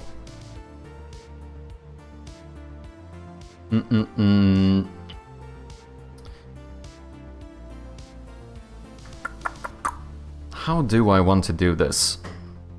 I need the array to be the same, but then to have a... basically be able to check whether this one is unlocked or not. Could also put something on here to track this. Nah. I'm gonna try this, I think. Public class floor maps. Public bool is unlocked. Public game object map. Because then we can make an array of those. Instead of having like all the maps as well as the unlocked maps. Ah, or we could do it this way. Wait. Whenever you enable a new map, you unlock it here, push it in here.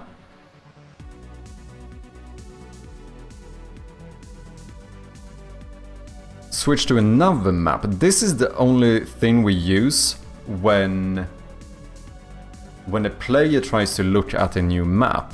So as long as this one just skips over all of the maps, we're kinda fine.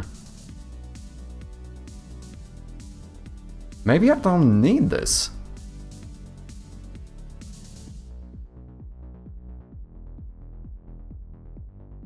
So when we switch map, the integer for the floor... Oh, but I use the switch map here. Yes, but I pass in the integer, so we just calculate that one here. But then how do I know which floor that is? Because the index of 2 in that list might not be the index of 2 in the full list, if that makes sense. So maybe that doesn't work. Okay, we're gonna do it this way. Let's try. This makes the most sense in my head. So we're gonna serialize a private, and now we could actually make this into an array. This is never gonna change. So we could do an array of floor maps called maps. Then we get rid of both of these.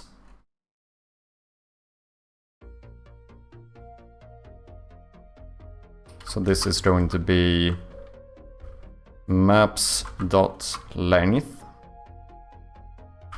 Maps I. Oh, right. Now we need to do dot map dot set active, because that's the actual game object.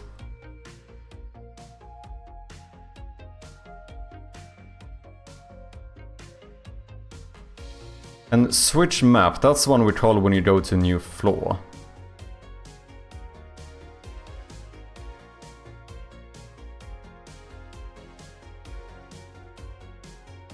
So this would be when you unlock it. You unlock the map when you go to a new floor. So if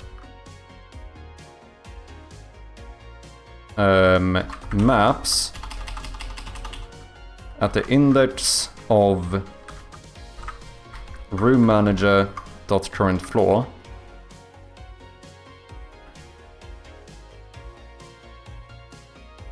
dot is unlocked. If that is not the case, then we want to say maps at the current floor. Okay, let's do this. Int current floor is equal to room manager dot current floor. Then here we can just say current floor.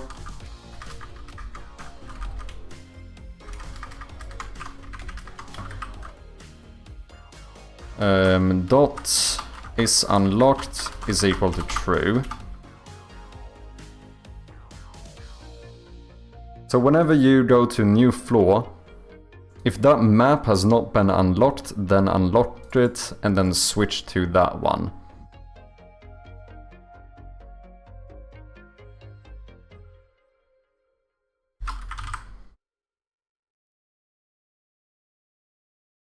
Remote is set parent maps, bam bam bam, okay. Dot map dot transform. Okay. So now it should work again. Just that I'm still gonna be able to switch between all of them, but that's kinda fine for now. Let's see, we can delete this as well.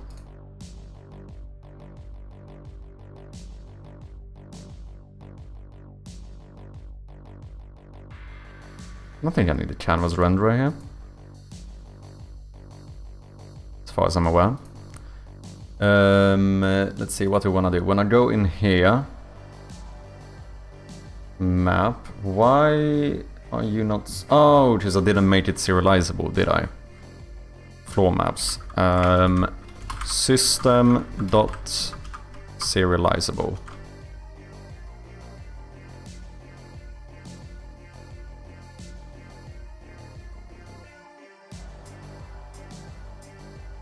Boom. Here we have our maps, which will now have a reference to whether or not it is unlocked. So we want 4 of you. This one should be unlocked. And then we have map floor 1, 0, 2, 3. Now only map 1 is unlocked.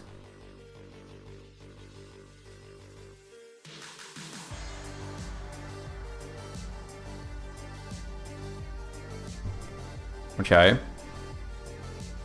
Let's try this first and just make sure everything is working as is. I think this is gonna be good. I think we should be able to make this work.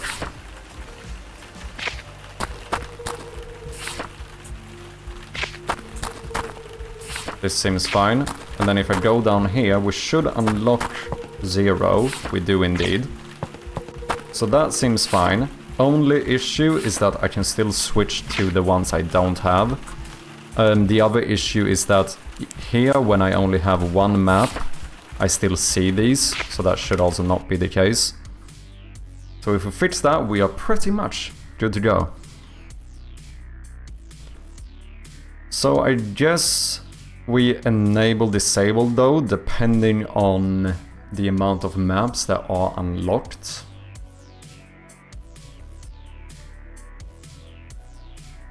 Let's say switch to another map. This also has to change. We need to jump over the ones that are... we need to jump over the maps that are not unlocked.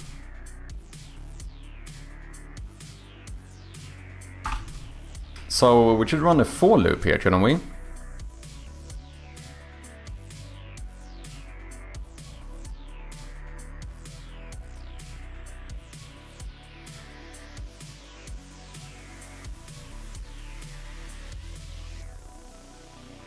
Let's get this to work first and then fix it so that it enables or disables. No, let's do it the other way. So I guess we should check that when you try to show the map.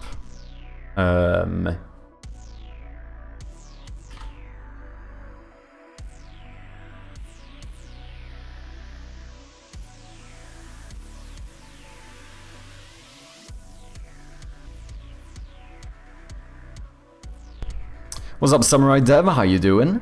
Hope you've been well. We want to check if... Would you repeat what you need to achieve? We are working on a new map, so we made it a little bit more dynamic. It only shows the areas you are currently in, and that is basically fully functional now. So if I... World domination. If I go around here and we open the map, we now only see the areas I've been to. If I continue going, then we explore more and more as we go, which I think is pretty neat. So the main things I need to fix is I made it so that these are like diegetic buttons to switch between the different floors or whatever, the maps. The issue right now is that I can switch to any floor depending on like whether I've been to it or not. So that's what I'm trying to fix. Basically want to make it so that if I've only been to one floor so far, these shouldn't even be here. Like you should only see one map. If I have been to another floor, then these should be enabled. But then when you go around, we should skip any floor. Basically just jump over any floor that we haven't been to yet. So you can only switch between the floors you've actually been to. That is pretty much the plan.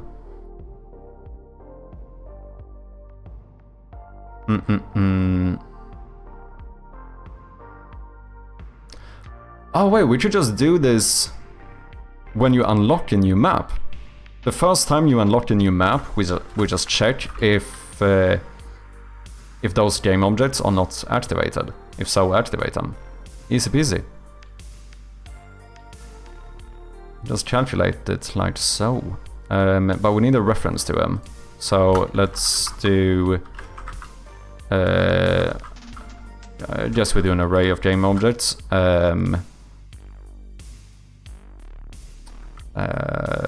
Map thingies. Map switches. Yeah. That's a horrible name, but I'm gonna do it for now.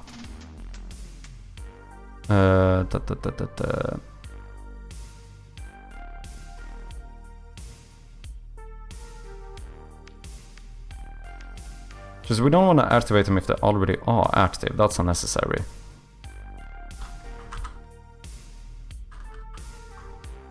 I should even just check if the first one is active. If it isn't active. If you are not active, then do a quick little for loop through the map switches and just say map switches at the index of I, set active, true.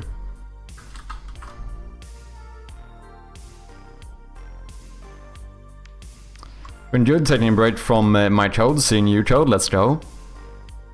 What's up, Vintage? Been doing that long lurk, how's progress? So far so good. I feel like we are very much heading in the right direction.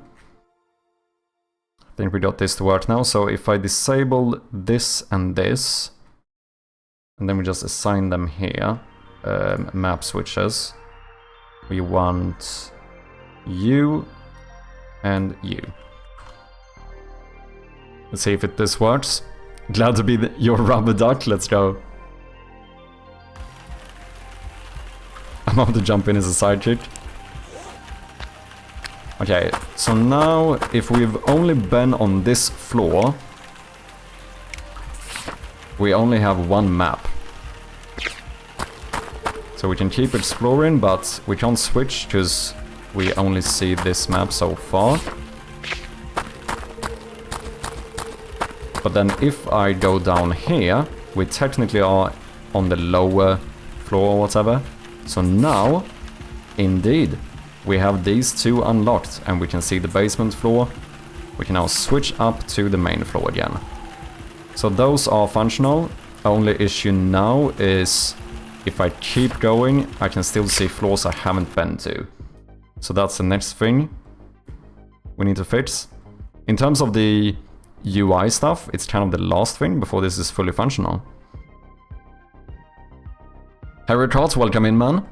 130 mosquitoes snuck into my hotel room. Let the hunt begin. Damn, know the feeling on that one. If I hear a mosquito, I will not sleep until the little bugger is dead. On new floor, okay, that is functional. Switch to another map. We need to change how this works. Where we basically jump over any map that we don't want to look at, that we haven't unlocked yet.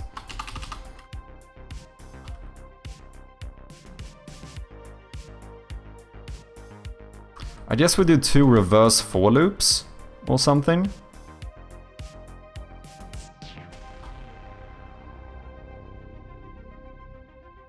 Should I make an infinite loop here? Could that be an issue? Shouldn't be.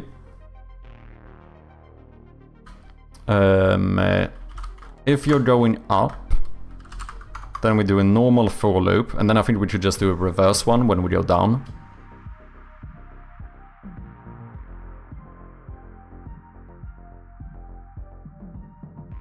Do I know what the map... Oh, just we need to continue from the map we are currently looking at. The current one is the active one, so I could just check it like that. Check which one is active. That must be the one I'm looking at.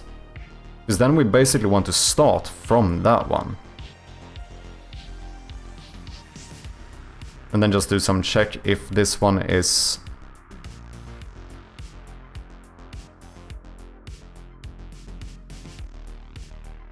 Basically want to check if the...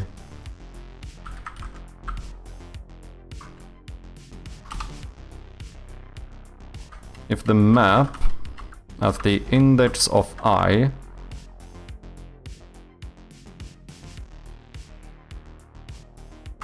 dot, if it is unlocked, then that's the one we want to look at. So in that case, we want to say maps at the index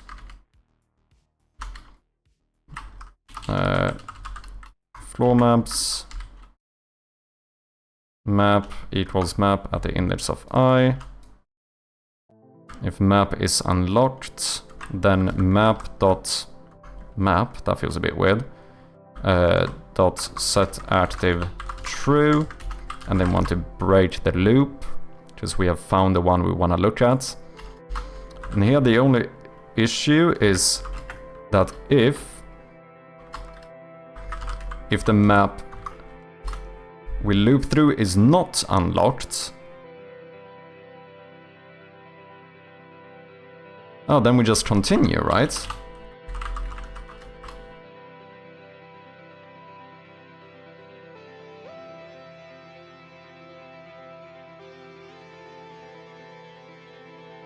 I need to check if we reach above the length. Then we need to loop it or whatever. So if the map is not unlocked, if that's the case, in that case we can make this into an else statement. Nugent with the raid, welcome in, man. How are you doing? Thank you very much, appreciate ya.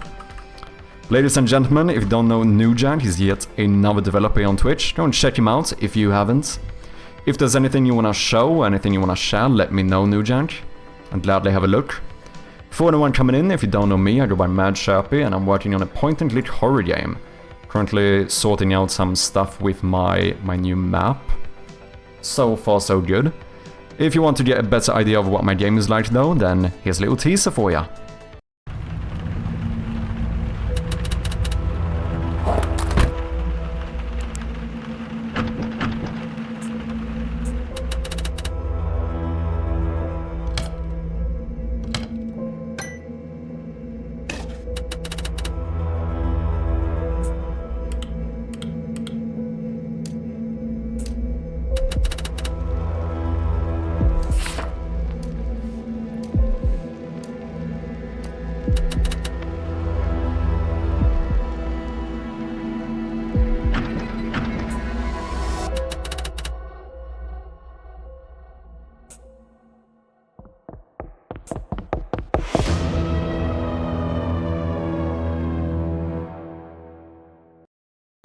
There we have it. I'm Laidlaw Knowers, man. Do you have anything you want to show? What have you been working on today, Newjank? If you have any links or anything you want us to check out, let me know. Amazing, cheers, man. Can you see the code that shows all maps, the bug? Well, it technically isn't a bug, I just hadn't implemented that yet. Okay, so we turn this into an else statement. If the map wasn't unlocked, then we need to check if I is equal to maps.length. That means we have reached the end, right?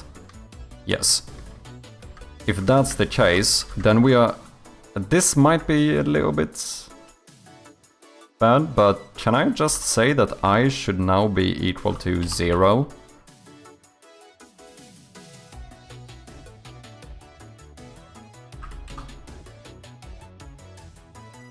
Basically to just start looping around again until we find a map that is unlocked.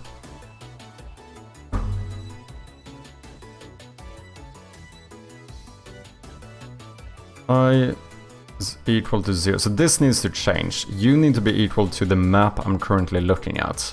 Switch to another map. Int current map index is equal to whichever one is active. Do I have something for this? Current map. Do I use this? Switch map. Current map equals floor.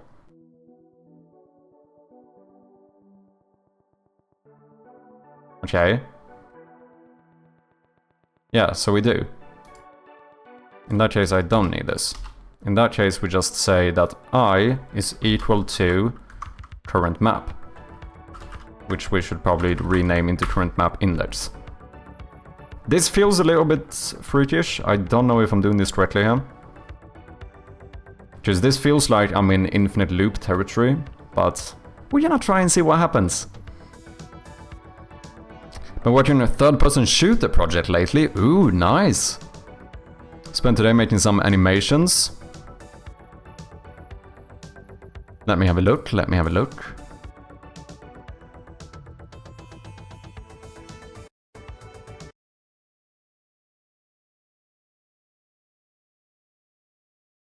We might not have audio.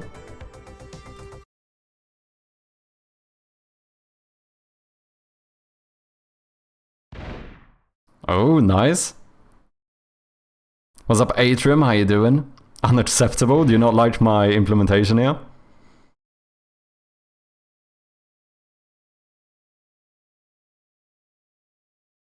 Did you make the character yourself as well, or is it an asset? Oh? What happened here?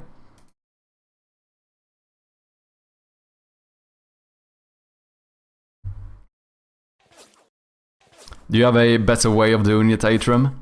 I feel like I am doing something weird here. I feel like it should work. Yeah, everything except sound effects on my own. Nice. I like the character. I like the style.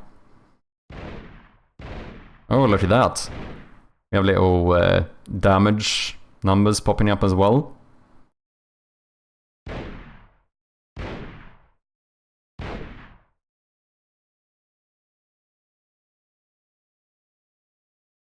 Oh, is this a little stamina bar too? Is that what that is? Nice!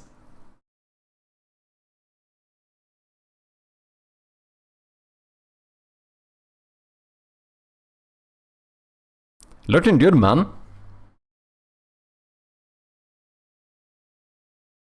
Shops and stuff. Damn, I need to try 3D at some point. I actually only came in to see you save the script file, not sure what you're working on. Okay, fair enough. Basically, I can show you what I'm working on. I've made it so that you won't have all of the maps from the get-go. So from the start, what you do is that you have map number 1, right? But then, as you progress through the game, whenever you reach a new floor, you will unlock the map for that floor. The thing is that obviously the player should be able to switch between these, but what happens if these floors have not been unlocked, but this one has been? Because now, what should happen is that when you switch map, we should basically skip this one and go to this. And if you switch map from here, we're gonna skip that one and go to this. So the way I was thinking about doing this is basically that I have an array of like my own serialized class or whatever, where I have a reference to the map, the game object, as well as a bool of whether or not it has been unlocked. So in the beginning you can't switch at all because you only have one, but as you unlock the other one, I enable the buttons to switch between the maps, and then my plan was to perhaps do something like this. So if you want to switch to a upper map, we basically do a for loop where we start at the current index, the one you're currently looking at, and then, well, technically I want to start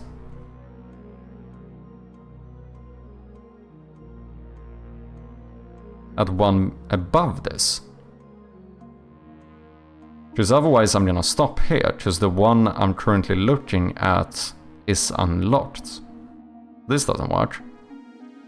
This would need to be... I would have to start at +1. But then this could give me a exception or whatever. So I guess what we do is that we move this thing up here. And if this is... Oh no, because if this is greater than the length, then we're not even gonna start a for loop, right? So I actually need this to be over here. But then I doesn't exist, so we say something like if current map index ++ is greater than or equal to the length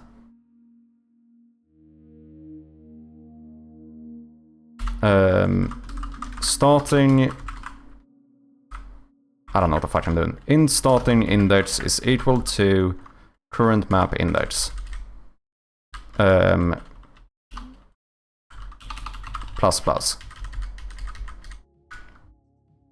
If the... not whatever that was. If the starting index is greater than or equal to maps.length, then the starting index must be reset to 0. And then here we just set I to the starting index. And then we basically start looping through them. So we find the map at this index. We check if that map is unlocked. If it is, we activate it and then we break the loop. Otherwise, we continue and we just keep running through this until we find a map that is unlocked. It's kind of what I'm thinking. I don't know. The idea is Remnant-style combat with abilities and such, mixed with Monster Hunter game loop. Ooh! So prepare, track, hunt, kill monsters for resources to upgrade gear to kill bigger monsters. Sounds pretty cool, man. I like the idea. Sure. What is the up? So basically, this feels like there might be a better way of doing it, but up is whether you're trying to switch to a map above you or below you. Because what we have right now... Did I save this? Okay. I don't know if this is gonna break. This is very messy. Shite. Basically, if I go down here, I should now have 2 maps. So here I have 2 buttons, right? So the way I was thinking about having this is so this would switch to a map below your map. This one switches to one above it. So in this case, the bool is basically that you clicked on this button rather than this one. So we should loop upwards rather than downwards. That makes sense. One reason why I see why this is kind of messy is that I would need to duplicate this for down and basically just do like a reverse for loop instead. I wonder if this works though. Just out of curiosity. If the map is unlocked, set it active, break, otherwise continue. Oh, but what? No. Here I also need to check. Here we need to do an infinite loop. If I...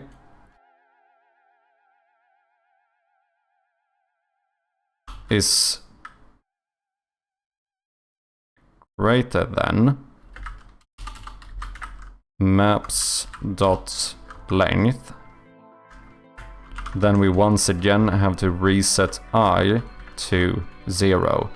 Which I don't know if I can do like this inside a for loop. It seems very... It seems like I'm going into like infinite loop territory here.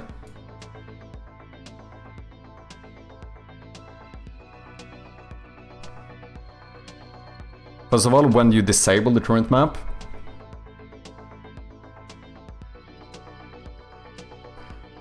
oh well, actually, I don't want to do this. I just realized. What I actually want to do, because technically that's down here, switch map. This is where I disable all of the maps and only enable the one we're looking at. So what we actually want to do is just get an integer from this. So we would have like a int for the new map. And then here what we would do is actually just say that the new map is equal to I. And then down here, mid animation, we switch the map to the new map. Why is that not working? Oh, because you are unassigned technically. So let's set this to... let's default this to current map index or something. So there's a separate function that actually switches it, which I might have maybe forgotten a little bit about that. But I don't really know like a... at least not from the get-go, I can't think of like a better way of doing this. Wanna make it easier? You probably. Or you can clamp the value of I. Oh, can I? So now we don't have that stuff. If I go down here, then we enable these. And now I should only have 2 of these. Did I save? I think I saved. So this should take me to the main floor. That... nope. Okay, so my logic is incorrect. I switched back to the same one I'm currently on. What's up, Strom? How you doing, man? Welcome in.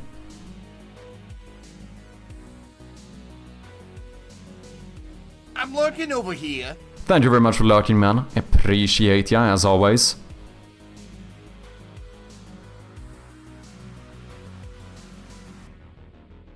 Starting index, current map, ++.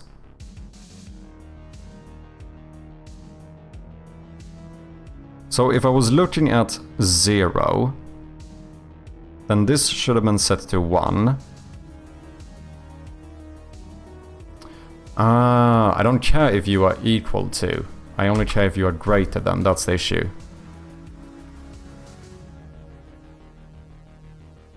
No, because the length is 1 to 4, not 0 to 3. Whereas this is the index, so this has to be greater than or equal to. Because this should be the issue, that I'm resetting it to 0 every time. Just got back from 4 days of camping. Ooh, nice, man. Hope you had a good time.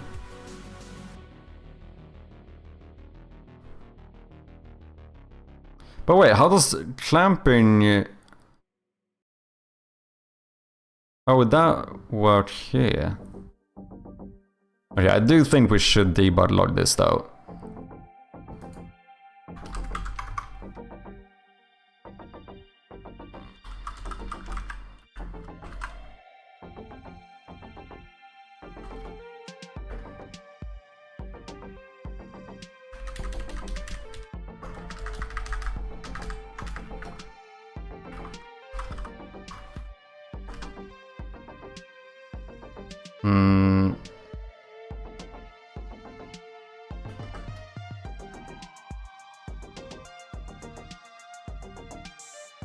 One of these always has to be true. If I even get in here though. Oh, did you also sign it here? Yeah.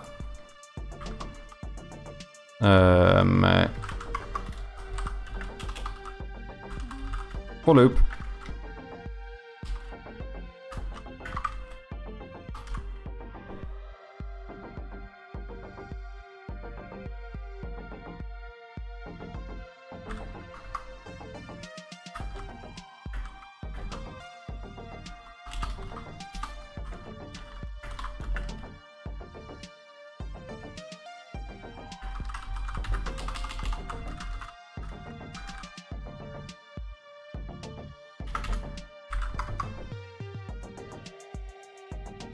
Let's just debug the hell out of this.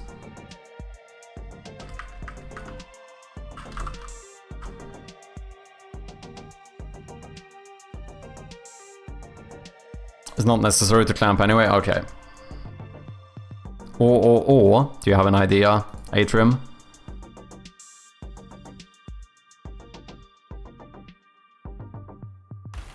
Did I save? I think I saved. Okay, we only have one map. If I go down here, we should now have 2 maps. Let's get rid of all of that.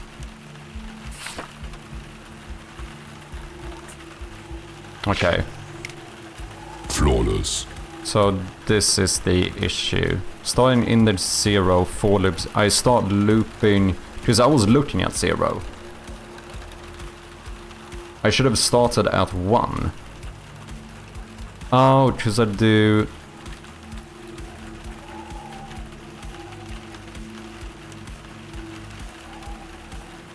Starting index is equal to current map index, which should be the one I'm looking at. That plus plus should be 1.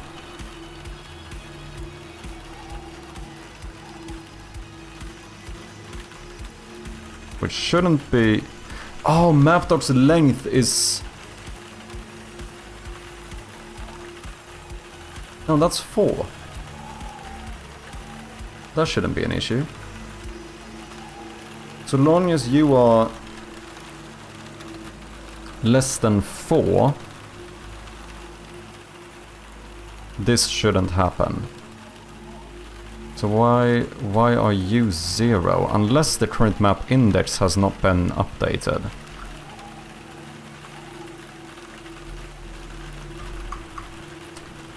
Find next available map, int current. If maps.current.is unlocked. Return current. I can't do that, because that's gonna give me the same map again, right?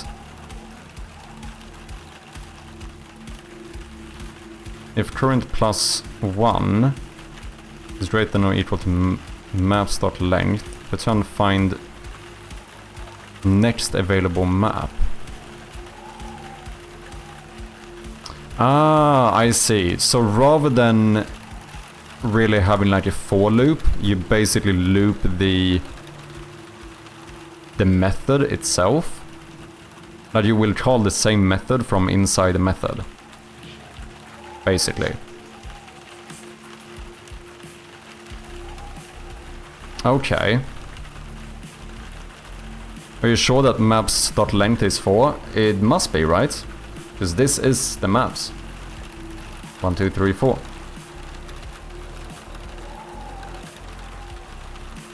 Recursion is evil. Oh, well, you call it with current map index +1. Okay, yeah, then it's fine.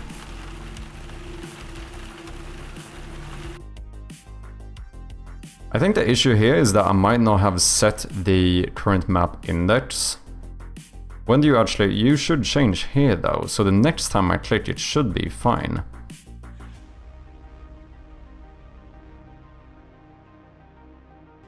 Why do you have 2 Martyrs Falls? Because they're not unlocked yet. Because we only want to show the ones that are unlocked, so since only one is unlocked I can't even click on these, right? Because they only have one. Whereas when I go down here to a new floor, we automatically unlock the next one. Now I have the buttons. Issue is that I keep switching to the same one. I think that's because starting index is 0. I'm starting at the one I'm looking at.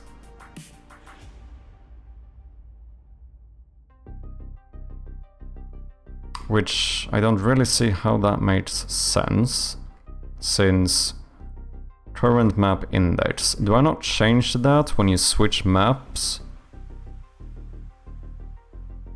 Yeah, which I do when I go down to a new floor, because then we call switch map current floor. So that's gonna update that one, the current map index. Starting index, which is after we do this. Let me just debug log the starting index.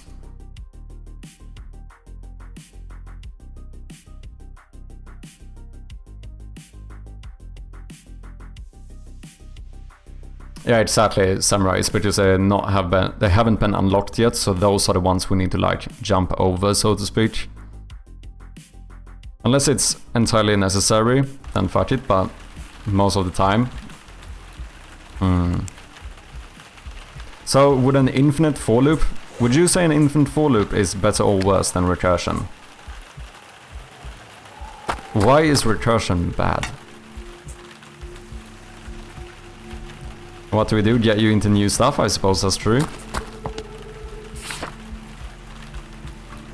Oh, recursion's slower? Oh, interesting.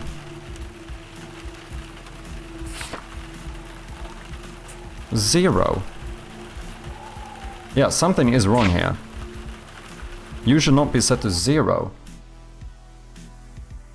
That's not possible.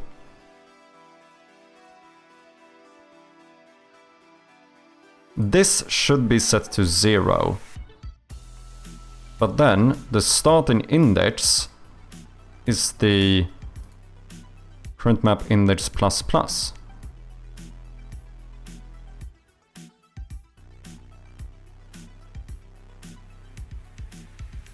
I'm clicking on the right button, right? True. Bool up. Yeah, that should be fine.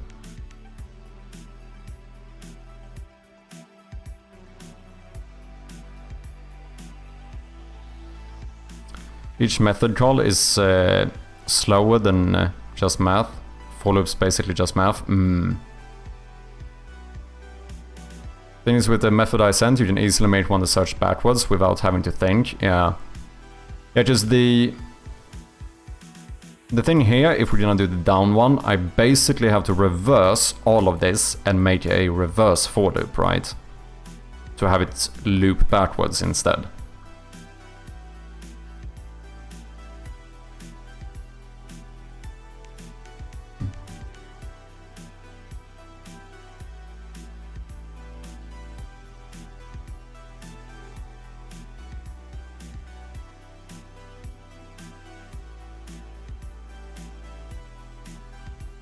Infinite for loop is way better than recursion. Easy to see and analyze. Depending on language, not really.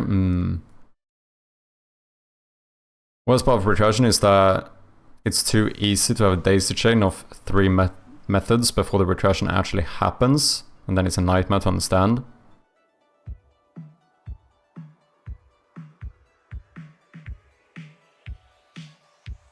Yeah, the method didn't seem that...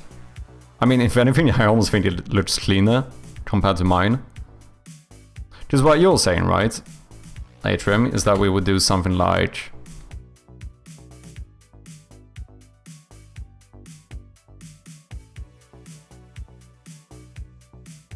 Well, this would be like a private int.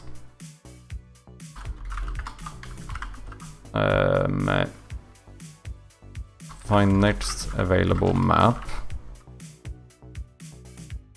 And then we pass in like a starting index or something.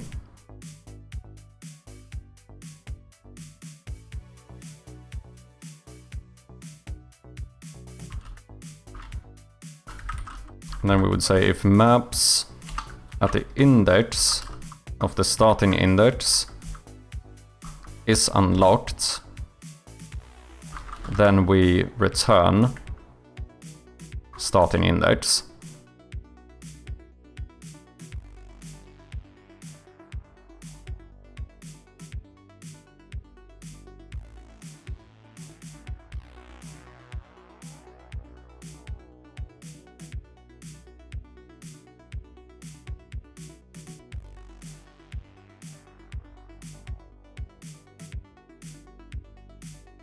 If current plus 1.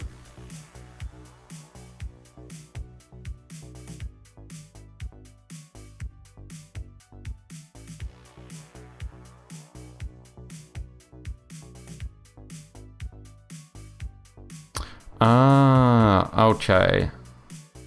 Okay.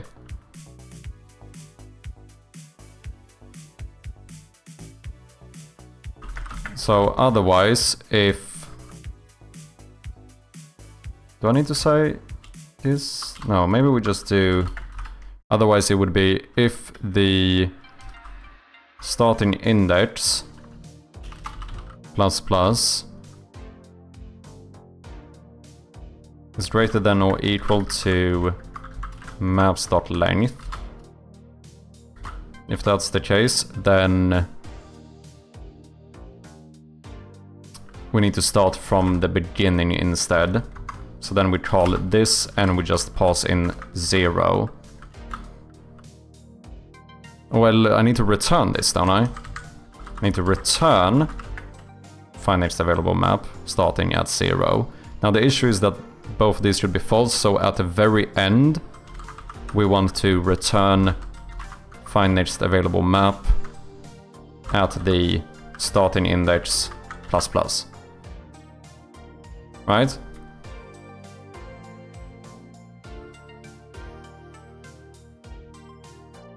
I did paraphrase this, but I think this is what you're saying.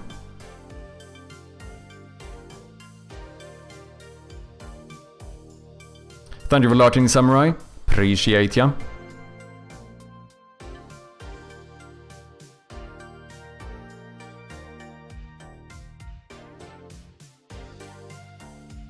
Not plus plus. Can I not do plus plus here? Why?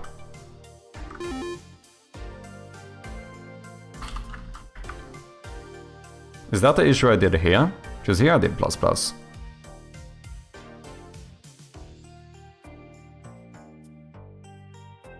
Is that the issue? Why can I not do plus plus here? Sorry, we have some ads coming in, guys. Cannot skip this one.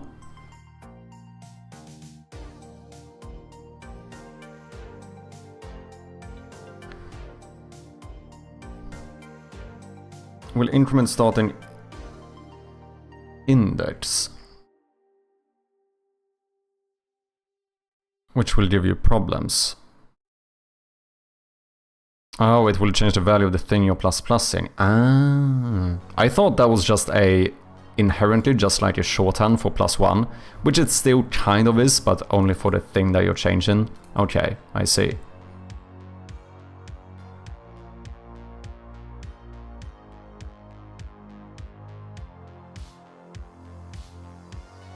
It's the value before it. Okay. I thought it was always the same thing as doing +1.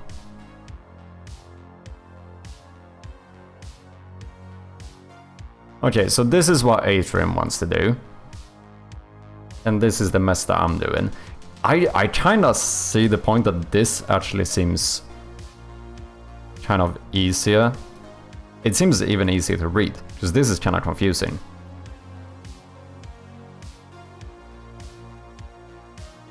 Let's add some infinite loop safety. We already have that, right? I don't think this could be an infinite loop. Because 1 is always gonna be unlocked, right?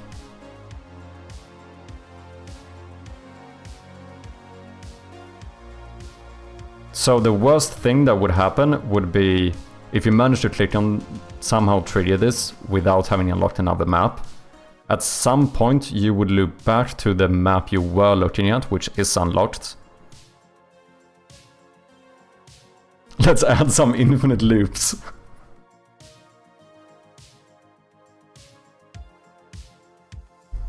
The starting index, add another parameter called int depth equals 100.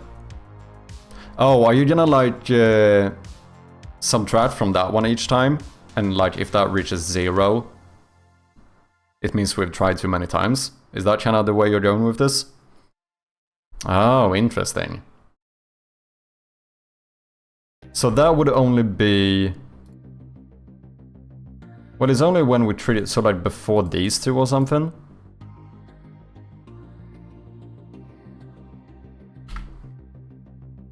Well, why isn't even 100 quite a lot?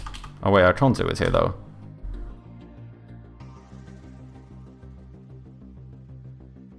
Well... what? No, this doesn't make sense. 100 is a lot less than infinite, so that is true. Ah, you mean like this? Like we actually pause it in when we call this?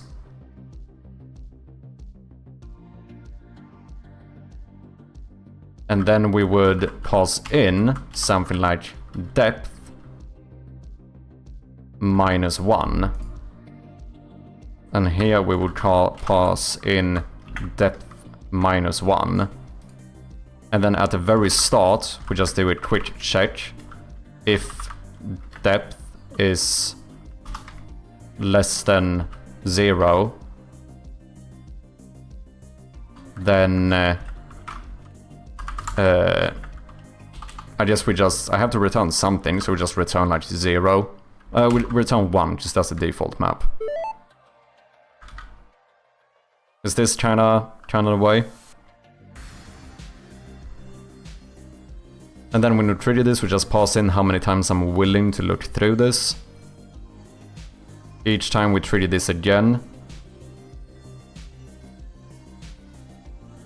we decrease this by 1, and if it ever reaches 0, we just return 1.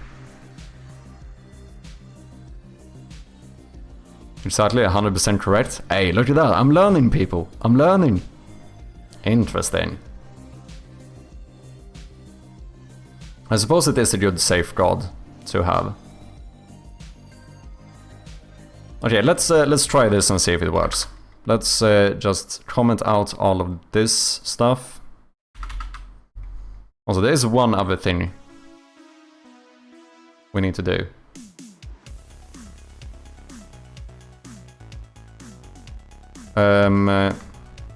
C# recursions. C# recursions, good or bad? Let's see what the AI overlord thinks. Isn't inherently good or bad, it depends on how, where, or why you use it. When recursion is good, cleaner and simpler code.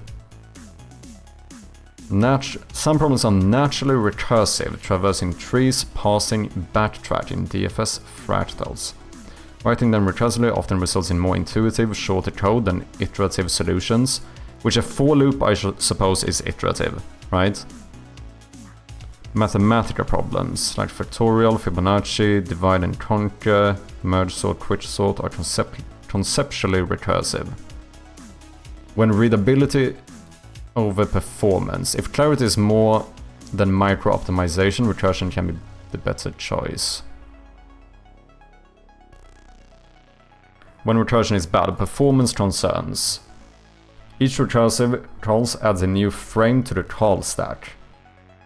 Yeah, I know so much about stacks and heaps and yeah, I know all of that stuff. Pfft, yeah. There's Norm, cheers. B Studios, how you doing, man? Welcome in. Hello, you handsome Viking, how you doing, man? Well, you're learning slowly, true.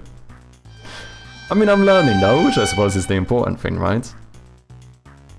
Deep recursion, like thousands of nested calls, can cause a stack overflow exception. Well, so what, this is some exception for the forum? Well, does that make sense? This doesn't make sense. Anyway, no tail call optimization. Unlike some languages, like F#, Stream, Haskell, C# compiler, just in time. Yeah, I know what that means. Just in time compilation. Yeah. Fam, I'm a professional. What are you guys talking about? I know everything. Doesn't reliably optimize tail recursion. That means recursion depth is still limited by stack size. But I basically made my own depth now. Cheers.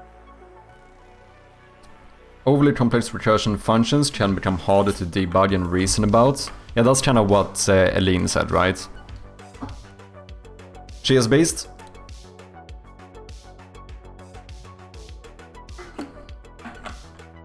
I'm kinda iffy on this no-tail call optimization in C#.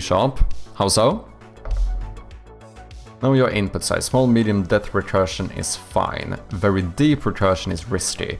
Okay, so, but this doesn't tell me anything, because I have no reference points whatsoever. Like, when does recursion become very deep? Like, how many loops do I need before it's considered deep?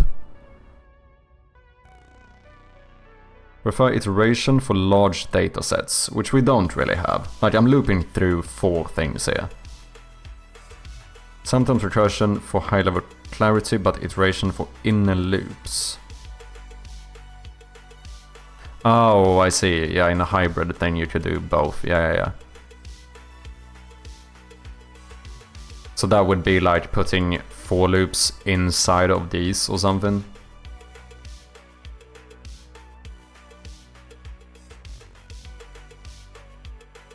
Use recursion for elegance when the problem is inherently recursive.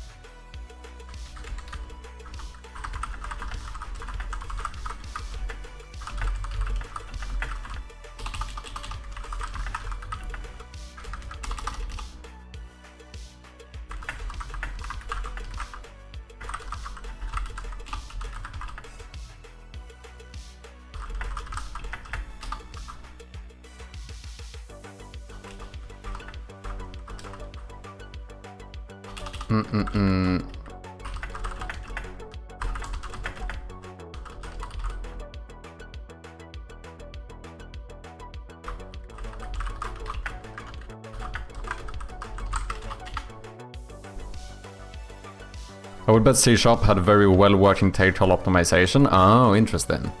So is this 4 considered massive? Yeah, exactly. No, but I'm more like, is like 100 a lot? Is 1,000 a lot?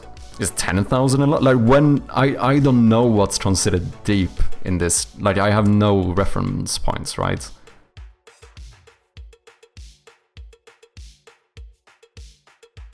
This is a very finite problem, just 4 maps. So recursion isn't the right tool here. Recursion really shines when the problem structure is naturally recursive, trees, backtracking, etc.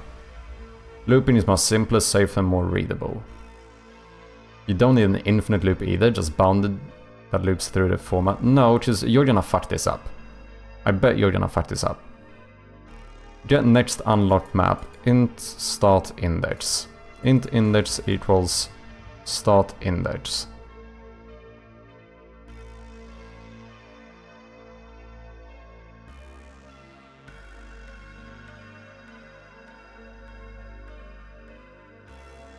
Int I equals 0, I is less than unlocked.length I++. Index equals index plus 1. Bada bing. Unlocked length, wrap around. Oh. If unlocked index, return index. Well, but if none are unlocked. Oh, if this wouldn't be reached, right, then we just return the start index.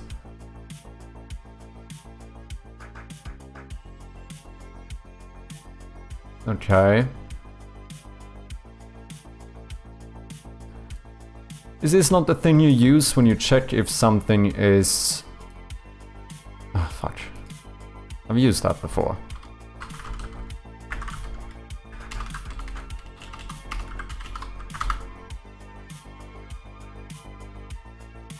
Index plus 1, move to the next step. Percent unlock.length modular operator ensures that when you go past the last map, you wrap around back to 0. Oh yeah, because this show it's like if it's divisible or something, right?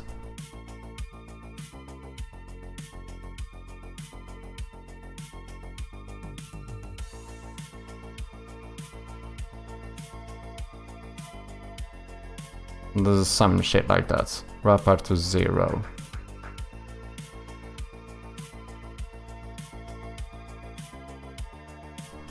Play the current map, move forward 1. If you go past the last map, loop back to the start. But then I don't... Oh yeah, this is not an infinite loop. Because you're only gonna do this 4 times. I was like changing this value. This, he just uses a different index inside of the for loop. So the I only cares about like doing the 4 steps we know we're gonna do. But then we keep track of our own index of like where we're starting and so on.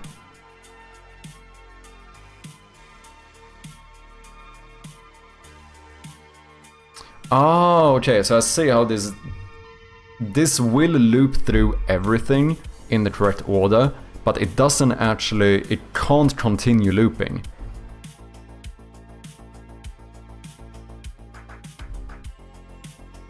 Deep is usually when you start to lose track of it in your head, okay.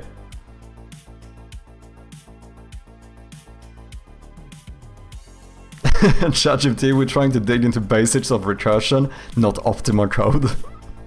Yeah, the modular, I have used this before. I don't remember exactly how this works now. Wait, what did we do? 1 modulo 4 is 1.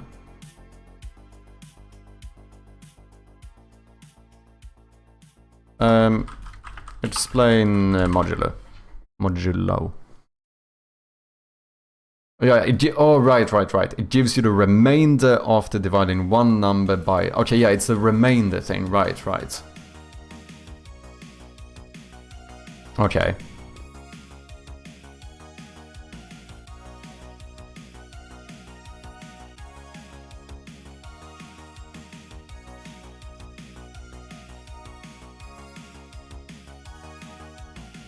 Wait, what?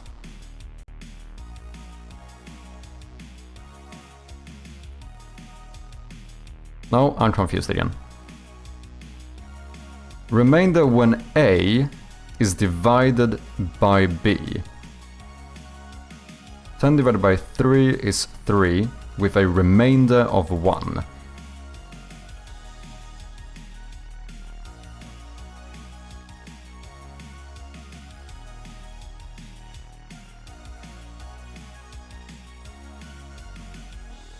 But...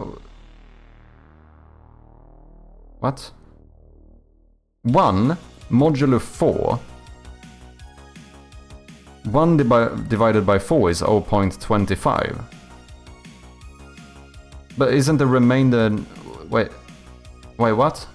Am I confused? I think I'm confused.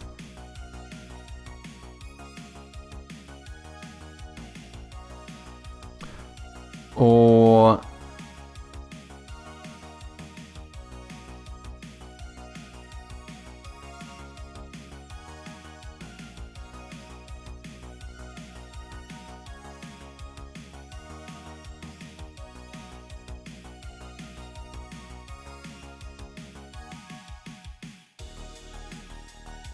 There's one value remaining. So modulo returns that remainder. Yeah, so no depth check required on the GPT. Yeah, because it will only go through each one once. I mean, I do understand recursion better now, though.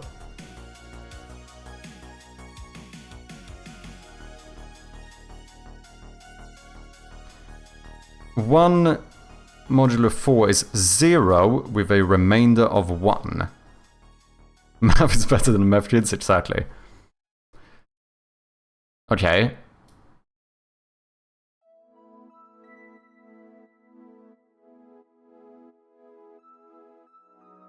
What? Am I being dumb here?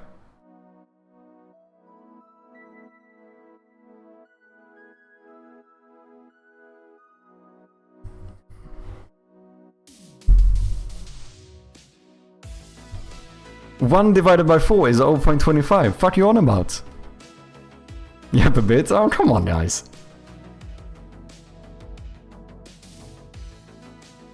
This is why we limit to one concept a day. Not recursion and modular.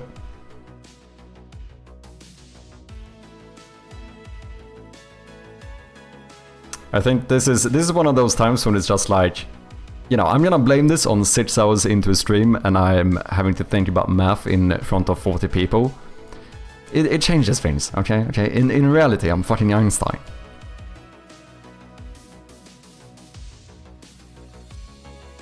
Most people who learn modulo are a bit dumb at the start.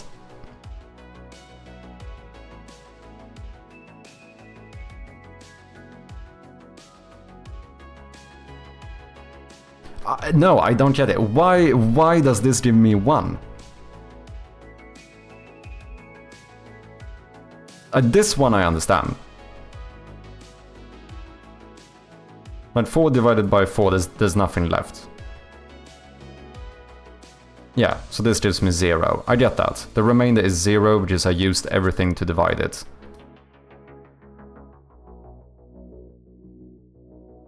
Oh, we're dealing with integers. But doesn't that make less sense? Because then, 1 divided... Oh! Oh wait, it's the remainder of the 1. Ah. Right. So wait, 1 divided by 4, technically 0.25, but since it's an integer, it becomes 0. Which means the remainder I have left here is still 1. Is that it? Am I getting it now?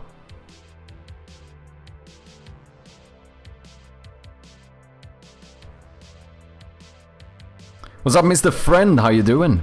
ChatGPT 5 is alive and well, I see, exactly. Hope you're doing well. You got it? Oh, okay, so that's the thing that was messing me up here. Yeah, it's the remainder of this after it's been divided by this. And if I divide this by 4, I get 0.25, that gets into 0, which means that basically I have everything left, kind of. When it reaches 3 divided by 3, the remainder is 0. Yeah, so then we begin, yeah, basically we loop around again.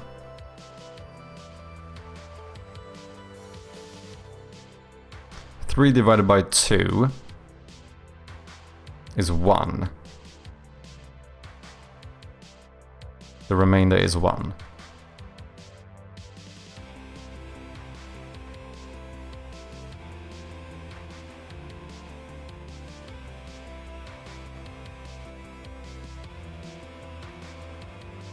What's 5 modulo 3 and 3 modulo 5? Okay. I'm gonna fucking fail this. You guys are just fucking shaming me publicly on streaming, and that's what's happening here. 5 modulo 3. Okay. So this is basically, we want to check 5 divided by 3, which is it is 1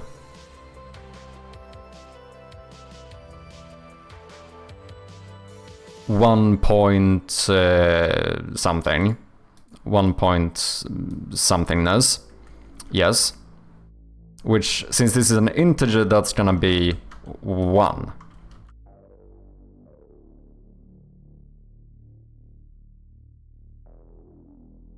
Right? If we're playing around with integers, this is gonna give me 1. Because an integer cuts off the decimals, right? It doesn't round or anything, it just cuts off with the decimals. So then... 5 modulo 3. Give me the remain. So this is 4? Because am I... No. Yeah, no. Because then 4 modulo 4... If this is 0... No, I still don't get it. I'm being stupid. I don't get this.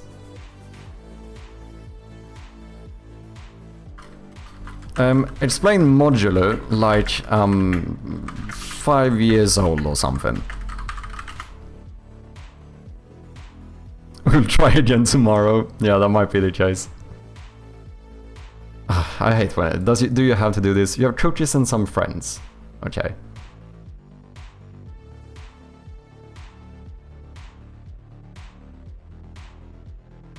One cookie is left over. So that's 10 modulo 3 is equal to 1. Yes. So, okay. 5 modulo 3 is 5.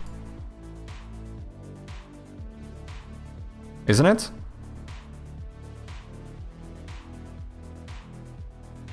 Because I can't fit any 5s inside of 3s. Is 2? Fuck's sake!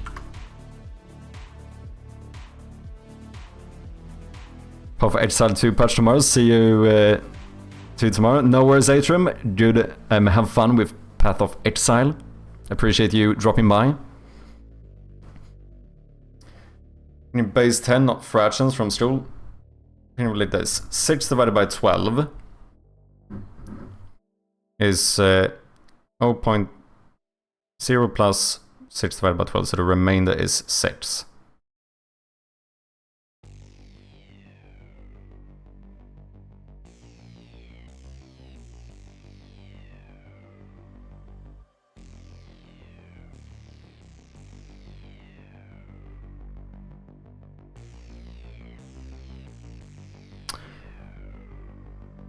Oh. Okay. Don't overthink it too much. I think I'm too far into the overthinking here. Shabby's think your 5 cookies.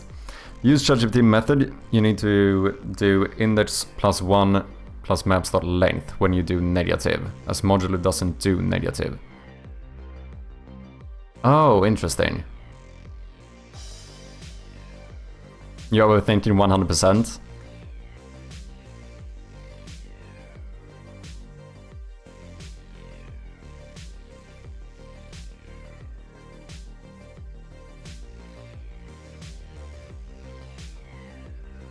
No, yes.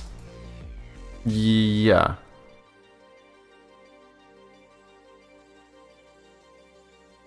Yeah, this is 2. Because we basically take a full 3, and then I can't do it fully again, and what remains from that is 2. So 3 modulo 5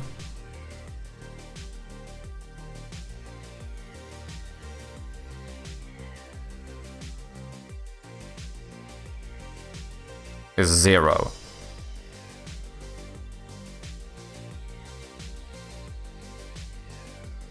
Right?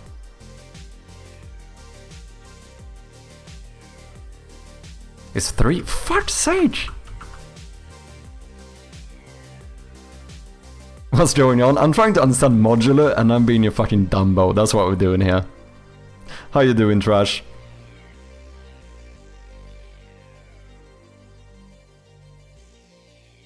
So this is 3 now.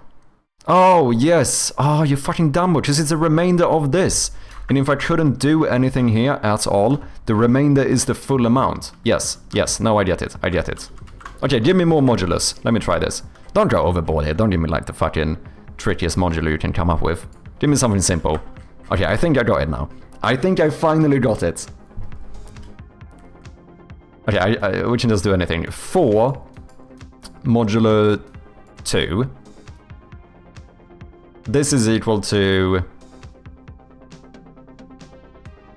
Wait, what did I do again? This is 2.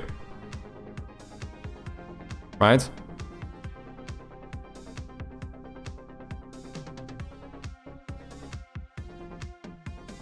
Yes. Fuck's sake. Oh yeah, just I do this... Yes, yes, yes, this is 0. Okay, okay, okay. I'm gonna get this. I'm gonna get this. This is fucking outrageous, man. Okay, 9 modular, what did you say? 7.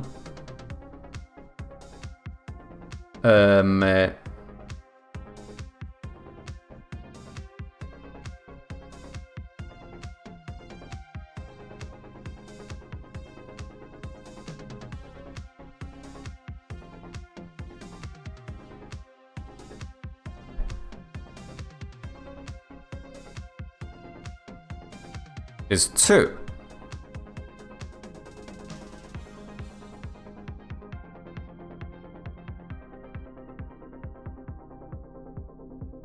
Okay, we got it. We fucking got one. Okay, okay, okay. Okay. Let's flip it. 7 modulo 9.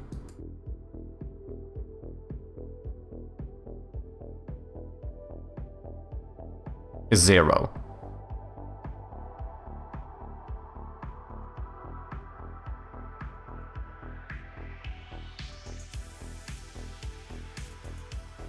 Yes? Fuck. Oh, because I can't fully...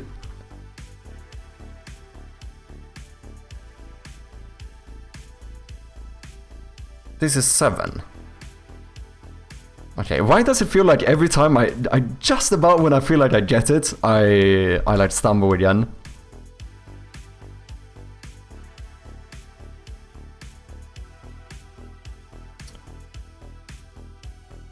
Tomorrow I'm gonna teach this to my 11-year-old son and compare results. Shut up, man. Do it when he's live streaming 6 hours in front of 40 people. Maybe then I'll take it. Okay, okay.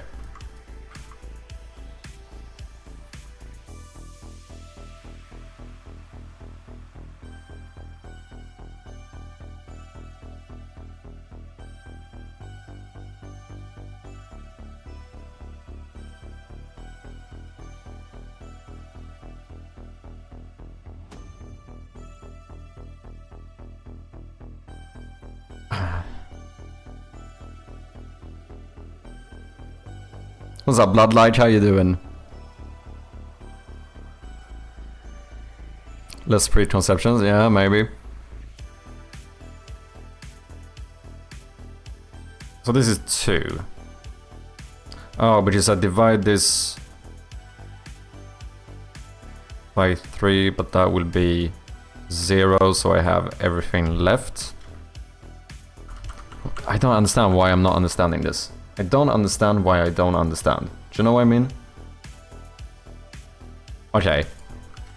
I need you to test me on modulo, and school me like a disappointed father every time I get it wrong.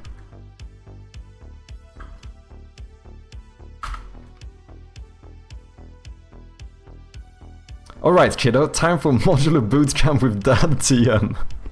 Give you a problem, you answer. If you're wrong, I'll hit you with a gentle but soul-crushing disappointment so you'll never forget it. Oh no, why do we do so high numbers now? What is 17 modulo 5?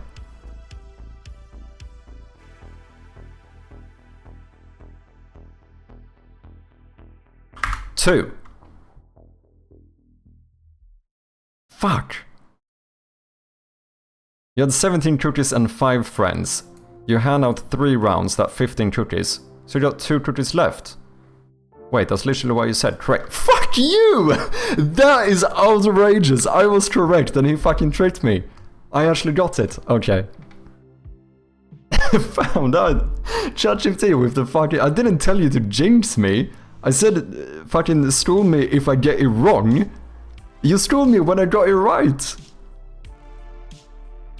What is going on here? We're doing math. Yeah, I'm getting pissed off because I don't understand this, and I'm trying to make sure I can understand it, and it's going iffy.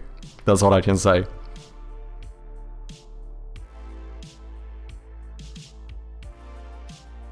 Maybe an easier way to think is that you keep subtracting the number. Yeah, that's kind of what I did now. I think that is the easier way to think about it. You can no longer subtract when you get a negative number. Yeah.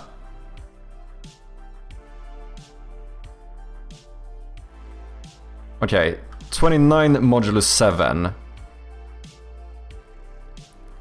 is 1. Because I can give away 4 of these, which is 28, so I must have 1 in the remainder. Yeah, don't try to trick me again. I know you now, that's what you said. 2 for 2, Dad's still proud but suspicious. Okay, I got it now. I got it now. 6 times 4, 24 is 1 again. Yeah. 100 modulo 9 is... it's 1 again.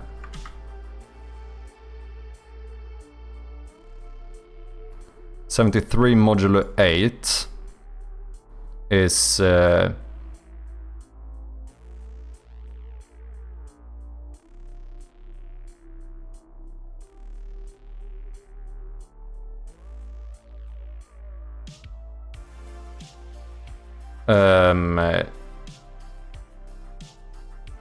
this is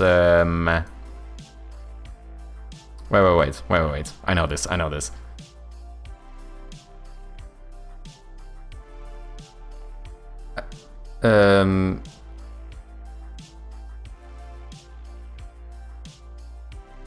This is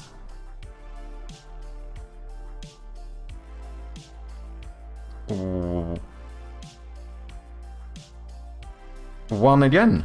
Can you give me something that's not 1?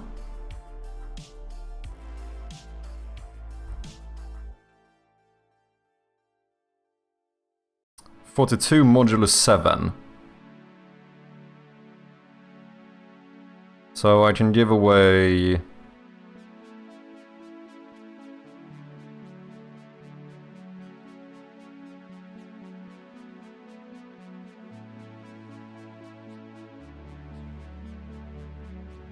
I can give away...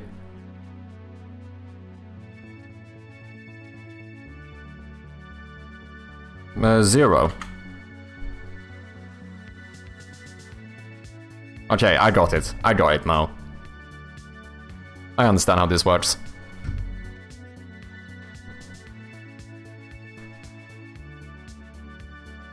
Okay, that was hilarious. It was kind of funny. Ever looked through a website history older than 6 months for a specific website? Can't say I have. Flawless. Cheers, man. Why does it keep giving me the question that answer 1? I don't know. That was a little bit weird. Every single one was the answer. Almost, at least. Okay, last one. 5 modulo 12. 5 modulo 12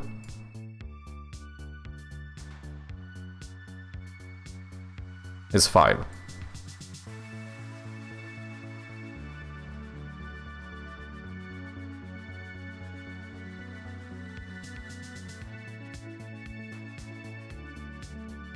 You got it? Let's fucking go. 12 modulo 5 is 2. Okay, it took a fucking while. It should not have taken this long. But I think I actually get it now.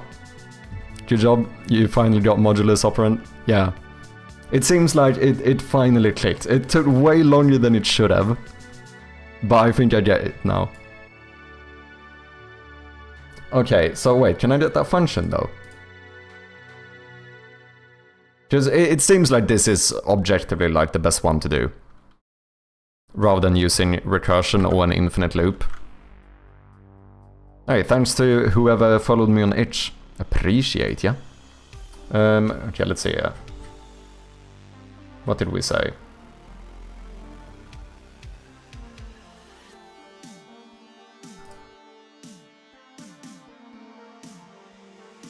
From what I remember from basic computer classes I have, it's not uncommon for it to take a while to click. Okay, that's good to know at least.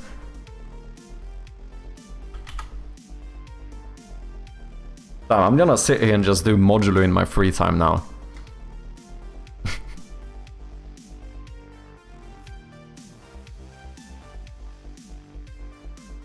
don't even need to do a new function for this, that seems unnecessary. Or maybe I do. No, I don't. Oh yeah, the difficult thing is when we need to do this the opposite way, though. There's something about modulo not working in negatives. So we'll see if we can sort that out. Let's see, start int index is equal to... Well, that must be equal to the current map index. Because that is our starting index. And then we make a little for loop here. We're gonna go through the maps we have.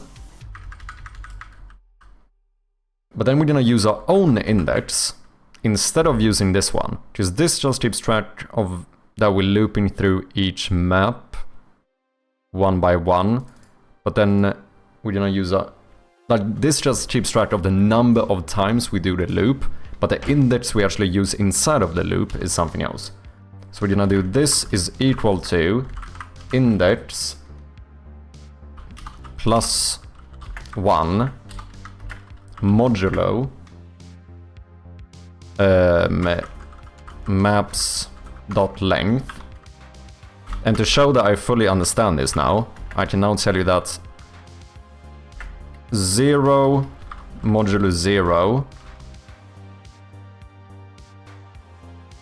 Well, that has to be 0. It can't be anything else. Which is gonna be correct. Everyone should give me the same number here. 1... Oh, no, this is not 0 though. It's 1 modulo 4. Oh, modulo 4. Which I guess must give me 0. This is also gonna be negative, so that's gonna give me the full remainder, which is 1. Yeah, each one of these, since this value is higher, and we're playing with integers, this must always give me the full amount.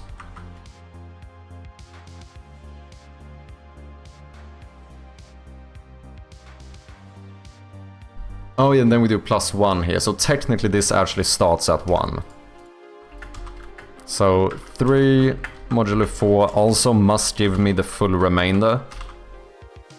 And then finally, when we reach 4, this is gonna do modulo 4, which is gonna be 0, because we can divide this fully and there's nothing left, so then we loop back. Yeah, I understand this.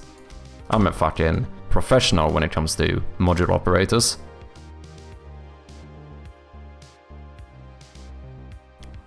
Zero modulo 0. I'm actually not sure what that would be. Division by 0 has tripped a lot of mathematicians and computers. What is 0 modulo 0? Is undefined. Okay, you don't have to do this as a father now.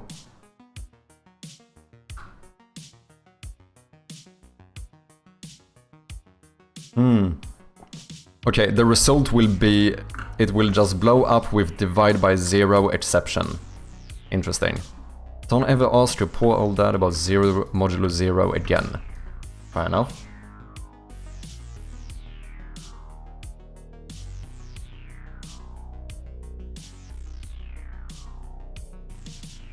Permanently stuck in the disappointed father mode? Imagine. Just never getting out of this.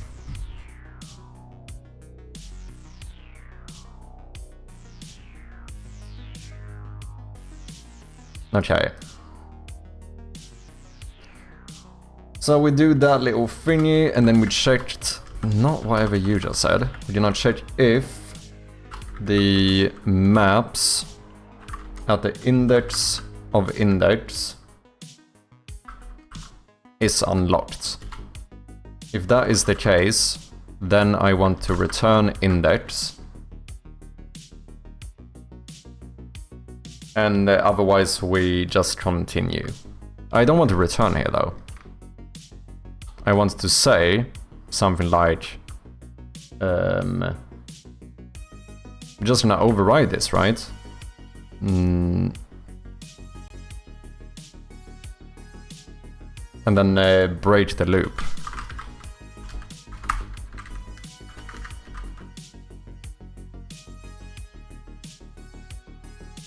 Could I not just say that index... But I don't need to do anything. I just break. Don't I? Wait, am I being silly here?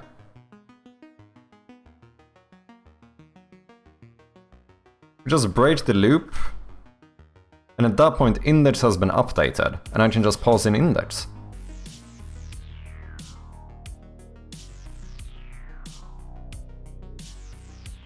This feels weird, but I think it should work.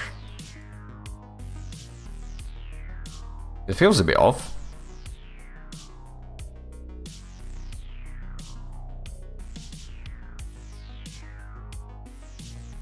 Let's see if we crash Unity or not.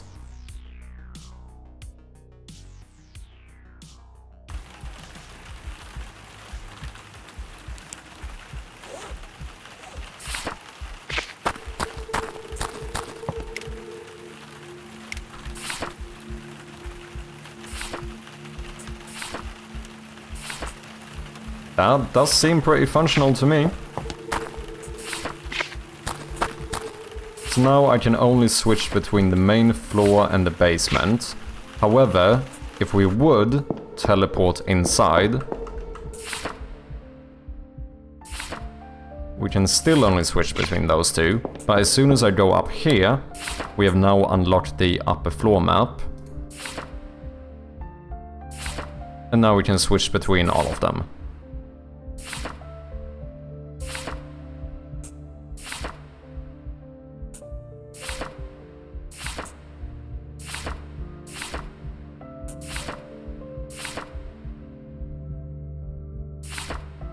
Oh, this one is doing the same thing now, though. I do think we want to be able to go both directions.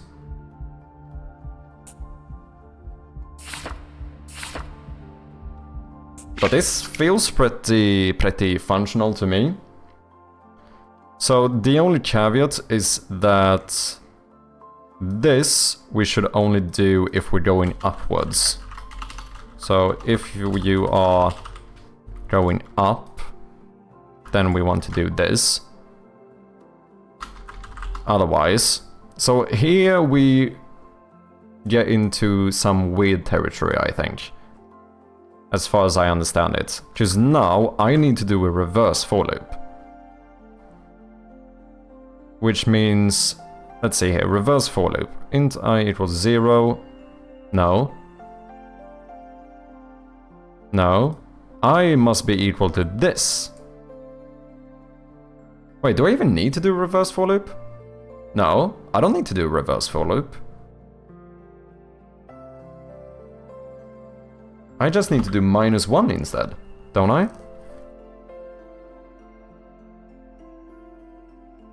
It doesn't matter how I loop the for loop, because we're using a different index. But then I think something weird happens here. Yeah, because we could go into negatives here. Okay, so I don't even think I need to do 2 of these. I think I can do some fancy stuff with a ternary operator.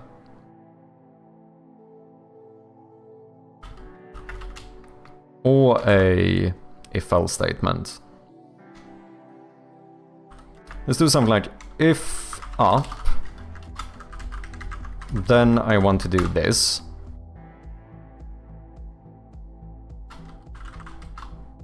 Otherwise,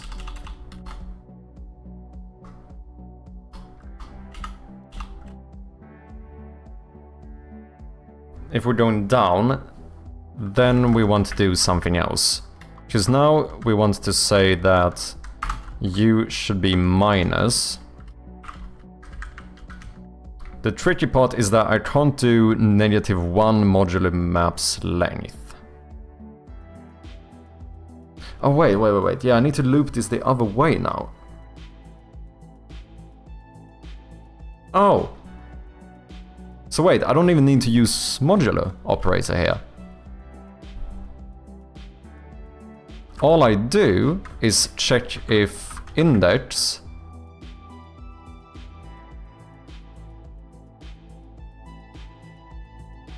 is less than 0.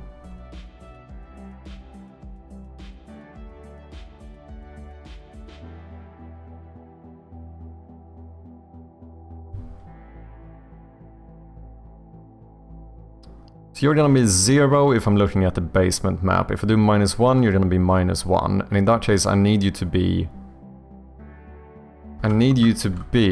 maps.length -1.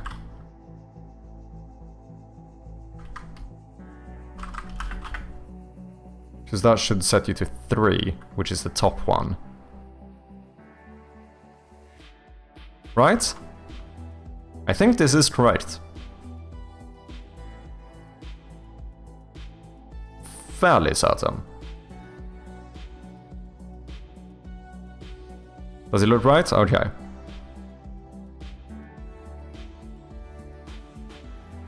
So it actually became more simple to just not use the I of the for loop. I've never really thought about that before. The fact that I can use a for loop but then just use a different index inside of it. It makes total sense, but I don't think I've ever considered it before. So now we only have one map here, showing the main floor. If we go down here, we have the basement floor. We can switch to the main floor, and then loop back to the basement floor. Click here, we go to the basement floor, and then we loop back to the main floor. It seems to work, but we can't be entirely sure unless we have more maps. So let's go in here for a second.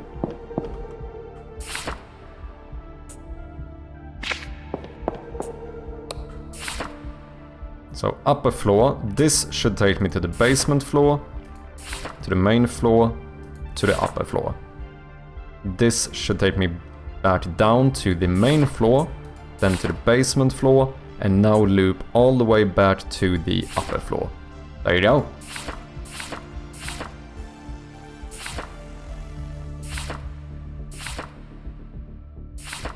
This seems pretty functional to me. So the only real things that we have to do here is make sure that, yeah, basically fix these maps as well. So that they only show what you have visited so far. Module is usually used to loop over start and beginning once it's... since it's one row solution, yeah.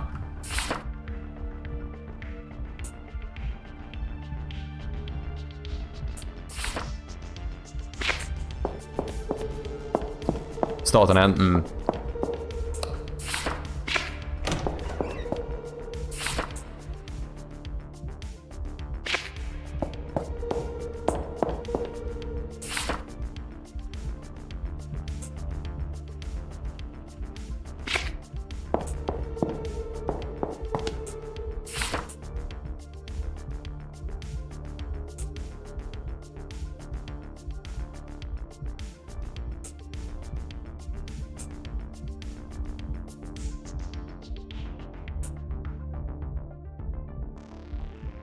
Nice.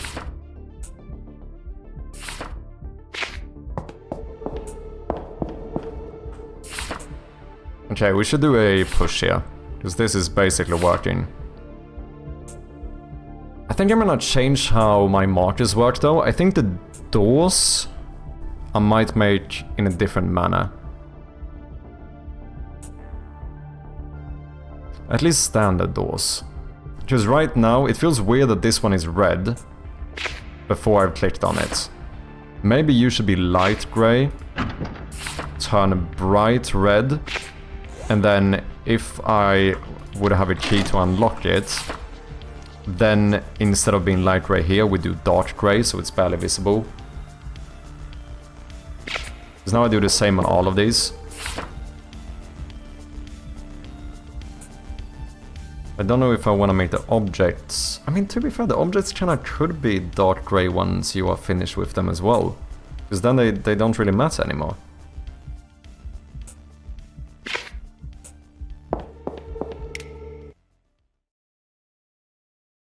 That's how they work in Resident Evil. Colors update each time you get info. Yeah. And they do now too. I just think that going from unknown being dark red and locked being red doesn't make full sense. Because when you look at it and it's red, it already looks locked, you know? If you have checked there's a spades door, the color update when you get the spades key. Oh, interesting. That I don't currently do.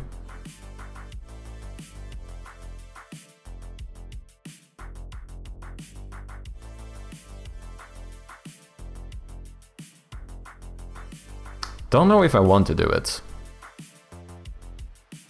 Not sure. Where did I set my colors again?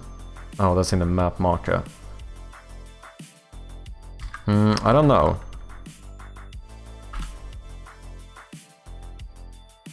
Yeah, I hard-coded these. Let's see, pizza marker color.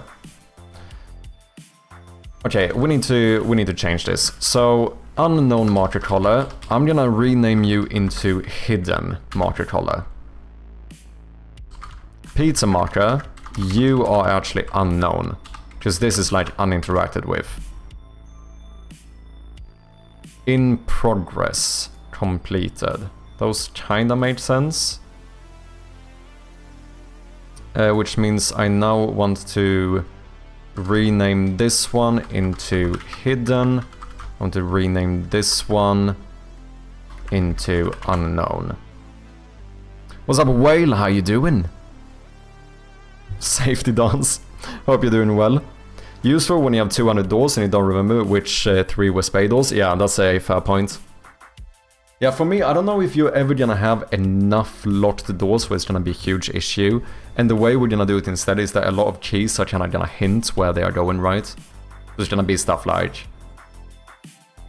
you know, basement key is a good example. Like that one, you don't really need that much info, like reading it lets you know where it goes, right?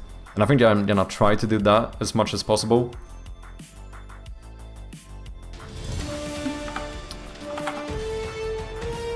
What the fuck? Anonymous with the 10 gifted subs!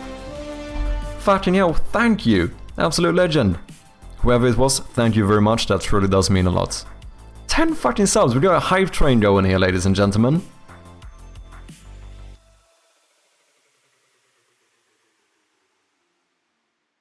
Some dancing in the chat, let's go, thank you very, very much. Wait, does this mean... Oh no, it didn't work. I was gonna say, is Anonymous technically part of my credits now? But we didn't get an update on it, so I don't think that happens. I think this is the first time I got an anonymous gift. Thank you very much, whoever it was.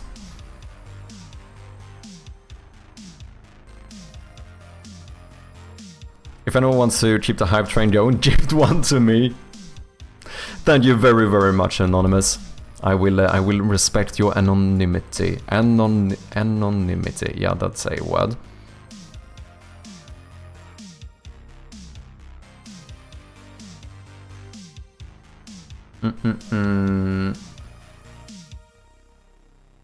Okay, so this needs to change now too. We need to check if hidden anonymity. And I actually can't say the word. Holy shit! But truly, from the bottom of my heart, thank you very much. Does truly mean a lot to me. UK doesn't know that word. Change state, bum bum bum, if hidden market color, this all looks good. So now we just need to change the colors. Hidden should obviously be transparent. Unknown. I think I want to make this one into this instead.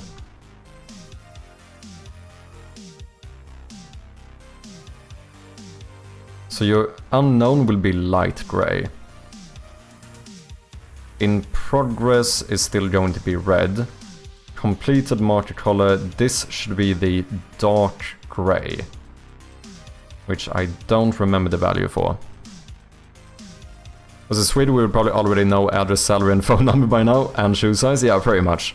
All past places you have lived, your fucking employment. Hey, anonymous gifter with a gifted sub to Whale as well. Look at that. It actually worked. Thank you very much, Anonymous.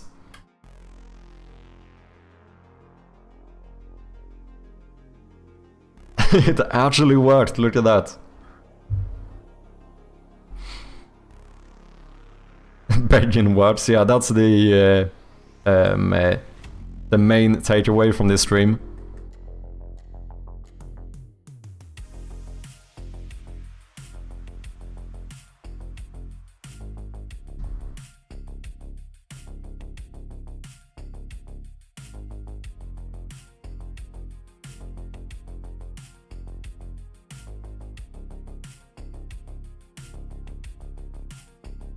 I bet it was Chodin. We shall never know. Okay.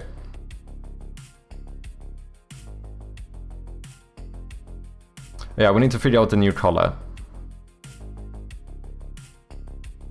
We need to figure out the new color, which we can basically use this for.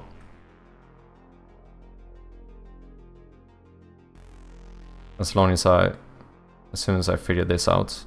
Wait when this happens. There we go.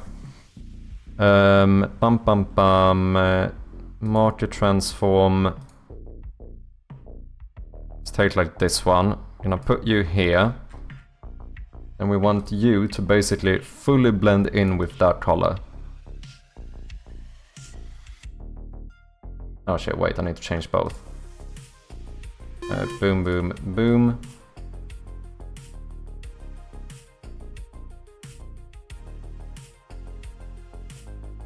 Something like so. 0.057. Let's do that. 0.057.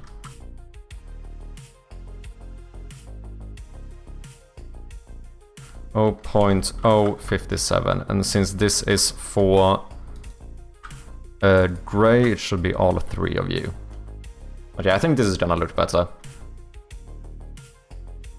I like to brag, so I would have my name on it. I bet it was at an anonymous gifter. Damn, big brain move.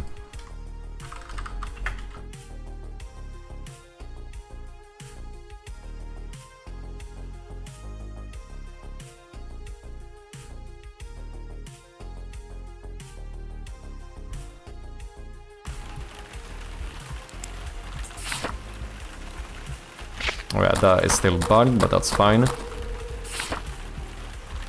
Yeah, I think this is gonna be a lot better. So now, as you can see, the door is grey when you don't know.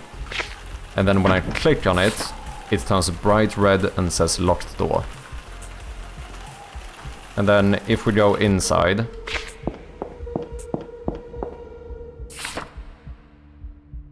this door is now grey. If you click on it, it turns red and says locked door. If we cheat and give ourselves the master key and we unlock it, now it's like very dark grey, barely visible. It kind of clearly shows that there's a connection here. I think that's pretty good. Just make a Twitch account called Anonymous, and then when you gift, it will always say it was anonymous. True.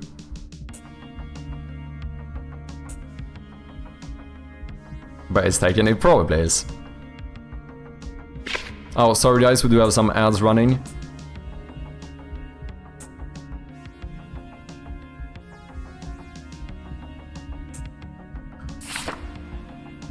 Yeah, I feel better about this. So same thing here now. The clock is gonna be like grayish. If I go up to it, it's gonna be red.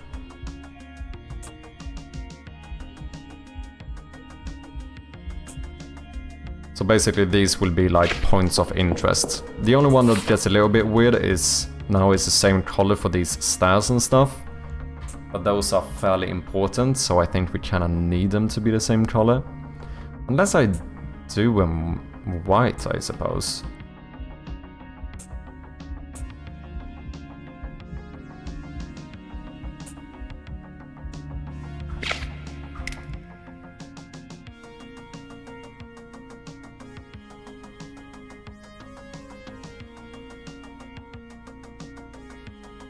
I kinda like this color a bit more. Oh, look at that, we got some new emotes here. Shoot, shoot, motherfuckers.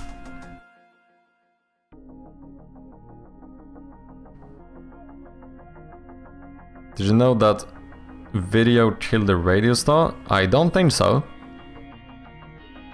Already Taken is a stream that does crypto and NFTs. Wait, what is it actually?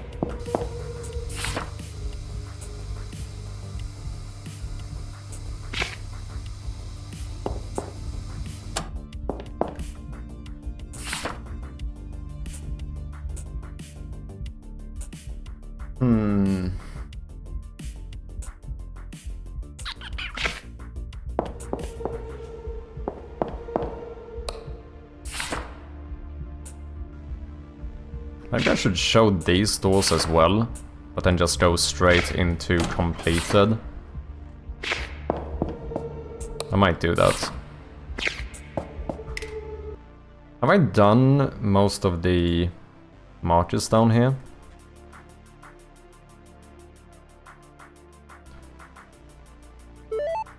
Okay, let's duplicate this one. Put you up here. Welcome back from the ads, guys. I can place you here.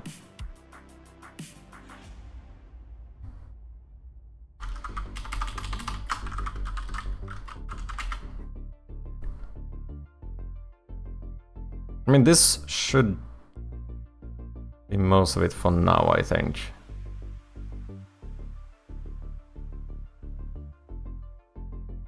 Because I don't know... Yeah... I mean, there's small stuff too, but I don't know how much... I don't want to show everything on the map, I think. I think we're only gonna do, like, the...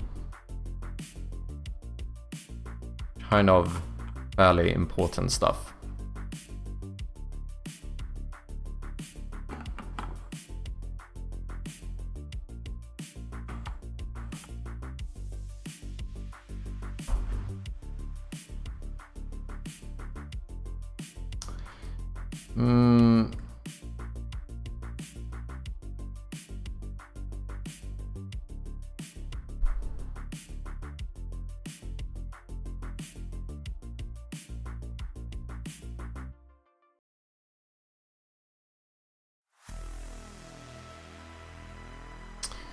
Oh, do I like this? I just figured a new issue now.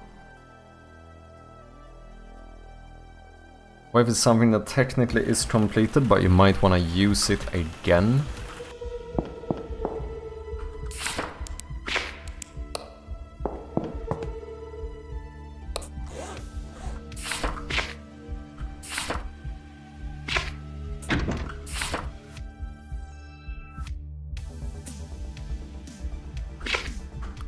Because now, unlock you, you're basically hidden.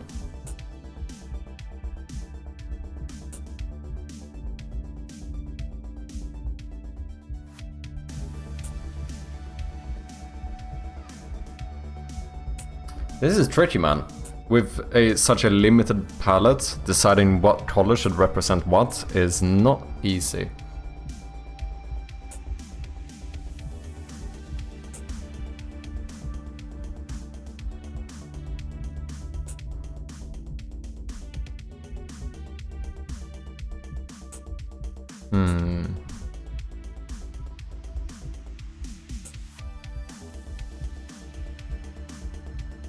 Let's do an override for a few things.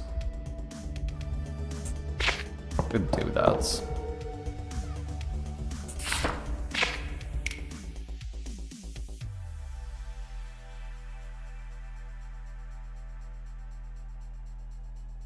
Because with each marker, I could make like a... You know, I might do that for now. Do like a bool for whether or not...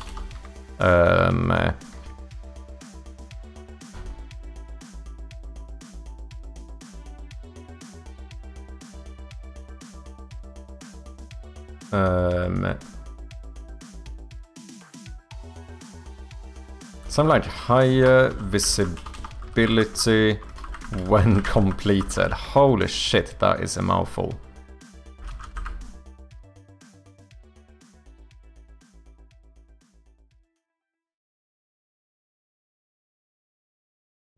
Maybe I should just make the standard doors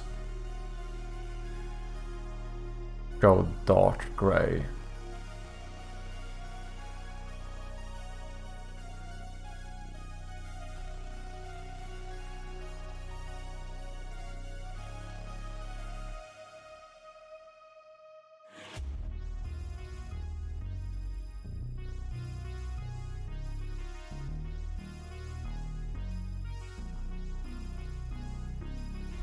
Because it's kind of weird using the same color for unknown and completed. Because that kind of ruins the knowledge you're supposed to have. So now when you look at something, you don't know whether did I just complete this or are you still unknown? Or I flip this, but that's gonna feel a bit weird too.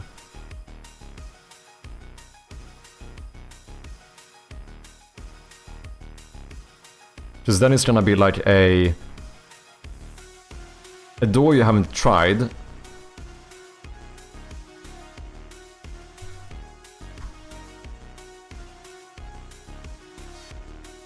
A door you haven't tried is basically gonna look like this. And a door that's open is gonna look like this. But this looks more open than this does, right?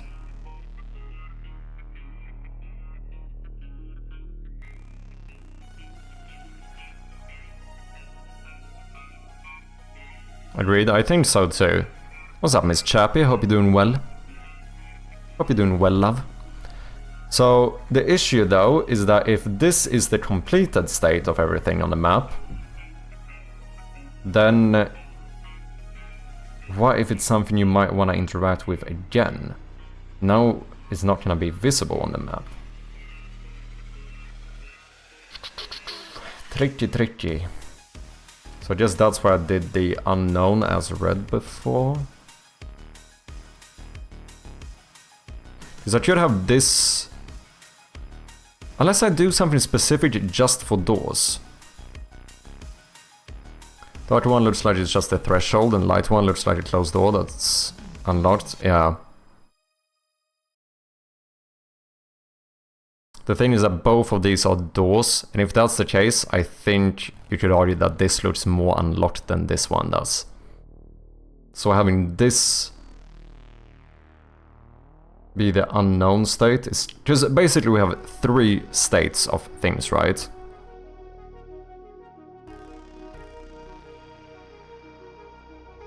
Which are basically these.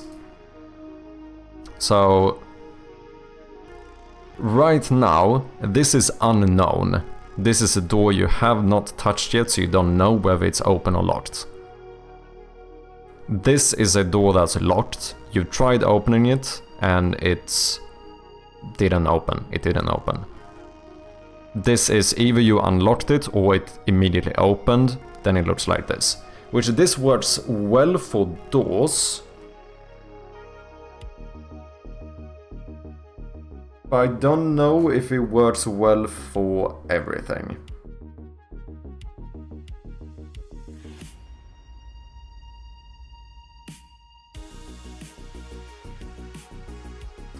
Oh, maybe I have an idea.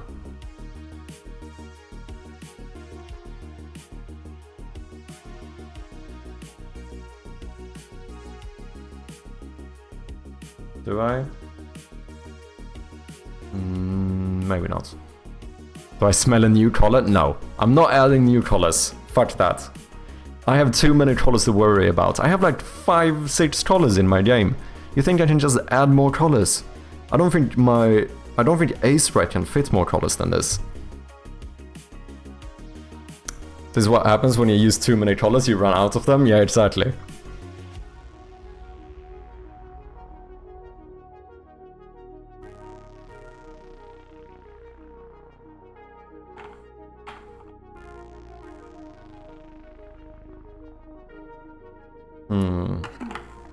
Upgrade from Ace Rat to MS Paint.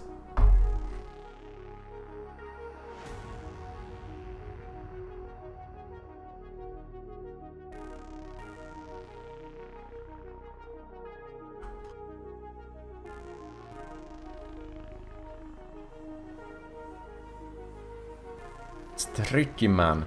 Tricky, tricky, tricky.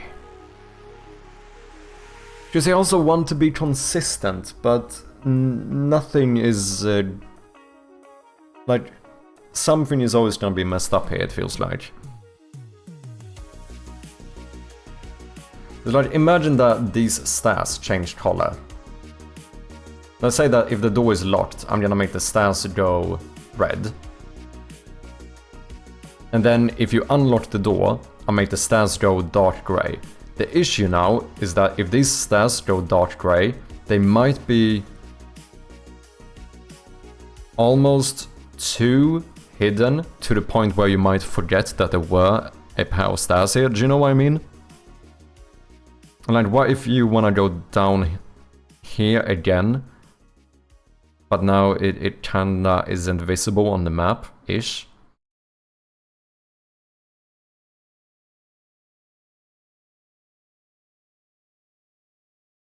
Kinda missing one color for always active things like stairs or ladders.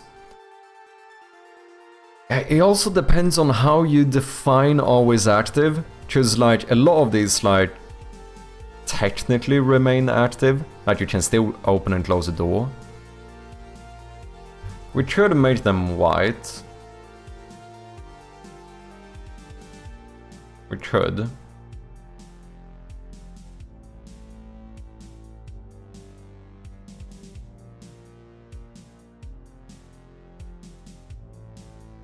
In that case, we should keep it all the same. So this is the unknown state. The light gray. Red if it's blocked. And then basically we have a setting to turn it white on completed instead of dark gray, depending on if it still has utility. I was so busy searching, I just Realize that you're a gifted sub. Thank you, anonymous person. Finally found what I was looking for. Let's go, man.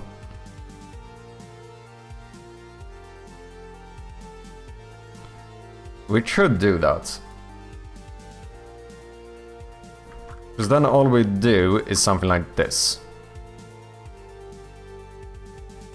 The stairs get a bit wider. Because otherwise I think it's gonna look weird.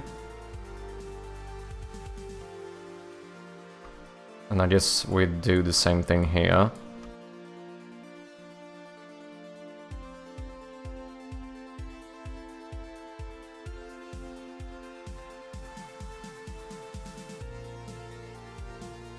We should do that.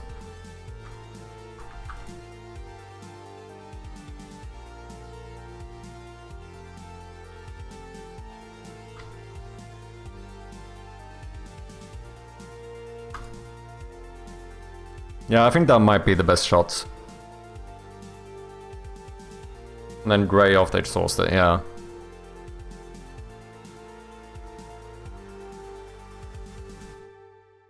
How does interactive differentiate from walls now? They don't. This is the issue, like, I don't have enough colors to do this perfectly. The only way to do it is to implement some of the other shades of red, but I think that's kind of a bad decision. Because all reds look like locked, blocked, uninteracted, whatever, right? Like red always gives a negative impression. So it kinda only works for the locked or in progress state. Does red mean locked or unsolved? Both. Red basically means you're not done with this, if you know what I mean. Like there's something more here.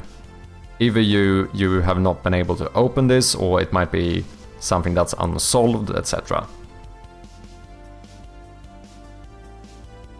Dark red walls for the ominous feeling.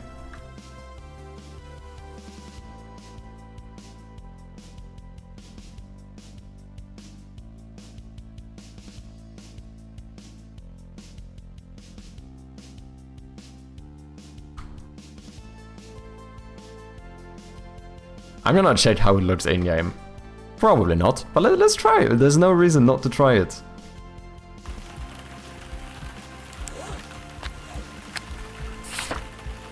Oh shit. You know, I actually need to explore a little bit now to see the map.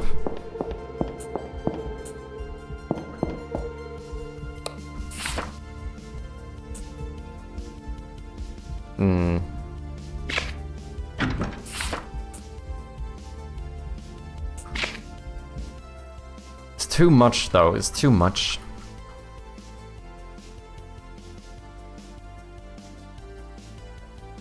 Just make the map the floor plans and let the player figure out himself, yeah.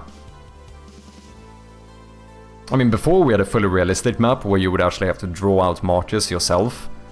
But I kinda... I don't know, I did some playtesting, people didn't really seem to use it in the first place and stuff, so I'm not sure.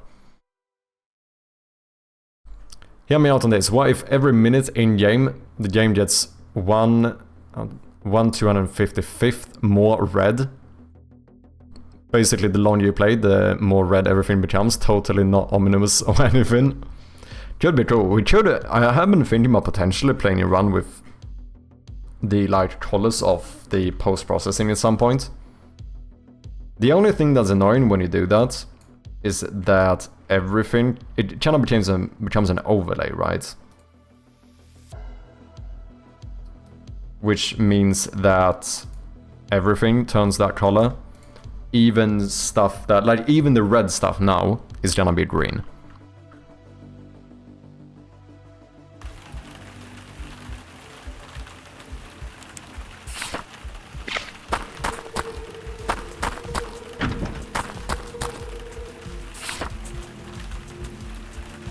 Oh, that one isn't invisible anymore.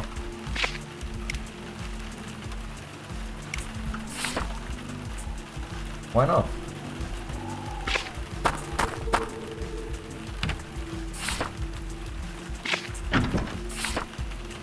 Yeah, the red just disappears on this one.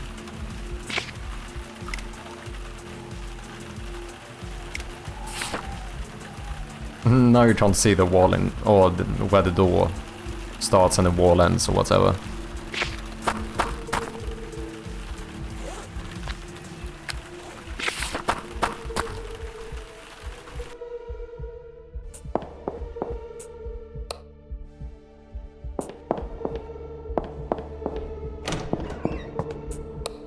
Does change the vibe a lot though.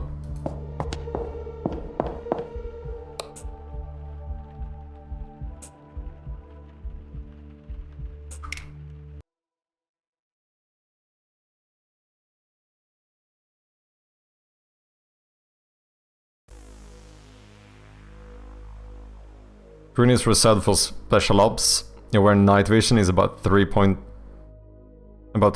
infiltrate infiltrate? There we go, holy shit. The target building, yeah, exactly.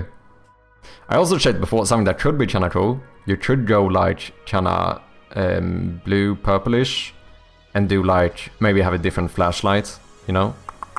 Could be kinda cool.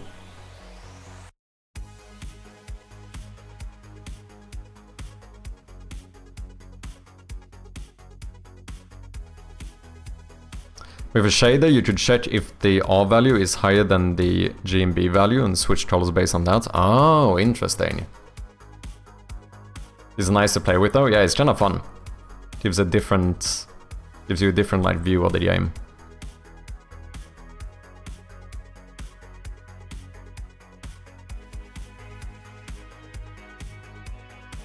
Green is for when you are illegally hacking your thermostats.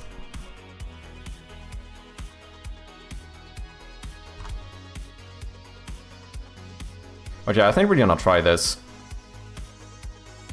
Just keep these. But then I still need to do something here. Where we say something like...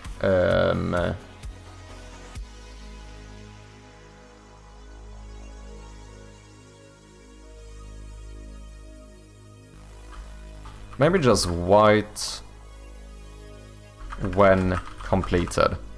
Why not just be descriptive?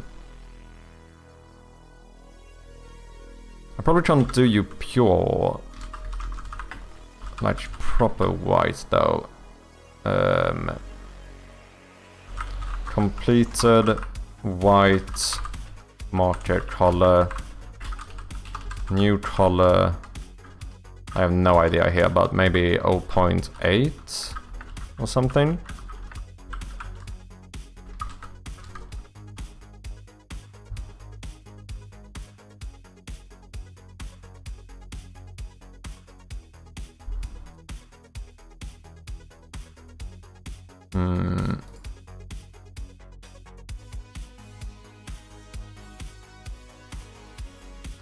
And then just go and check each marker we've done.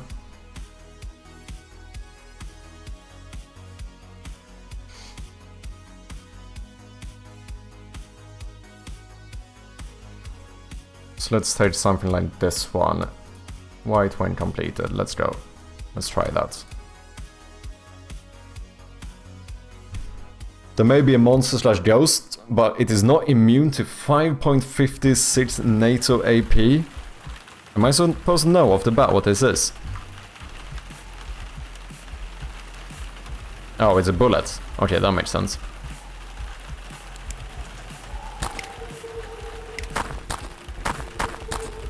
Yeah, I think I need to move...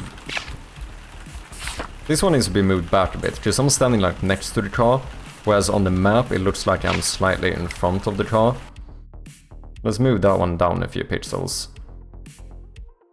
That's in the entrance. Player map position. Let's see, offset. Let's move you down like 3 pixels or something. Maybe move this one down like 6 pixels. Let's see how that looks. Let's just brute force it. See what happens. What was I actually gonna check? Oh, the hatch.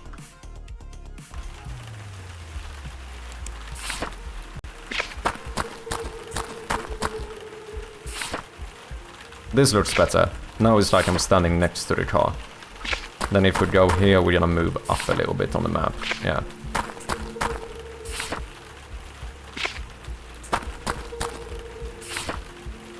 Okay, down like 1 pixel and 2 more to the left. Okay.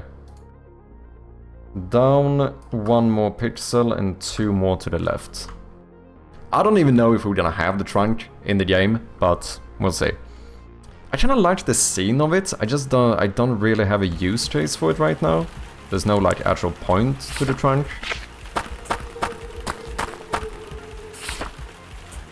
And now you can see the stairs are like white here as well.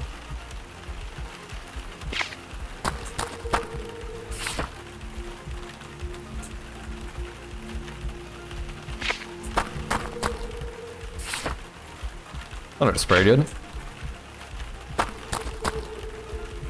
With an elephant playing the trumpet with his trunk in the trunk, okay.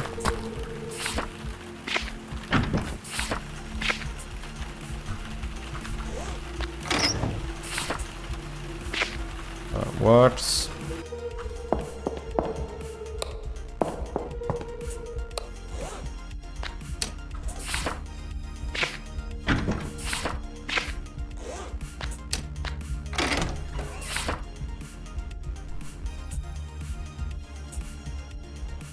That doesn't work, because I never actually implemented the code for this.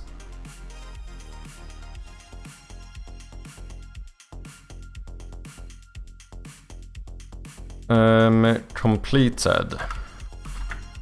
If white when completed, otherwise do this.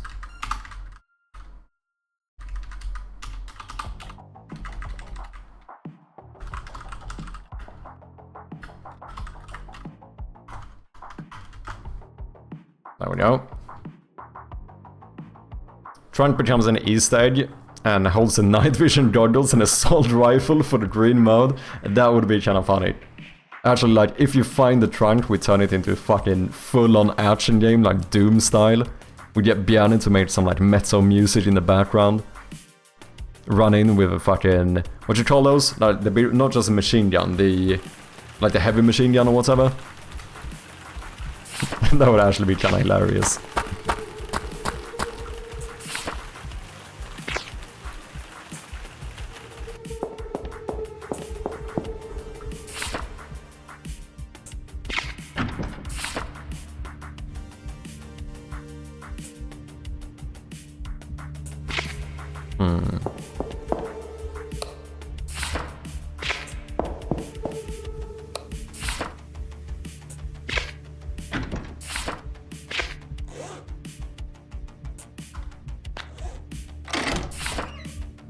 Ooh, that is way too white. Way too white.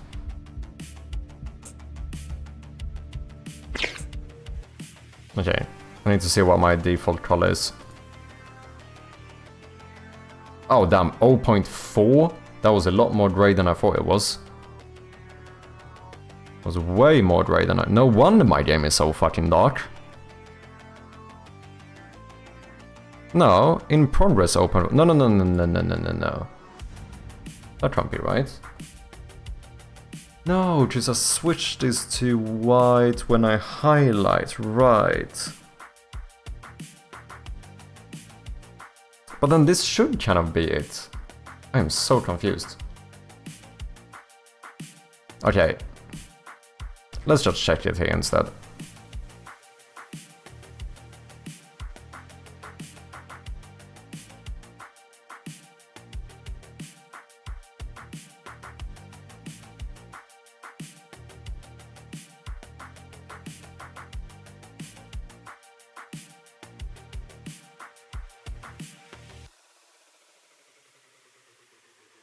That looks good. That is 0.4. How is that possible? 0.4? Oh no, I'm mixing this up. I was looking here. I saw I already used 0.4, but this is the red one. Righty. Okay.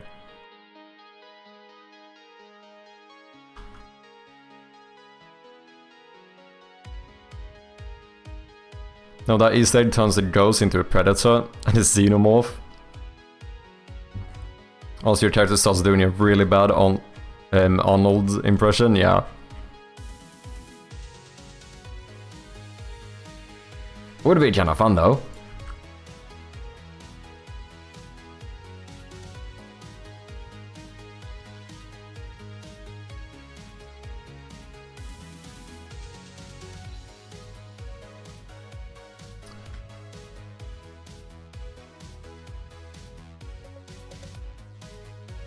You know what I actually could do? Could do this as well. Oh, that's the wrong one.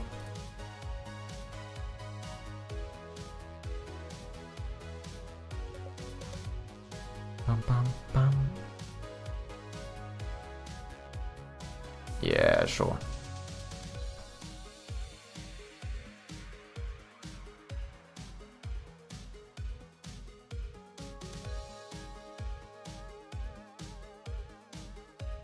Okay, are there any of these that haven't been set up yet? The bathroom door, and I don't think these doors are set up either.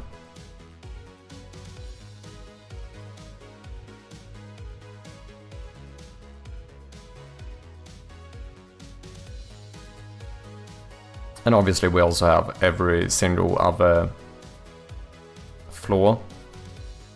As I mentioned, it's gonna be a bit more work with this map, but I think it's gonna be better. It's gonna be better for the game. What did I say? Bathroom, no. Hallway. Door righty.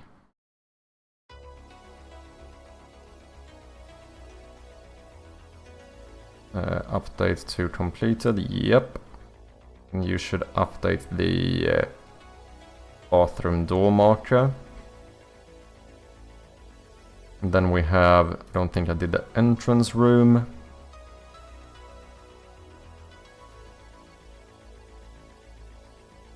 Left one should be this one.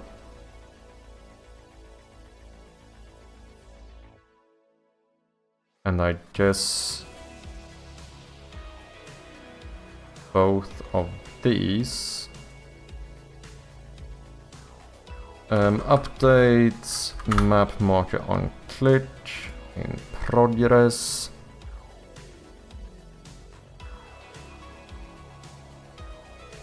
Boom. Okay, now those doors should be sorted out as well.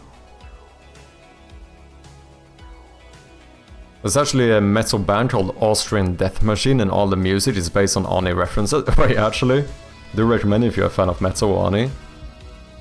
April Fool's DLC update. Could be kind of fun. I was thinking about maybe doing like a DLC with a bunch of like loot boxes, like microtransactions and stuff, pay to win. Like every time you find a locked door, like this one, a little message pops up where it says something like, you know, pay 50 gems to open this door. Do you know what I mean? Kind of been considering it. I feel like it could be a good strat.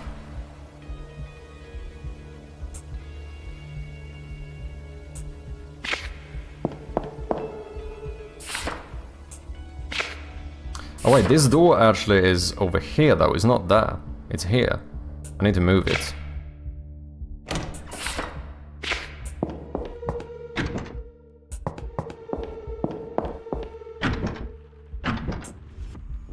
Need to add some shaking to this one as well.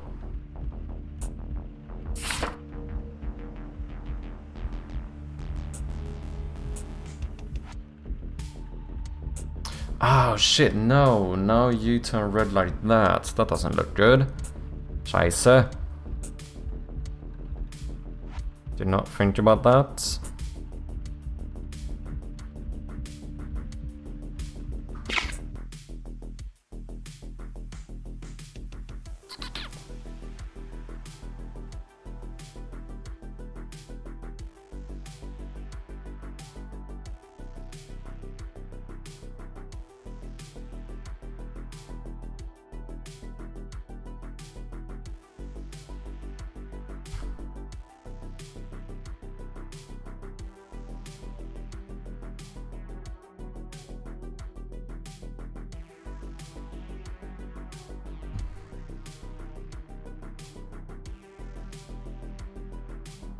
What did I say? Bathroom door.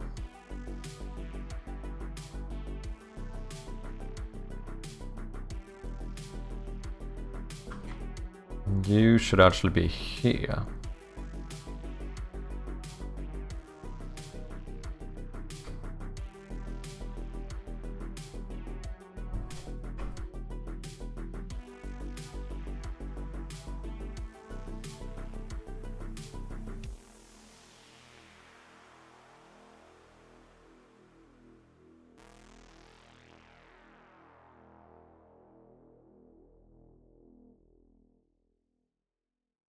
Yep. Feels pretty good.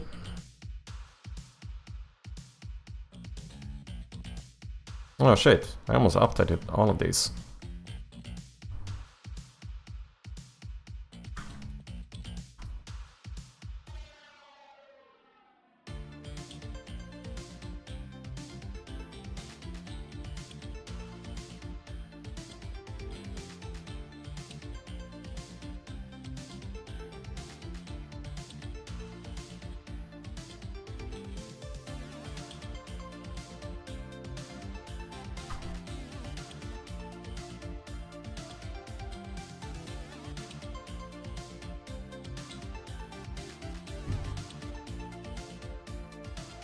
Okay, I'm feeling pretty good about this.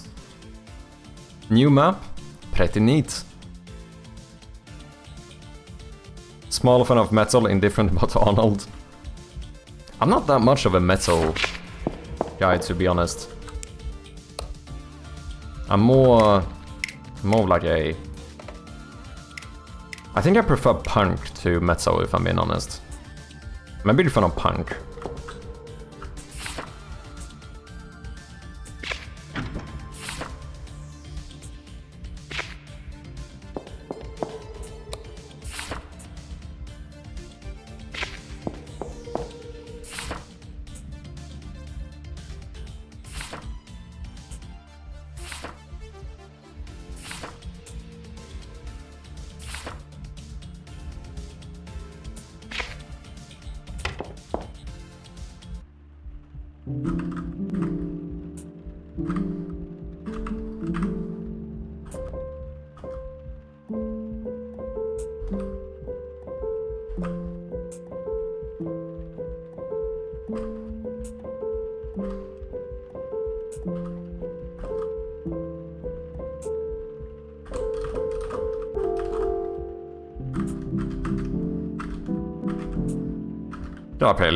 Gotta play a little bit of piano every now and again.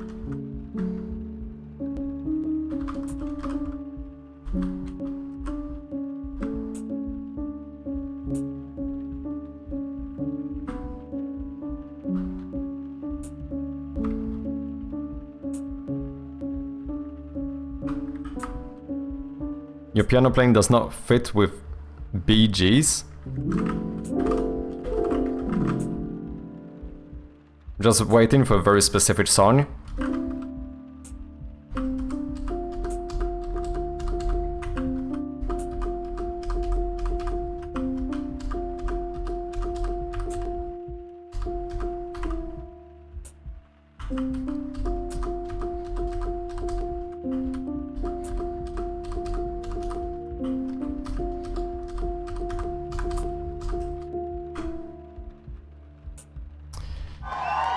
You know, is how we do things around here. Yeah, I know.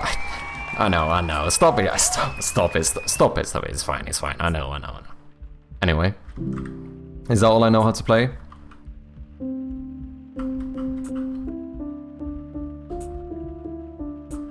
Now it's all I know how to play. Staying alive. Do I know anything else? I don't think I do.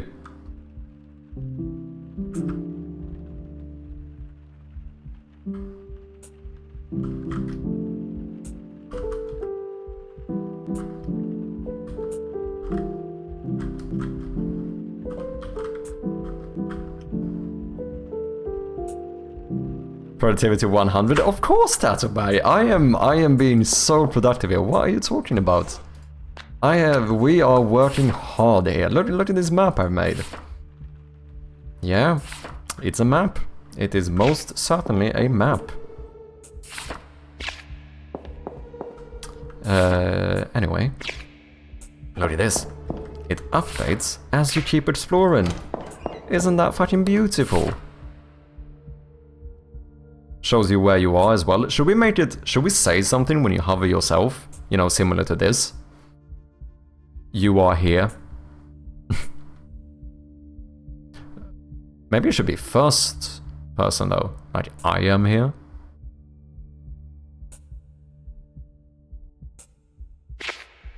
I do think it's gonna be fairly obvious after a while that that's you though.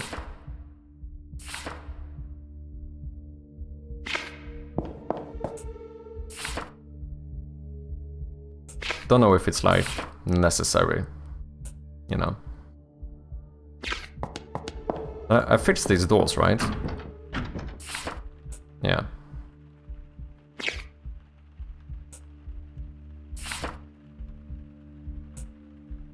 So we just need to make sure to do the same stuff for all of the other floors, which right now don't update. They just give you the full floor immediately.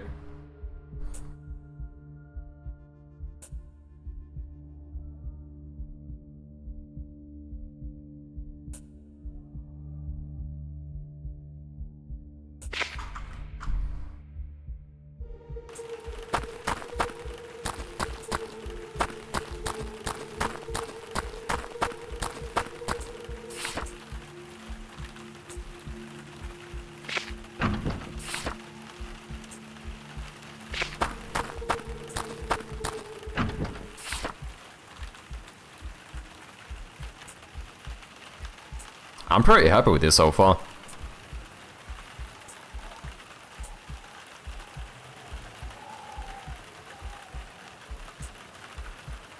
It's definitely gonna be a much more useful map compared to what we had before.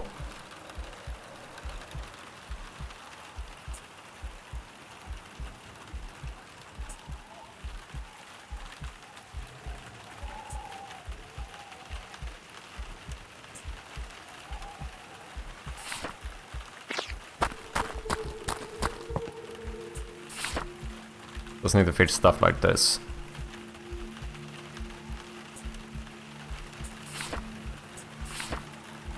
Bluggle 1K forces you to enter focus mode. Let's do it.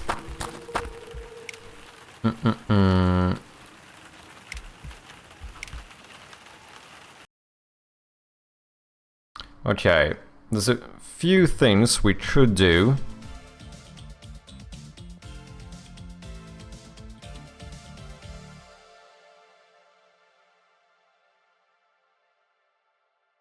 Should sort out a few of the markers. I don't think we have any markers upstairs yet.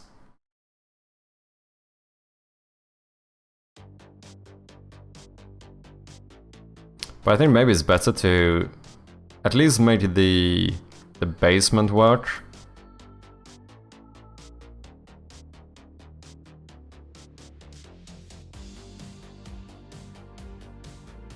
Let's see if we can sort that out quickly. Oh, I need to head. I need to get some dinner soon.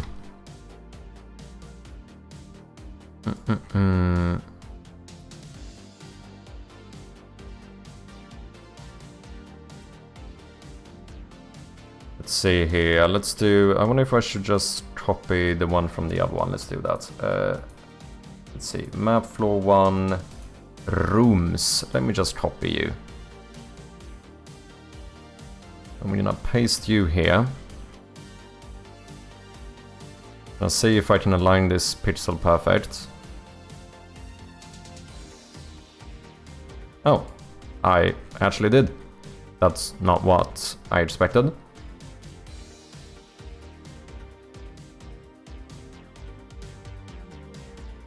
Okay, what are we doing? Basement. Don't need...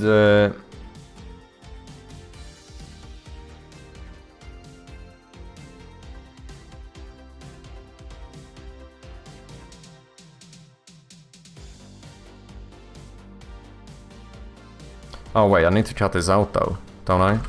Map. Yeah, we don't have the sprites yet. How you doing, Tatsuberg? Hope you've been well. Actually... do I really want to do that? I think I want to do this.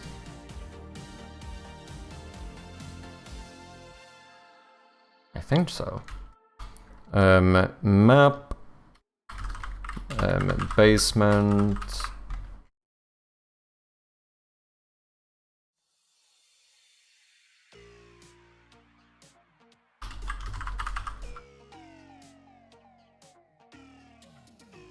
Ah, fuck it. I'm just gonna number these.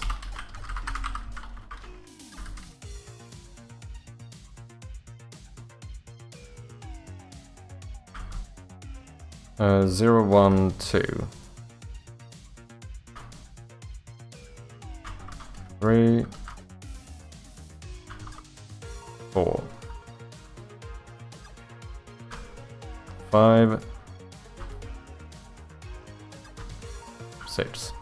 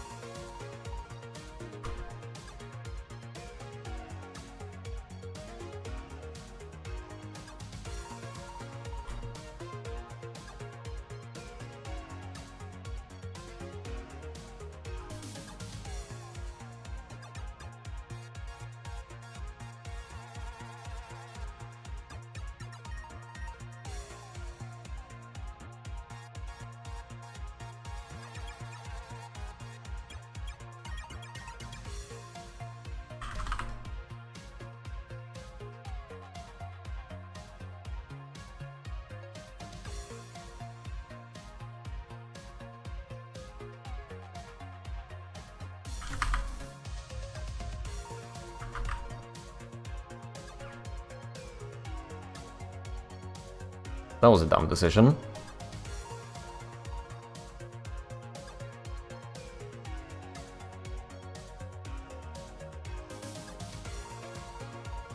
Am I really gonna start doing this again?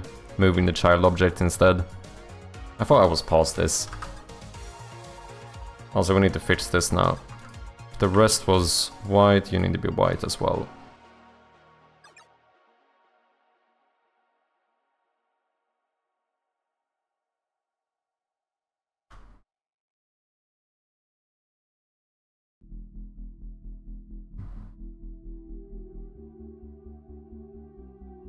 Mm-mm-mm.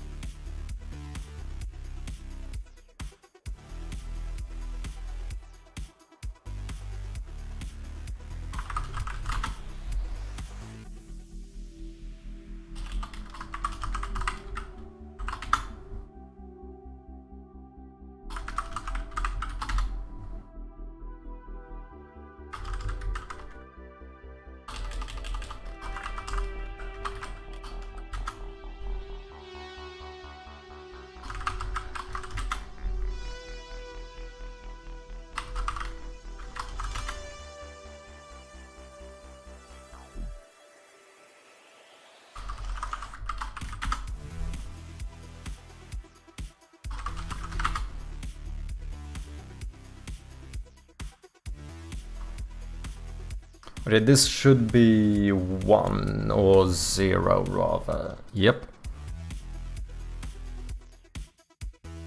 Oh shit, and then we need this one. Should be 2, 1, I mean, yep. I know how things work.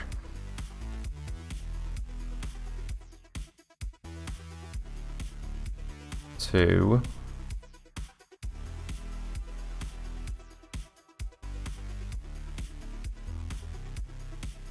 Don't forget to 3. save. Good shout, good shout. I still haven't done that.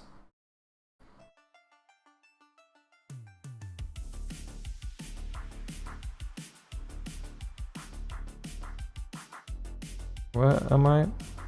Cheers, Pons.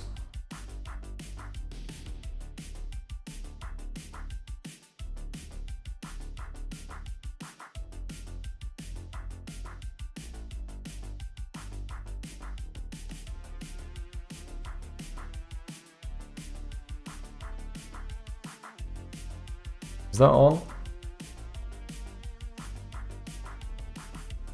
No.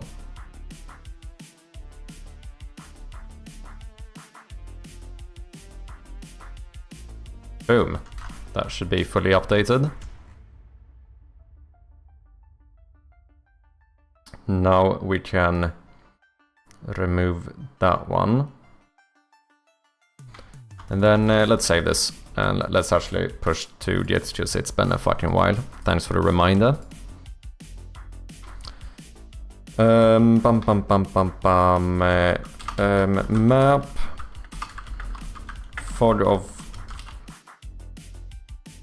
Map fog of war, markers, art, sure.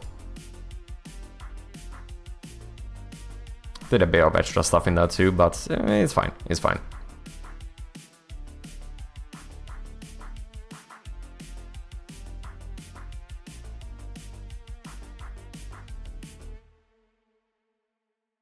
Okay, let's override all of this.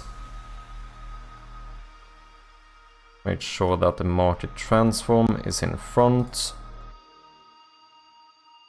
Boo. Holy shit.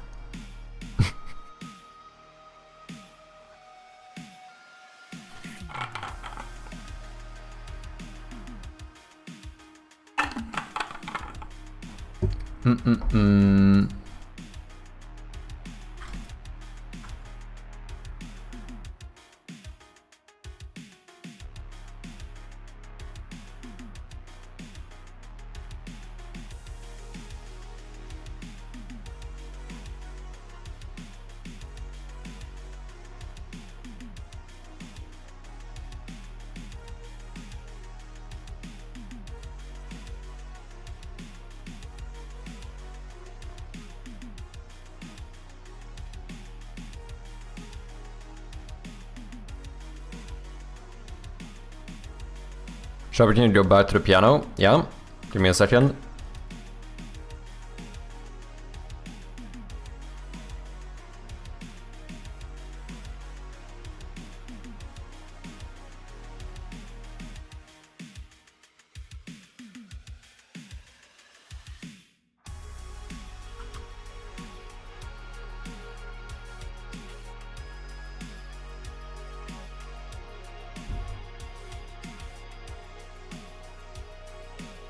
Why am I going back to the piano?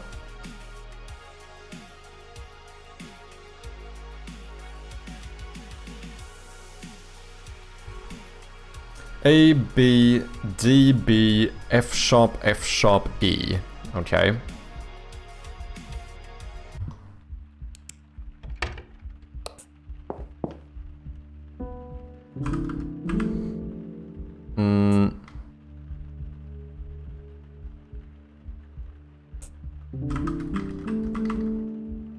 That's annoying.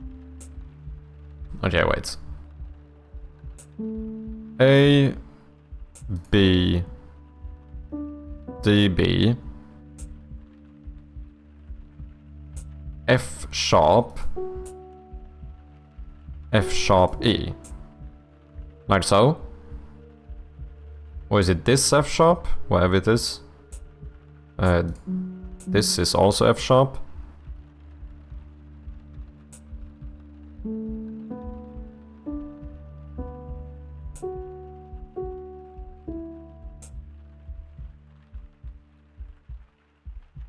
No,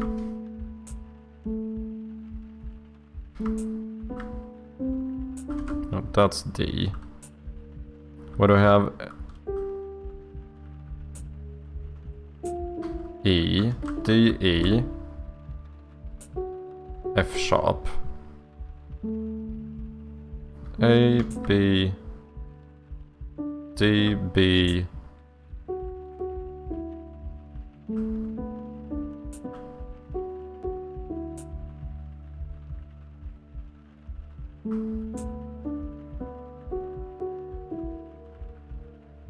I feel like I recognize this.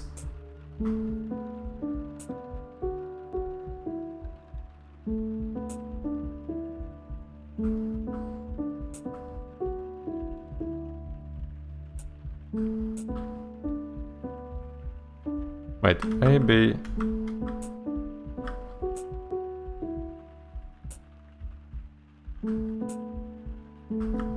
Oh my god. Oh my god, you fucking rickrolled me with my own piano! That's disgusting! Fuck's sake.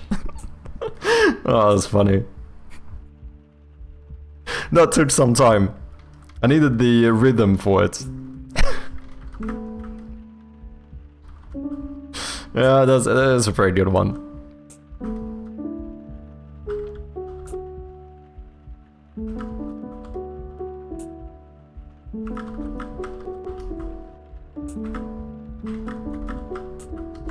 No?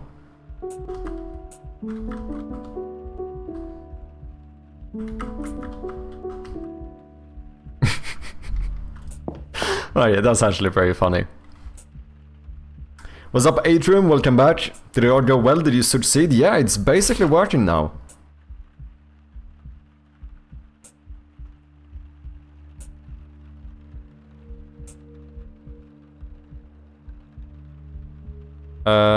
I'm not in the basement. Atrium, why did you break it? It was working perfectly fine. Main floor? I'm not in the main floor. Okay, now we're in the main floor. Upper floor. Oh, I think it's because of... Yeah, I think I know why. Okay, okay. That's fine. It's a non-issue. It's a non-issue. Yeah, we can now go both ways, and let's see if we unlock another floor.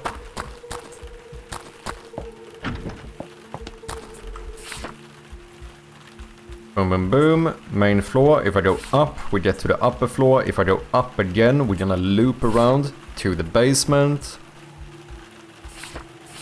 And then if we go here from the upper floor down, we get into the main floor, down, basement, loop around, upper floor. Seems to work. Sorry guys, we have some ads coming up. Take this clip and right when you get it, transition into the song. Dude, that would actually be a pretty damn good clip. What's up, Devious Oatmeal? Hope you've been well, man. I rickrolled my first stream. I'm gonna have to admit, that's a very good rickroll as well. Might be one of the better ones.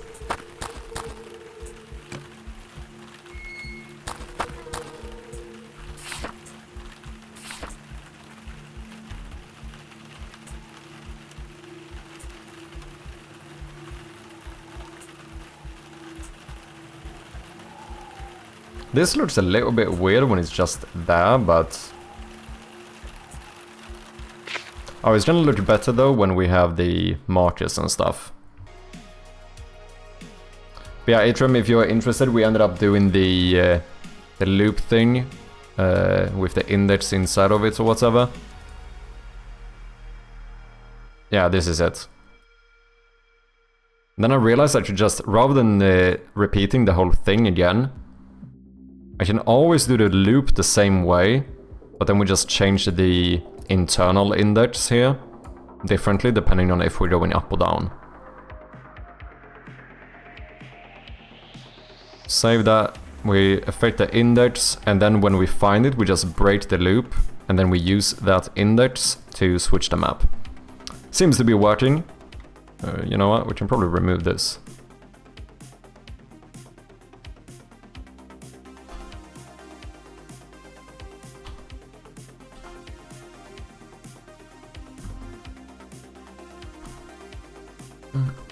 Oh yeah, so the issue we saw before, I think, is because I default the current map index to 1. But I actually started on floor 2. So we could actually make this a little bit more simple. What do you mean, Lupo? Seems to be working? It seems like it. First instinct seeing that code is just audibly going... Oh, okay, come on, man. Maybe I do default you to 1. But then we do something in awake. Or maybe start.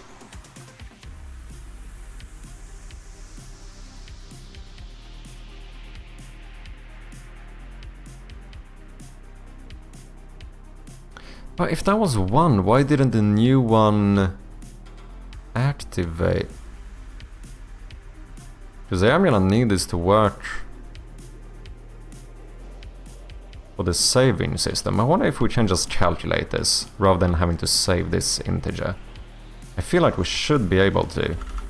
Like if we just do like a private void start and then we say that the current map index should be equal to the room manager dot current floor.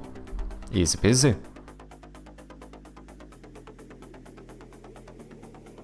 Which is probably gonna be 1 anyway. Because when do I update that? It's only when I trigger a new room, isn't it? Which I don't think I trigger when I start the game. Do I on-start? Game started event. Current room equals room. We could here just say current floor is equal to room dot play map position dot z. So now we've immediately as you start the game, we update the current floor as well. Since you initialized earlier, I think this might be fine. Let's try that and see what happens. Good enough, but it just activated a neuron I didn't know I had. Wanna learn something cool? What's up?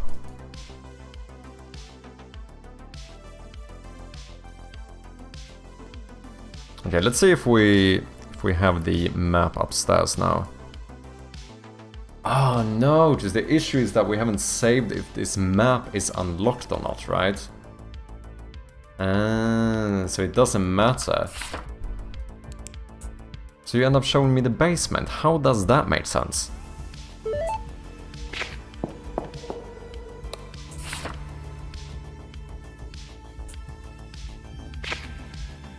Ads should be over. Ooh. What happened here? What happened here?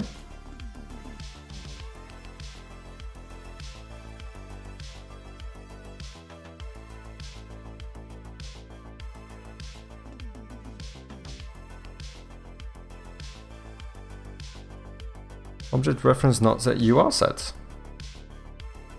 77 image.color. That should happen in awake.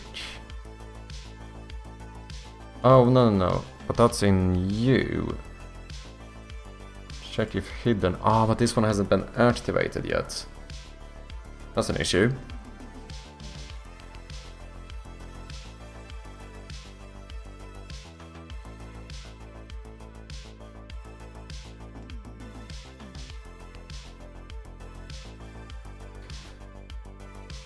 Map marker.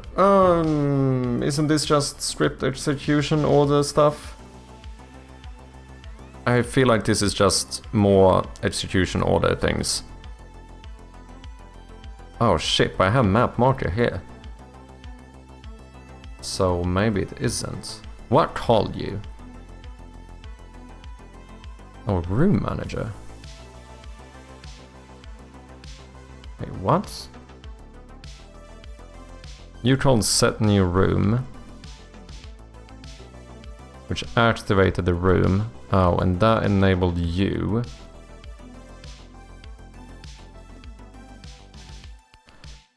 Ah, what if I force this one to initialize? Oh wait, you are not equal to null. Check if hidden. Oh no, I just made this function. Change state.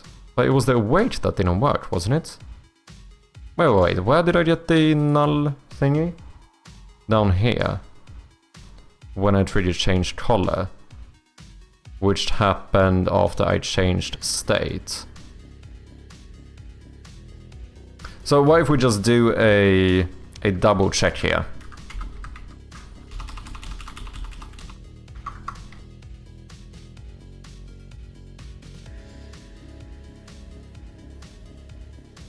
Where we just say if image is equal to null, then image equals get component image. This is something I need to remember more that I can do. Like the fact that I can, rather than trying to make sure that a certain script gets initialized correctly, I can just like force initialize it when I need it to work. Right?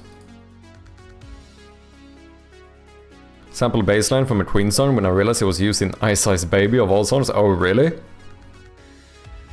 Before you do the loop, make a new variable. Int offset is equal 1. Okay, if 1 is true, then it's 1. Oh, sorry, if up is true, then 1. Otherwise, maps... Ah, yeah, true. We could just use a ternary operator and... No. Wait, int offset.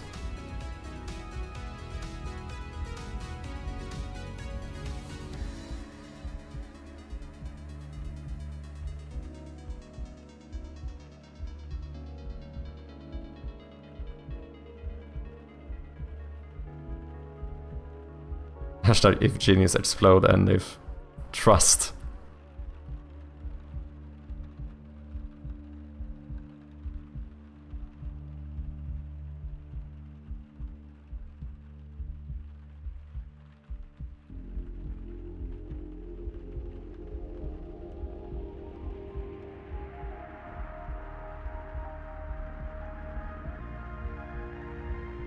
Well, you would...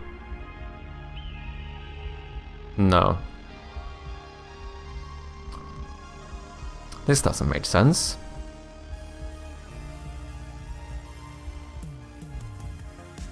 You set an offset equal to 1 or maps length minus 1. Ah, I see. Which is then here you can just pass in the offset.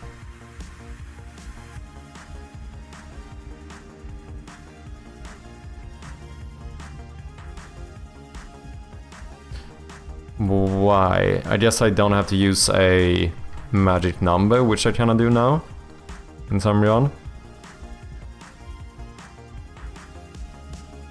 No need for the if else? No. Because the ternary operator will fuck me over otherwise. Won't it? Oh, sorry, the modulo. Since these work different here. It will work. I don't trust. Wait, int offset equals to, if up is true, maps.length minus 1. I know I don't need to use these parentheses.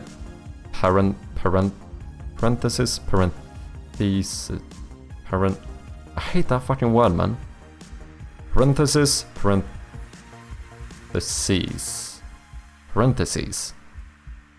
for some reason I kind of like doing it.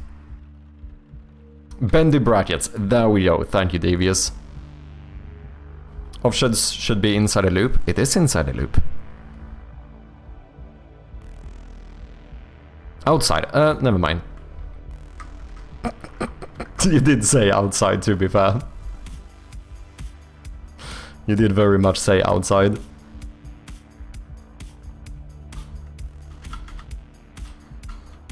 Okay, and then index should be equal to...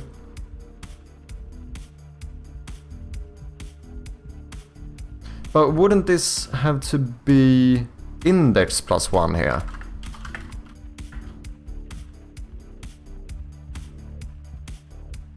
Wait, shouldn't I pass in this entire thing? Okay, I'm gonna try to trust. And we'll see what happens here. Huh? The scary thing about following Atrium's code is that it never gives you the entire thing at once. You do it one step at a time and you have no idea where you're gonna end up. Okay, wait, we have the offset. Index plus offset. But then...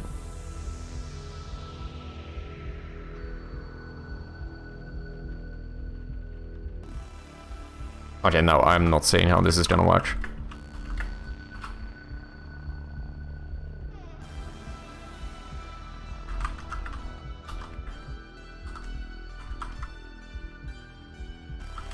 Index sum of it modular map length.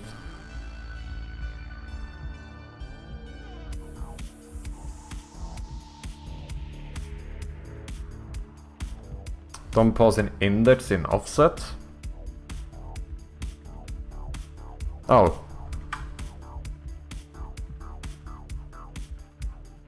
Cheers. Okay, so index will now be index plus the offset, which is either plus 1, which is what we did here, or it's gonna be plus map length minus 1.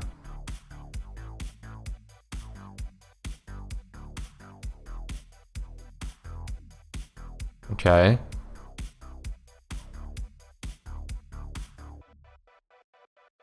If you're on page 1, you do 1 plus 4 minus 1. This becomes 4. 4 modulo 4 becomes 0.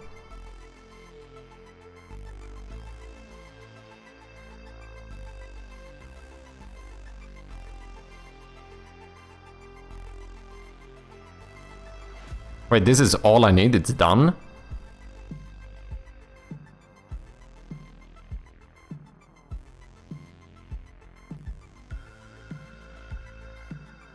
Okay. No. No, this can't be the case.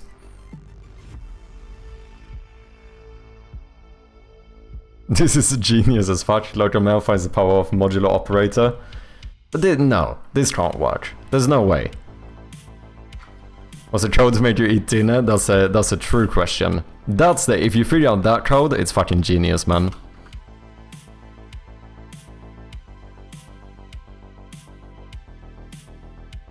Index is okay. If I'm looking at the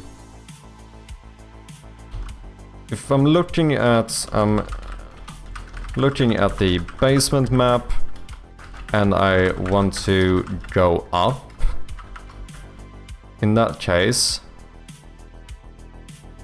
the index will be 0. So this will be equal to 0. Since I'm going up, it will be 0 plus 1. Modulo maps.length, which is going to be 4. This means that index must be equal to... So this is 1 modulo 4. Which is 1. So that's gonna be fine all the way up. If I'm looking at the attic and I want to go up, then this is going to be 3 plus 1, which is 4. 4 modulo 4 is gonna be 0, and we're gonna loop it back again. Okay. So that's all fine and dandy, because we basically do this thing. But now, the thing that Atrium obviously messed up here is the fact that when we go down, this is obviously not gonna work. So if we are looking at the... Let's say we're looking at the upper hall, or upper floor, and we want to go down. In that case, the current index is going to be 2. We're gonna do... But then it's plus offset, so it's actually plus...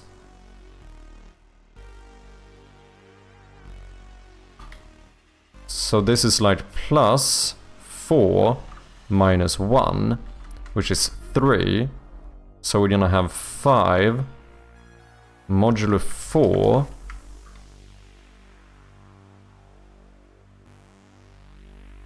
which is gonna give me 1. So then I do go down 1. Okay. So that actually does work. However, obviously, the place where Atrium fucked up is when we have to loop all the way around. That is obviously gonna be where he messed it up. So if we are looking at the basement map and we want to go down, then we are currently looking at 0. And we're gonna do this plus map length minus 1. Oh, so this is always... Oh yeah, this is always gonna be 3. So plus 3 modulo 4.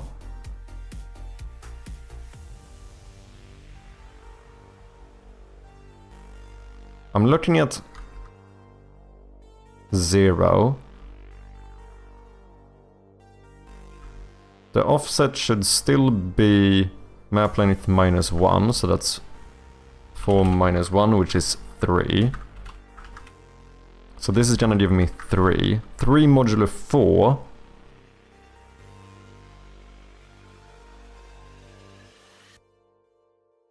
Is 0, isn't it?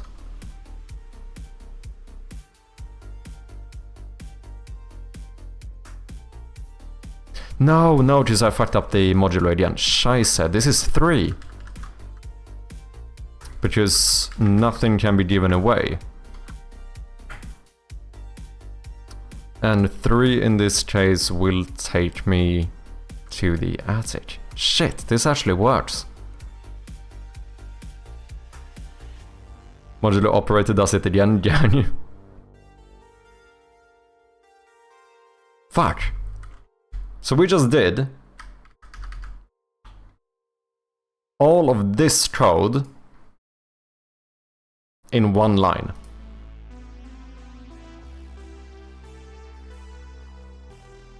You know what?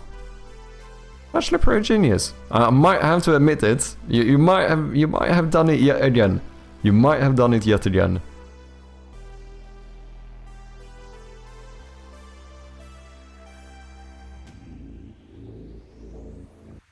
Versatile dinner is super underrated. I wouldn't mind. I should have a full English breakfast right now. Why does it need to be map length minus 1?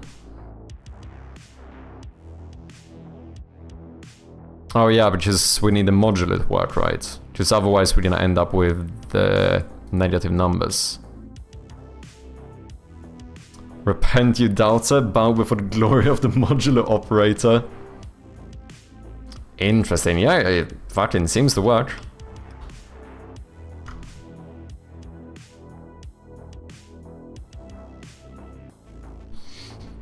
There's no way I would figure out that code. No fucking way, man. Dark Inferno, thank you very much for the follow. Okay, let's make sure this actually works. It might work in theory, but we also need to make sure it works in practice. These are two very different things, you know?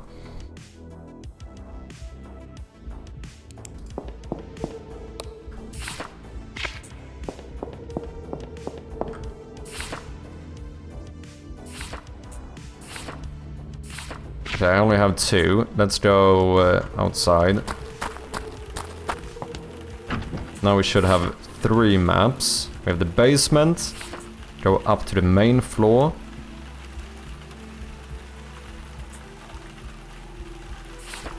Upper floor, and now we should wrap around to the basement, which it does. If we go here, we go down main floor, basement, and now we should wrap around to the upper floor again. Fuck, it actually works. GG, man.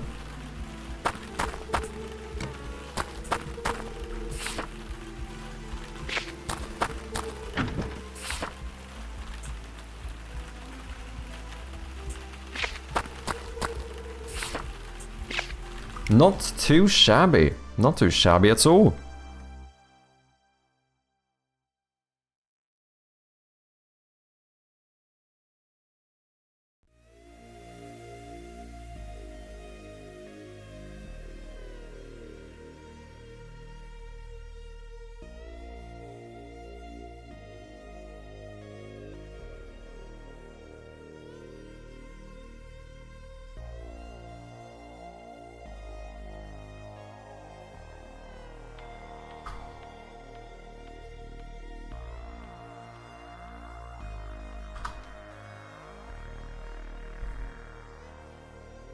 I do have something similar in my code base, just had to remember it. Don't remember where I have it, I just know that specific math function.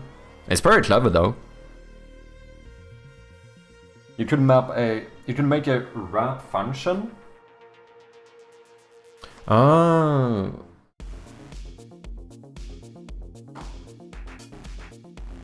Yeah, I suppose that's true.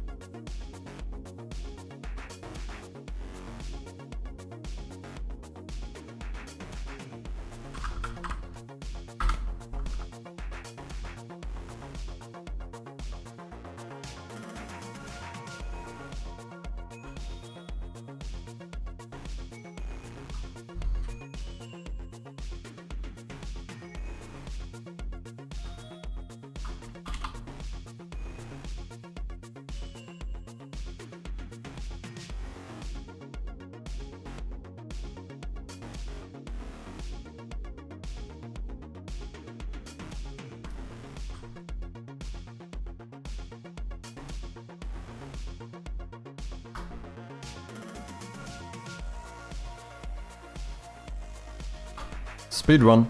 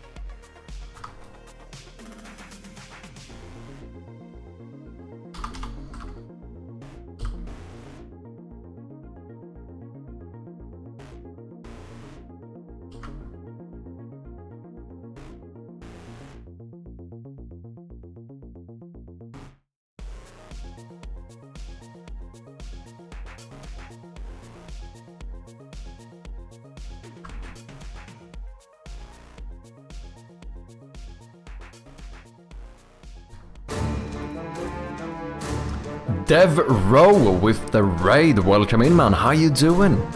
Hope you had a good stream. What have you been up to? Are you a fellow developer? Sounds like it from the name. If there's anything you want to share or show, let me know and I'll check it out. Irregular Human, how you doing? Boom, welcome in. Are you as mad as they say? I'm probably a bit madder. Big shout out to DevRoad and check him out if you haven't, guys. For anyone who's coming in, if you don't know me, I go by Madchirpy and I'm currently working on a point-and-click horror game called Shroud of Gloom. Hazelmut Games, welcome in as well. If you guys want to get a better idea of what the game is like, then here's a little teaser for you.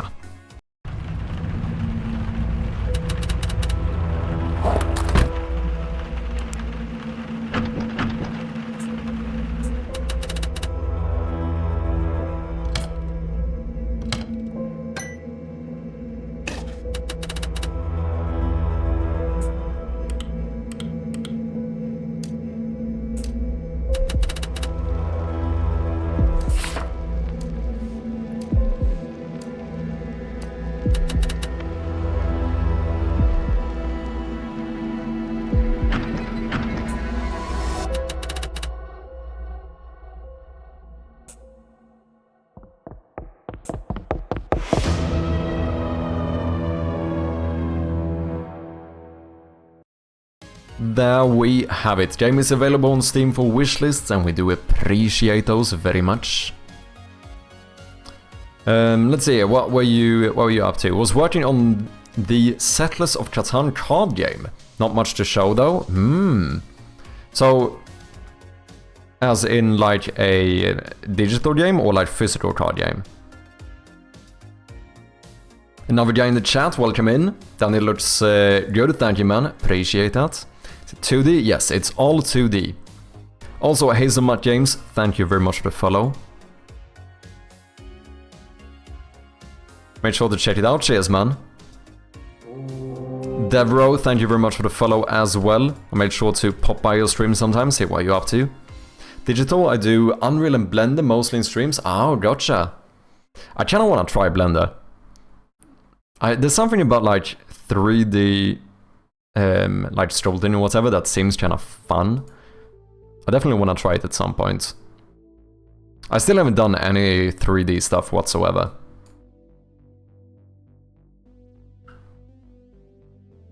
Hope you've been well too, Irregular. Nice to see you as always.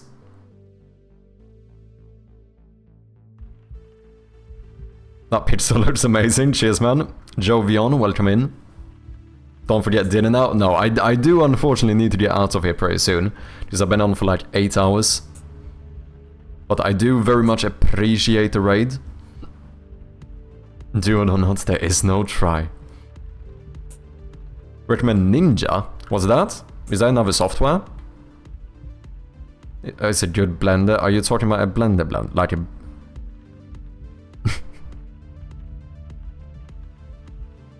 Doing pretty good, thanks for asking. Just survived Gamescom. Oh, nice. Yes, Miss Chirpy agreeing here. Doesn't, then you're getting scammed. Fair enough, fair enough. Had to, no worries. I'd love to stay and catch more of the stream, but I gotta get some sleep before work. I'll catch another stream, hopefully. Have a good one. Thank you very much, Hazelmont. Thank you for dropping by with the raid, and yeah, I hope to see you another time. Have a good night, man. I should show you one of my Blender models if you want. Yeah, for sure, man. Absolutely. Either if you can just link it in the chat, or you can, I have it like show your work channel in the Discord. You can throw it there as well if you want to. Either or. Happy wife, happy life. Gotta make sure Mr. Chirpy is happy.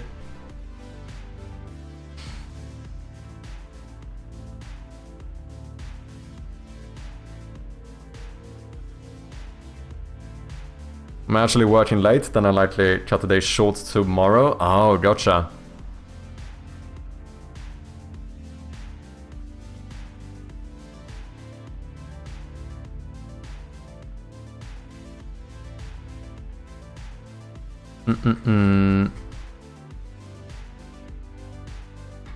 Okay, let me check this out.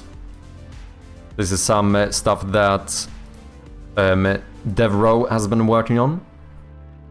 Damn, this looks sick, man.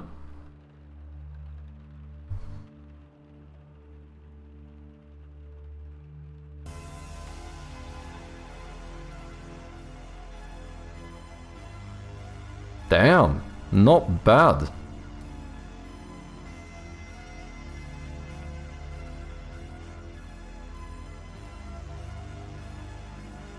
There's a little texture and stuff going on here as well. It looks very nice. How long does something like this take for you to make? Just out of curiosity, as someone who's never worked in like with 3D sculpting before.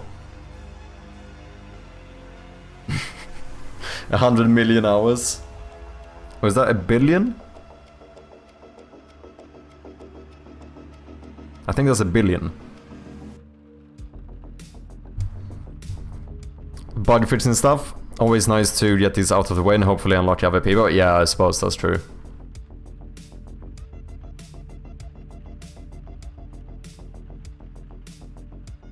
One of those like a day? Damn, that's not bad, man. I should have expected more. Few years of experience and all in hard surface modeling. Hard surface modeling. That's intuitive, right? Like, I mean, that basically means what it sounds like, right? Anything that quite literally has a hard surface. So what soft surface modeling would be the opposite, I suppose, which would be making stuff like a pillow. Is a pillow soft surface modeling? What's soft surface modeling? Water. Modeling water?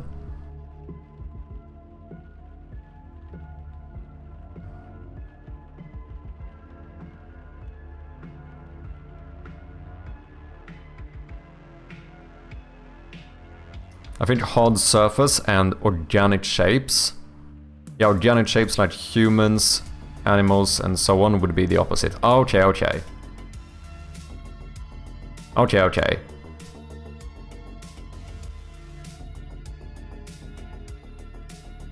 Yeah, that made sense. Interesting. Dude, I really want to try. I think at some point whether we do like a full-on commercial project or not, that's one question, but I think at some point I definitely want to try make some tiny little 3D game and maybe try a bit of 3D modeling.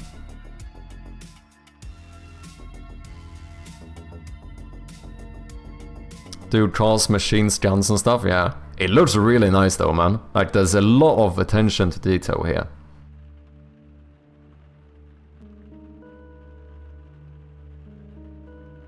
I mostly make hands. I've done it 4 times now. Yeah, I didn't see one that you, or 2 I think you shared in the Discord.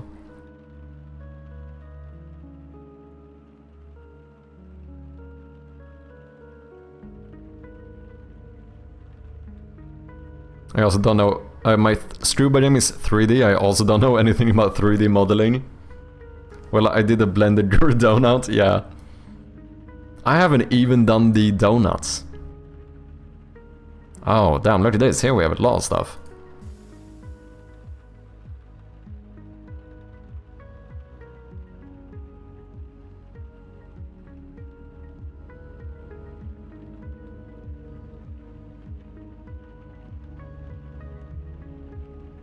Damn, not bad, man. So, you said you've done this for a few years of experience. Do you do this professionally as well?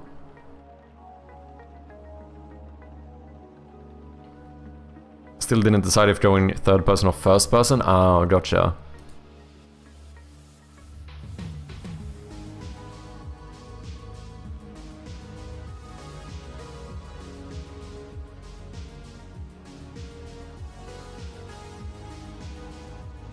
Yeah, this looks really nice, man.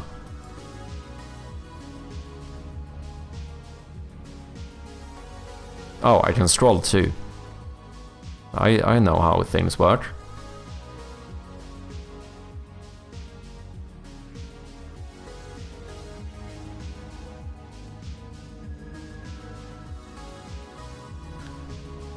I'm a former IT guy signing a contract.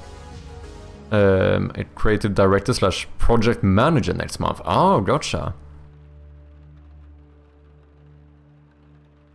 Tested 2D versus 3D, and 3D makes it much better. I think first person will be better than third person, but didn't prototype that. Okay. Yeah, this looks really nice, man.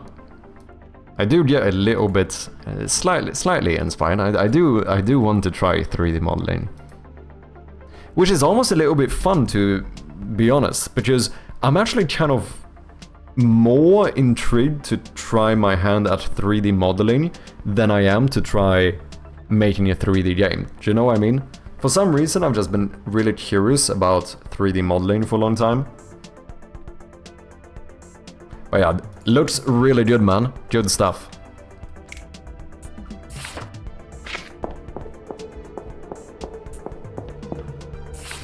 We've been working on this new map for the game here, which is basically, you know, one of these like fog of war type maps. So we're gonna explore the map more as you go on.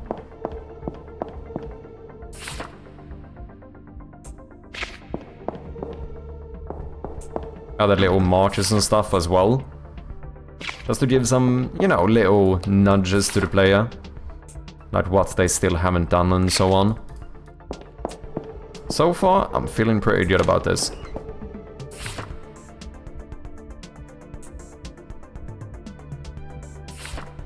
I think it's the best map we've done so far.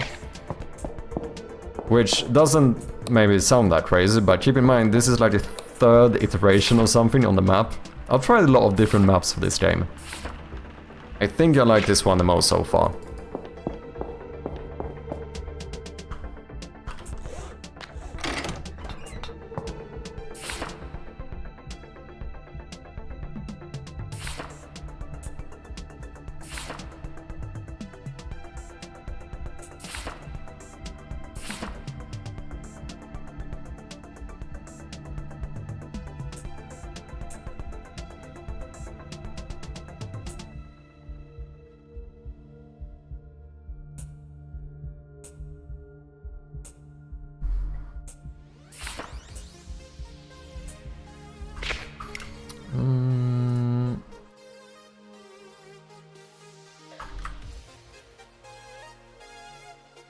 Let me actually do that. Good morning, what's up Just? How you doing? Well, are you up to date, Chubster? I have been pretty much spending the entire day on this map. Sorting out the Fog of War stuff as well as sorting out some more markers and so on. But no, fairly productive day to be honest.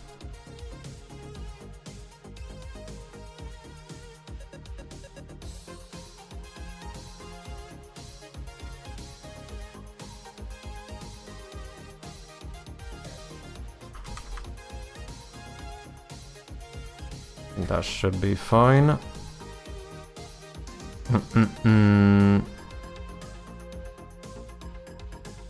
Still have to add some markers and stuff to the upper floor, and we need to sort out the attic. But overall, this is definitely taking shape.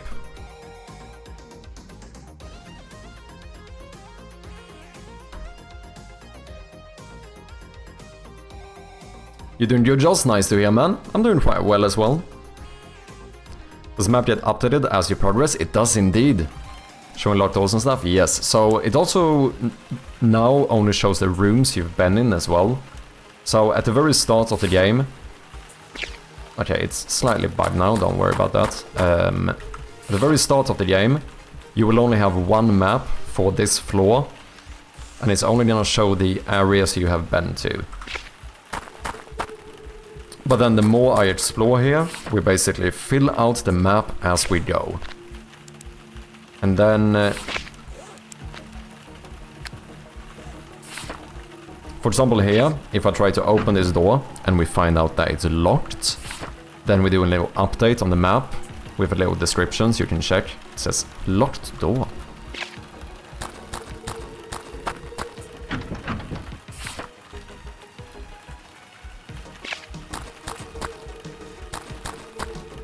Basically, the more we keep on going, the more we're gonna explore the map, which I think is better. Before I would show like the entire map from the get-go, which obviously removes a lot of the exploration of the game.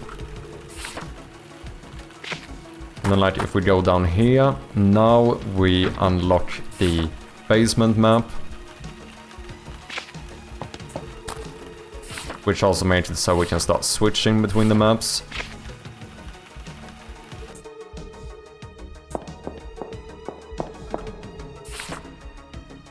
Start filling in the rooms once you're inside.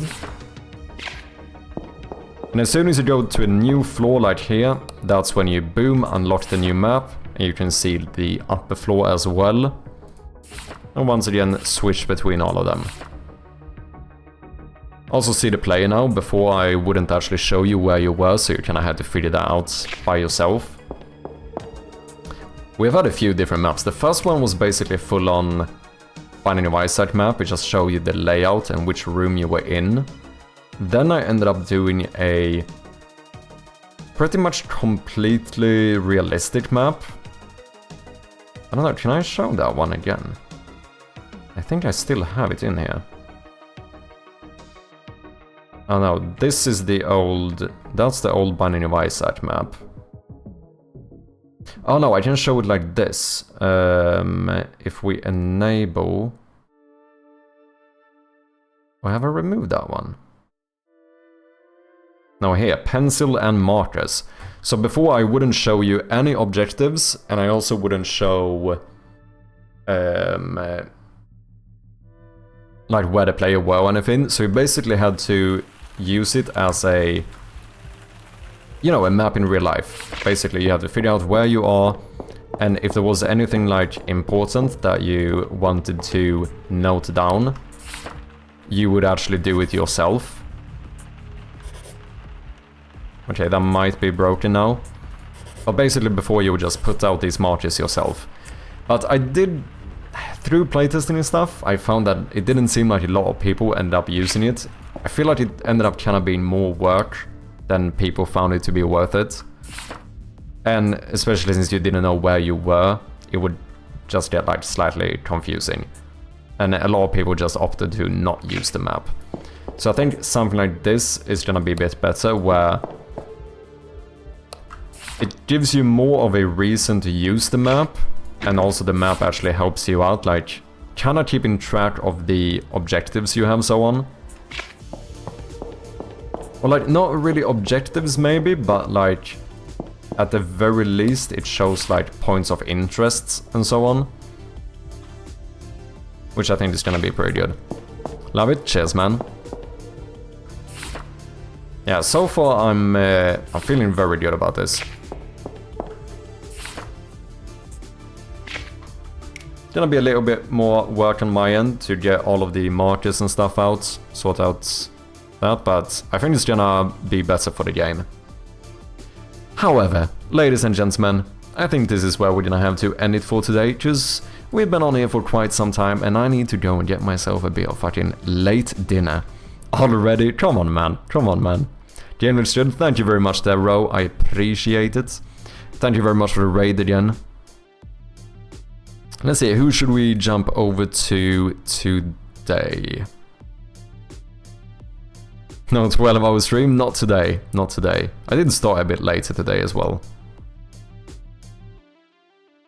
Time to stretch. Okay.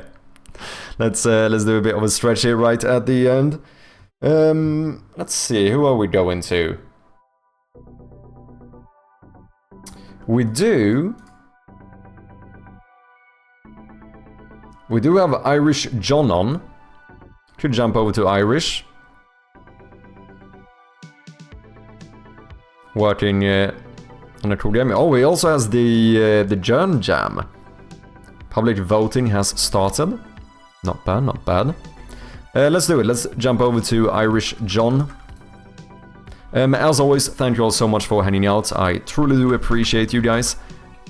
Shout out to all the raids today as well. We had Devro, we had Nujank, we had Omni Digital Tech. There we go, I know how to speak. Yeah, of course, of course. Thank you very much, guys. We also had Gaz with the Prime subscription and Anonymous Gifter with 11 gifted subs. Thank you very much, appreciate it. If anyone hasn't, of course, make sure to wishlist Shroud of Gloom. If you've been enjoying the stream, click that little heart thingy below here, you know, and then maybe I'll see you again. If you want to connect more with the community, join the Discord. Last but not least, if you miss me too much, go and check out my latest devlog on YouTube. But yeah, that will be it for me today. So let's jump over to none other than Irish John James. Throw that chirpy raid in the chat. Did I miss the Jans? What's up, Josh? How are you doing? Hope you're doing well. GG's. I will be back on Friday again, as per usual. And like I said, next week might be a bit weird. We're having some workers here in the building, so might be someday where maybe I push the stream back or forward a day or something. We'll see, but I'll keep you posted on Discord. Other than that, as I said, thank you all so much for hanging out, and I'll see you next time. Cheers.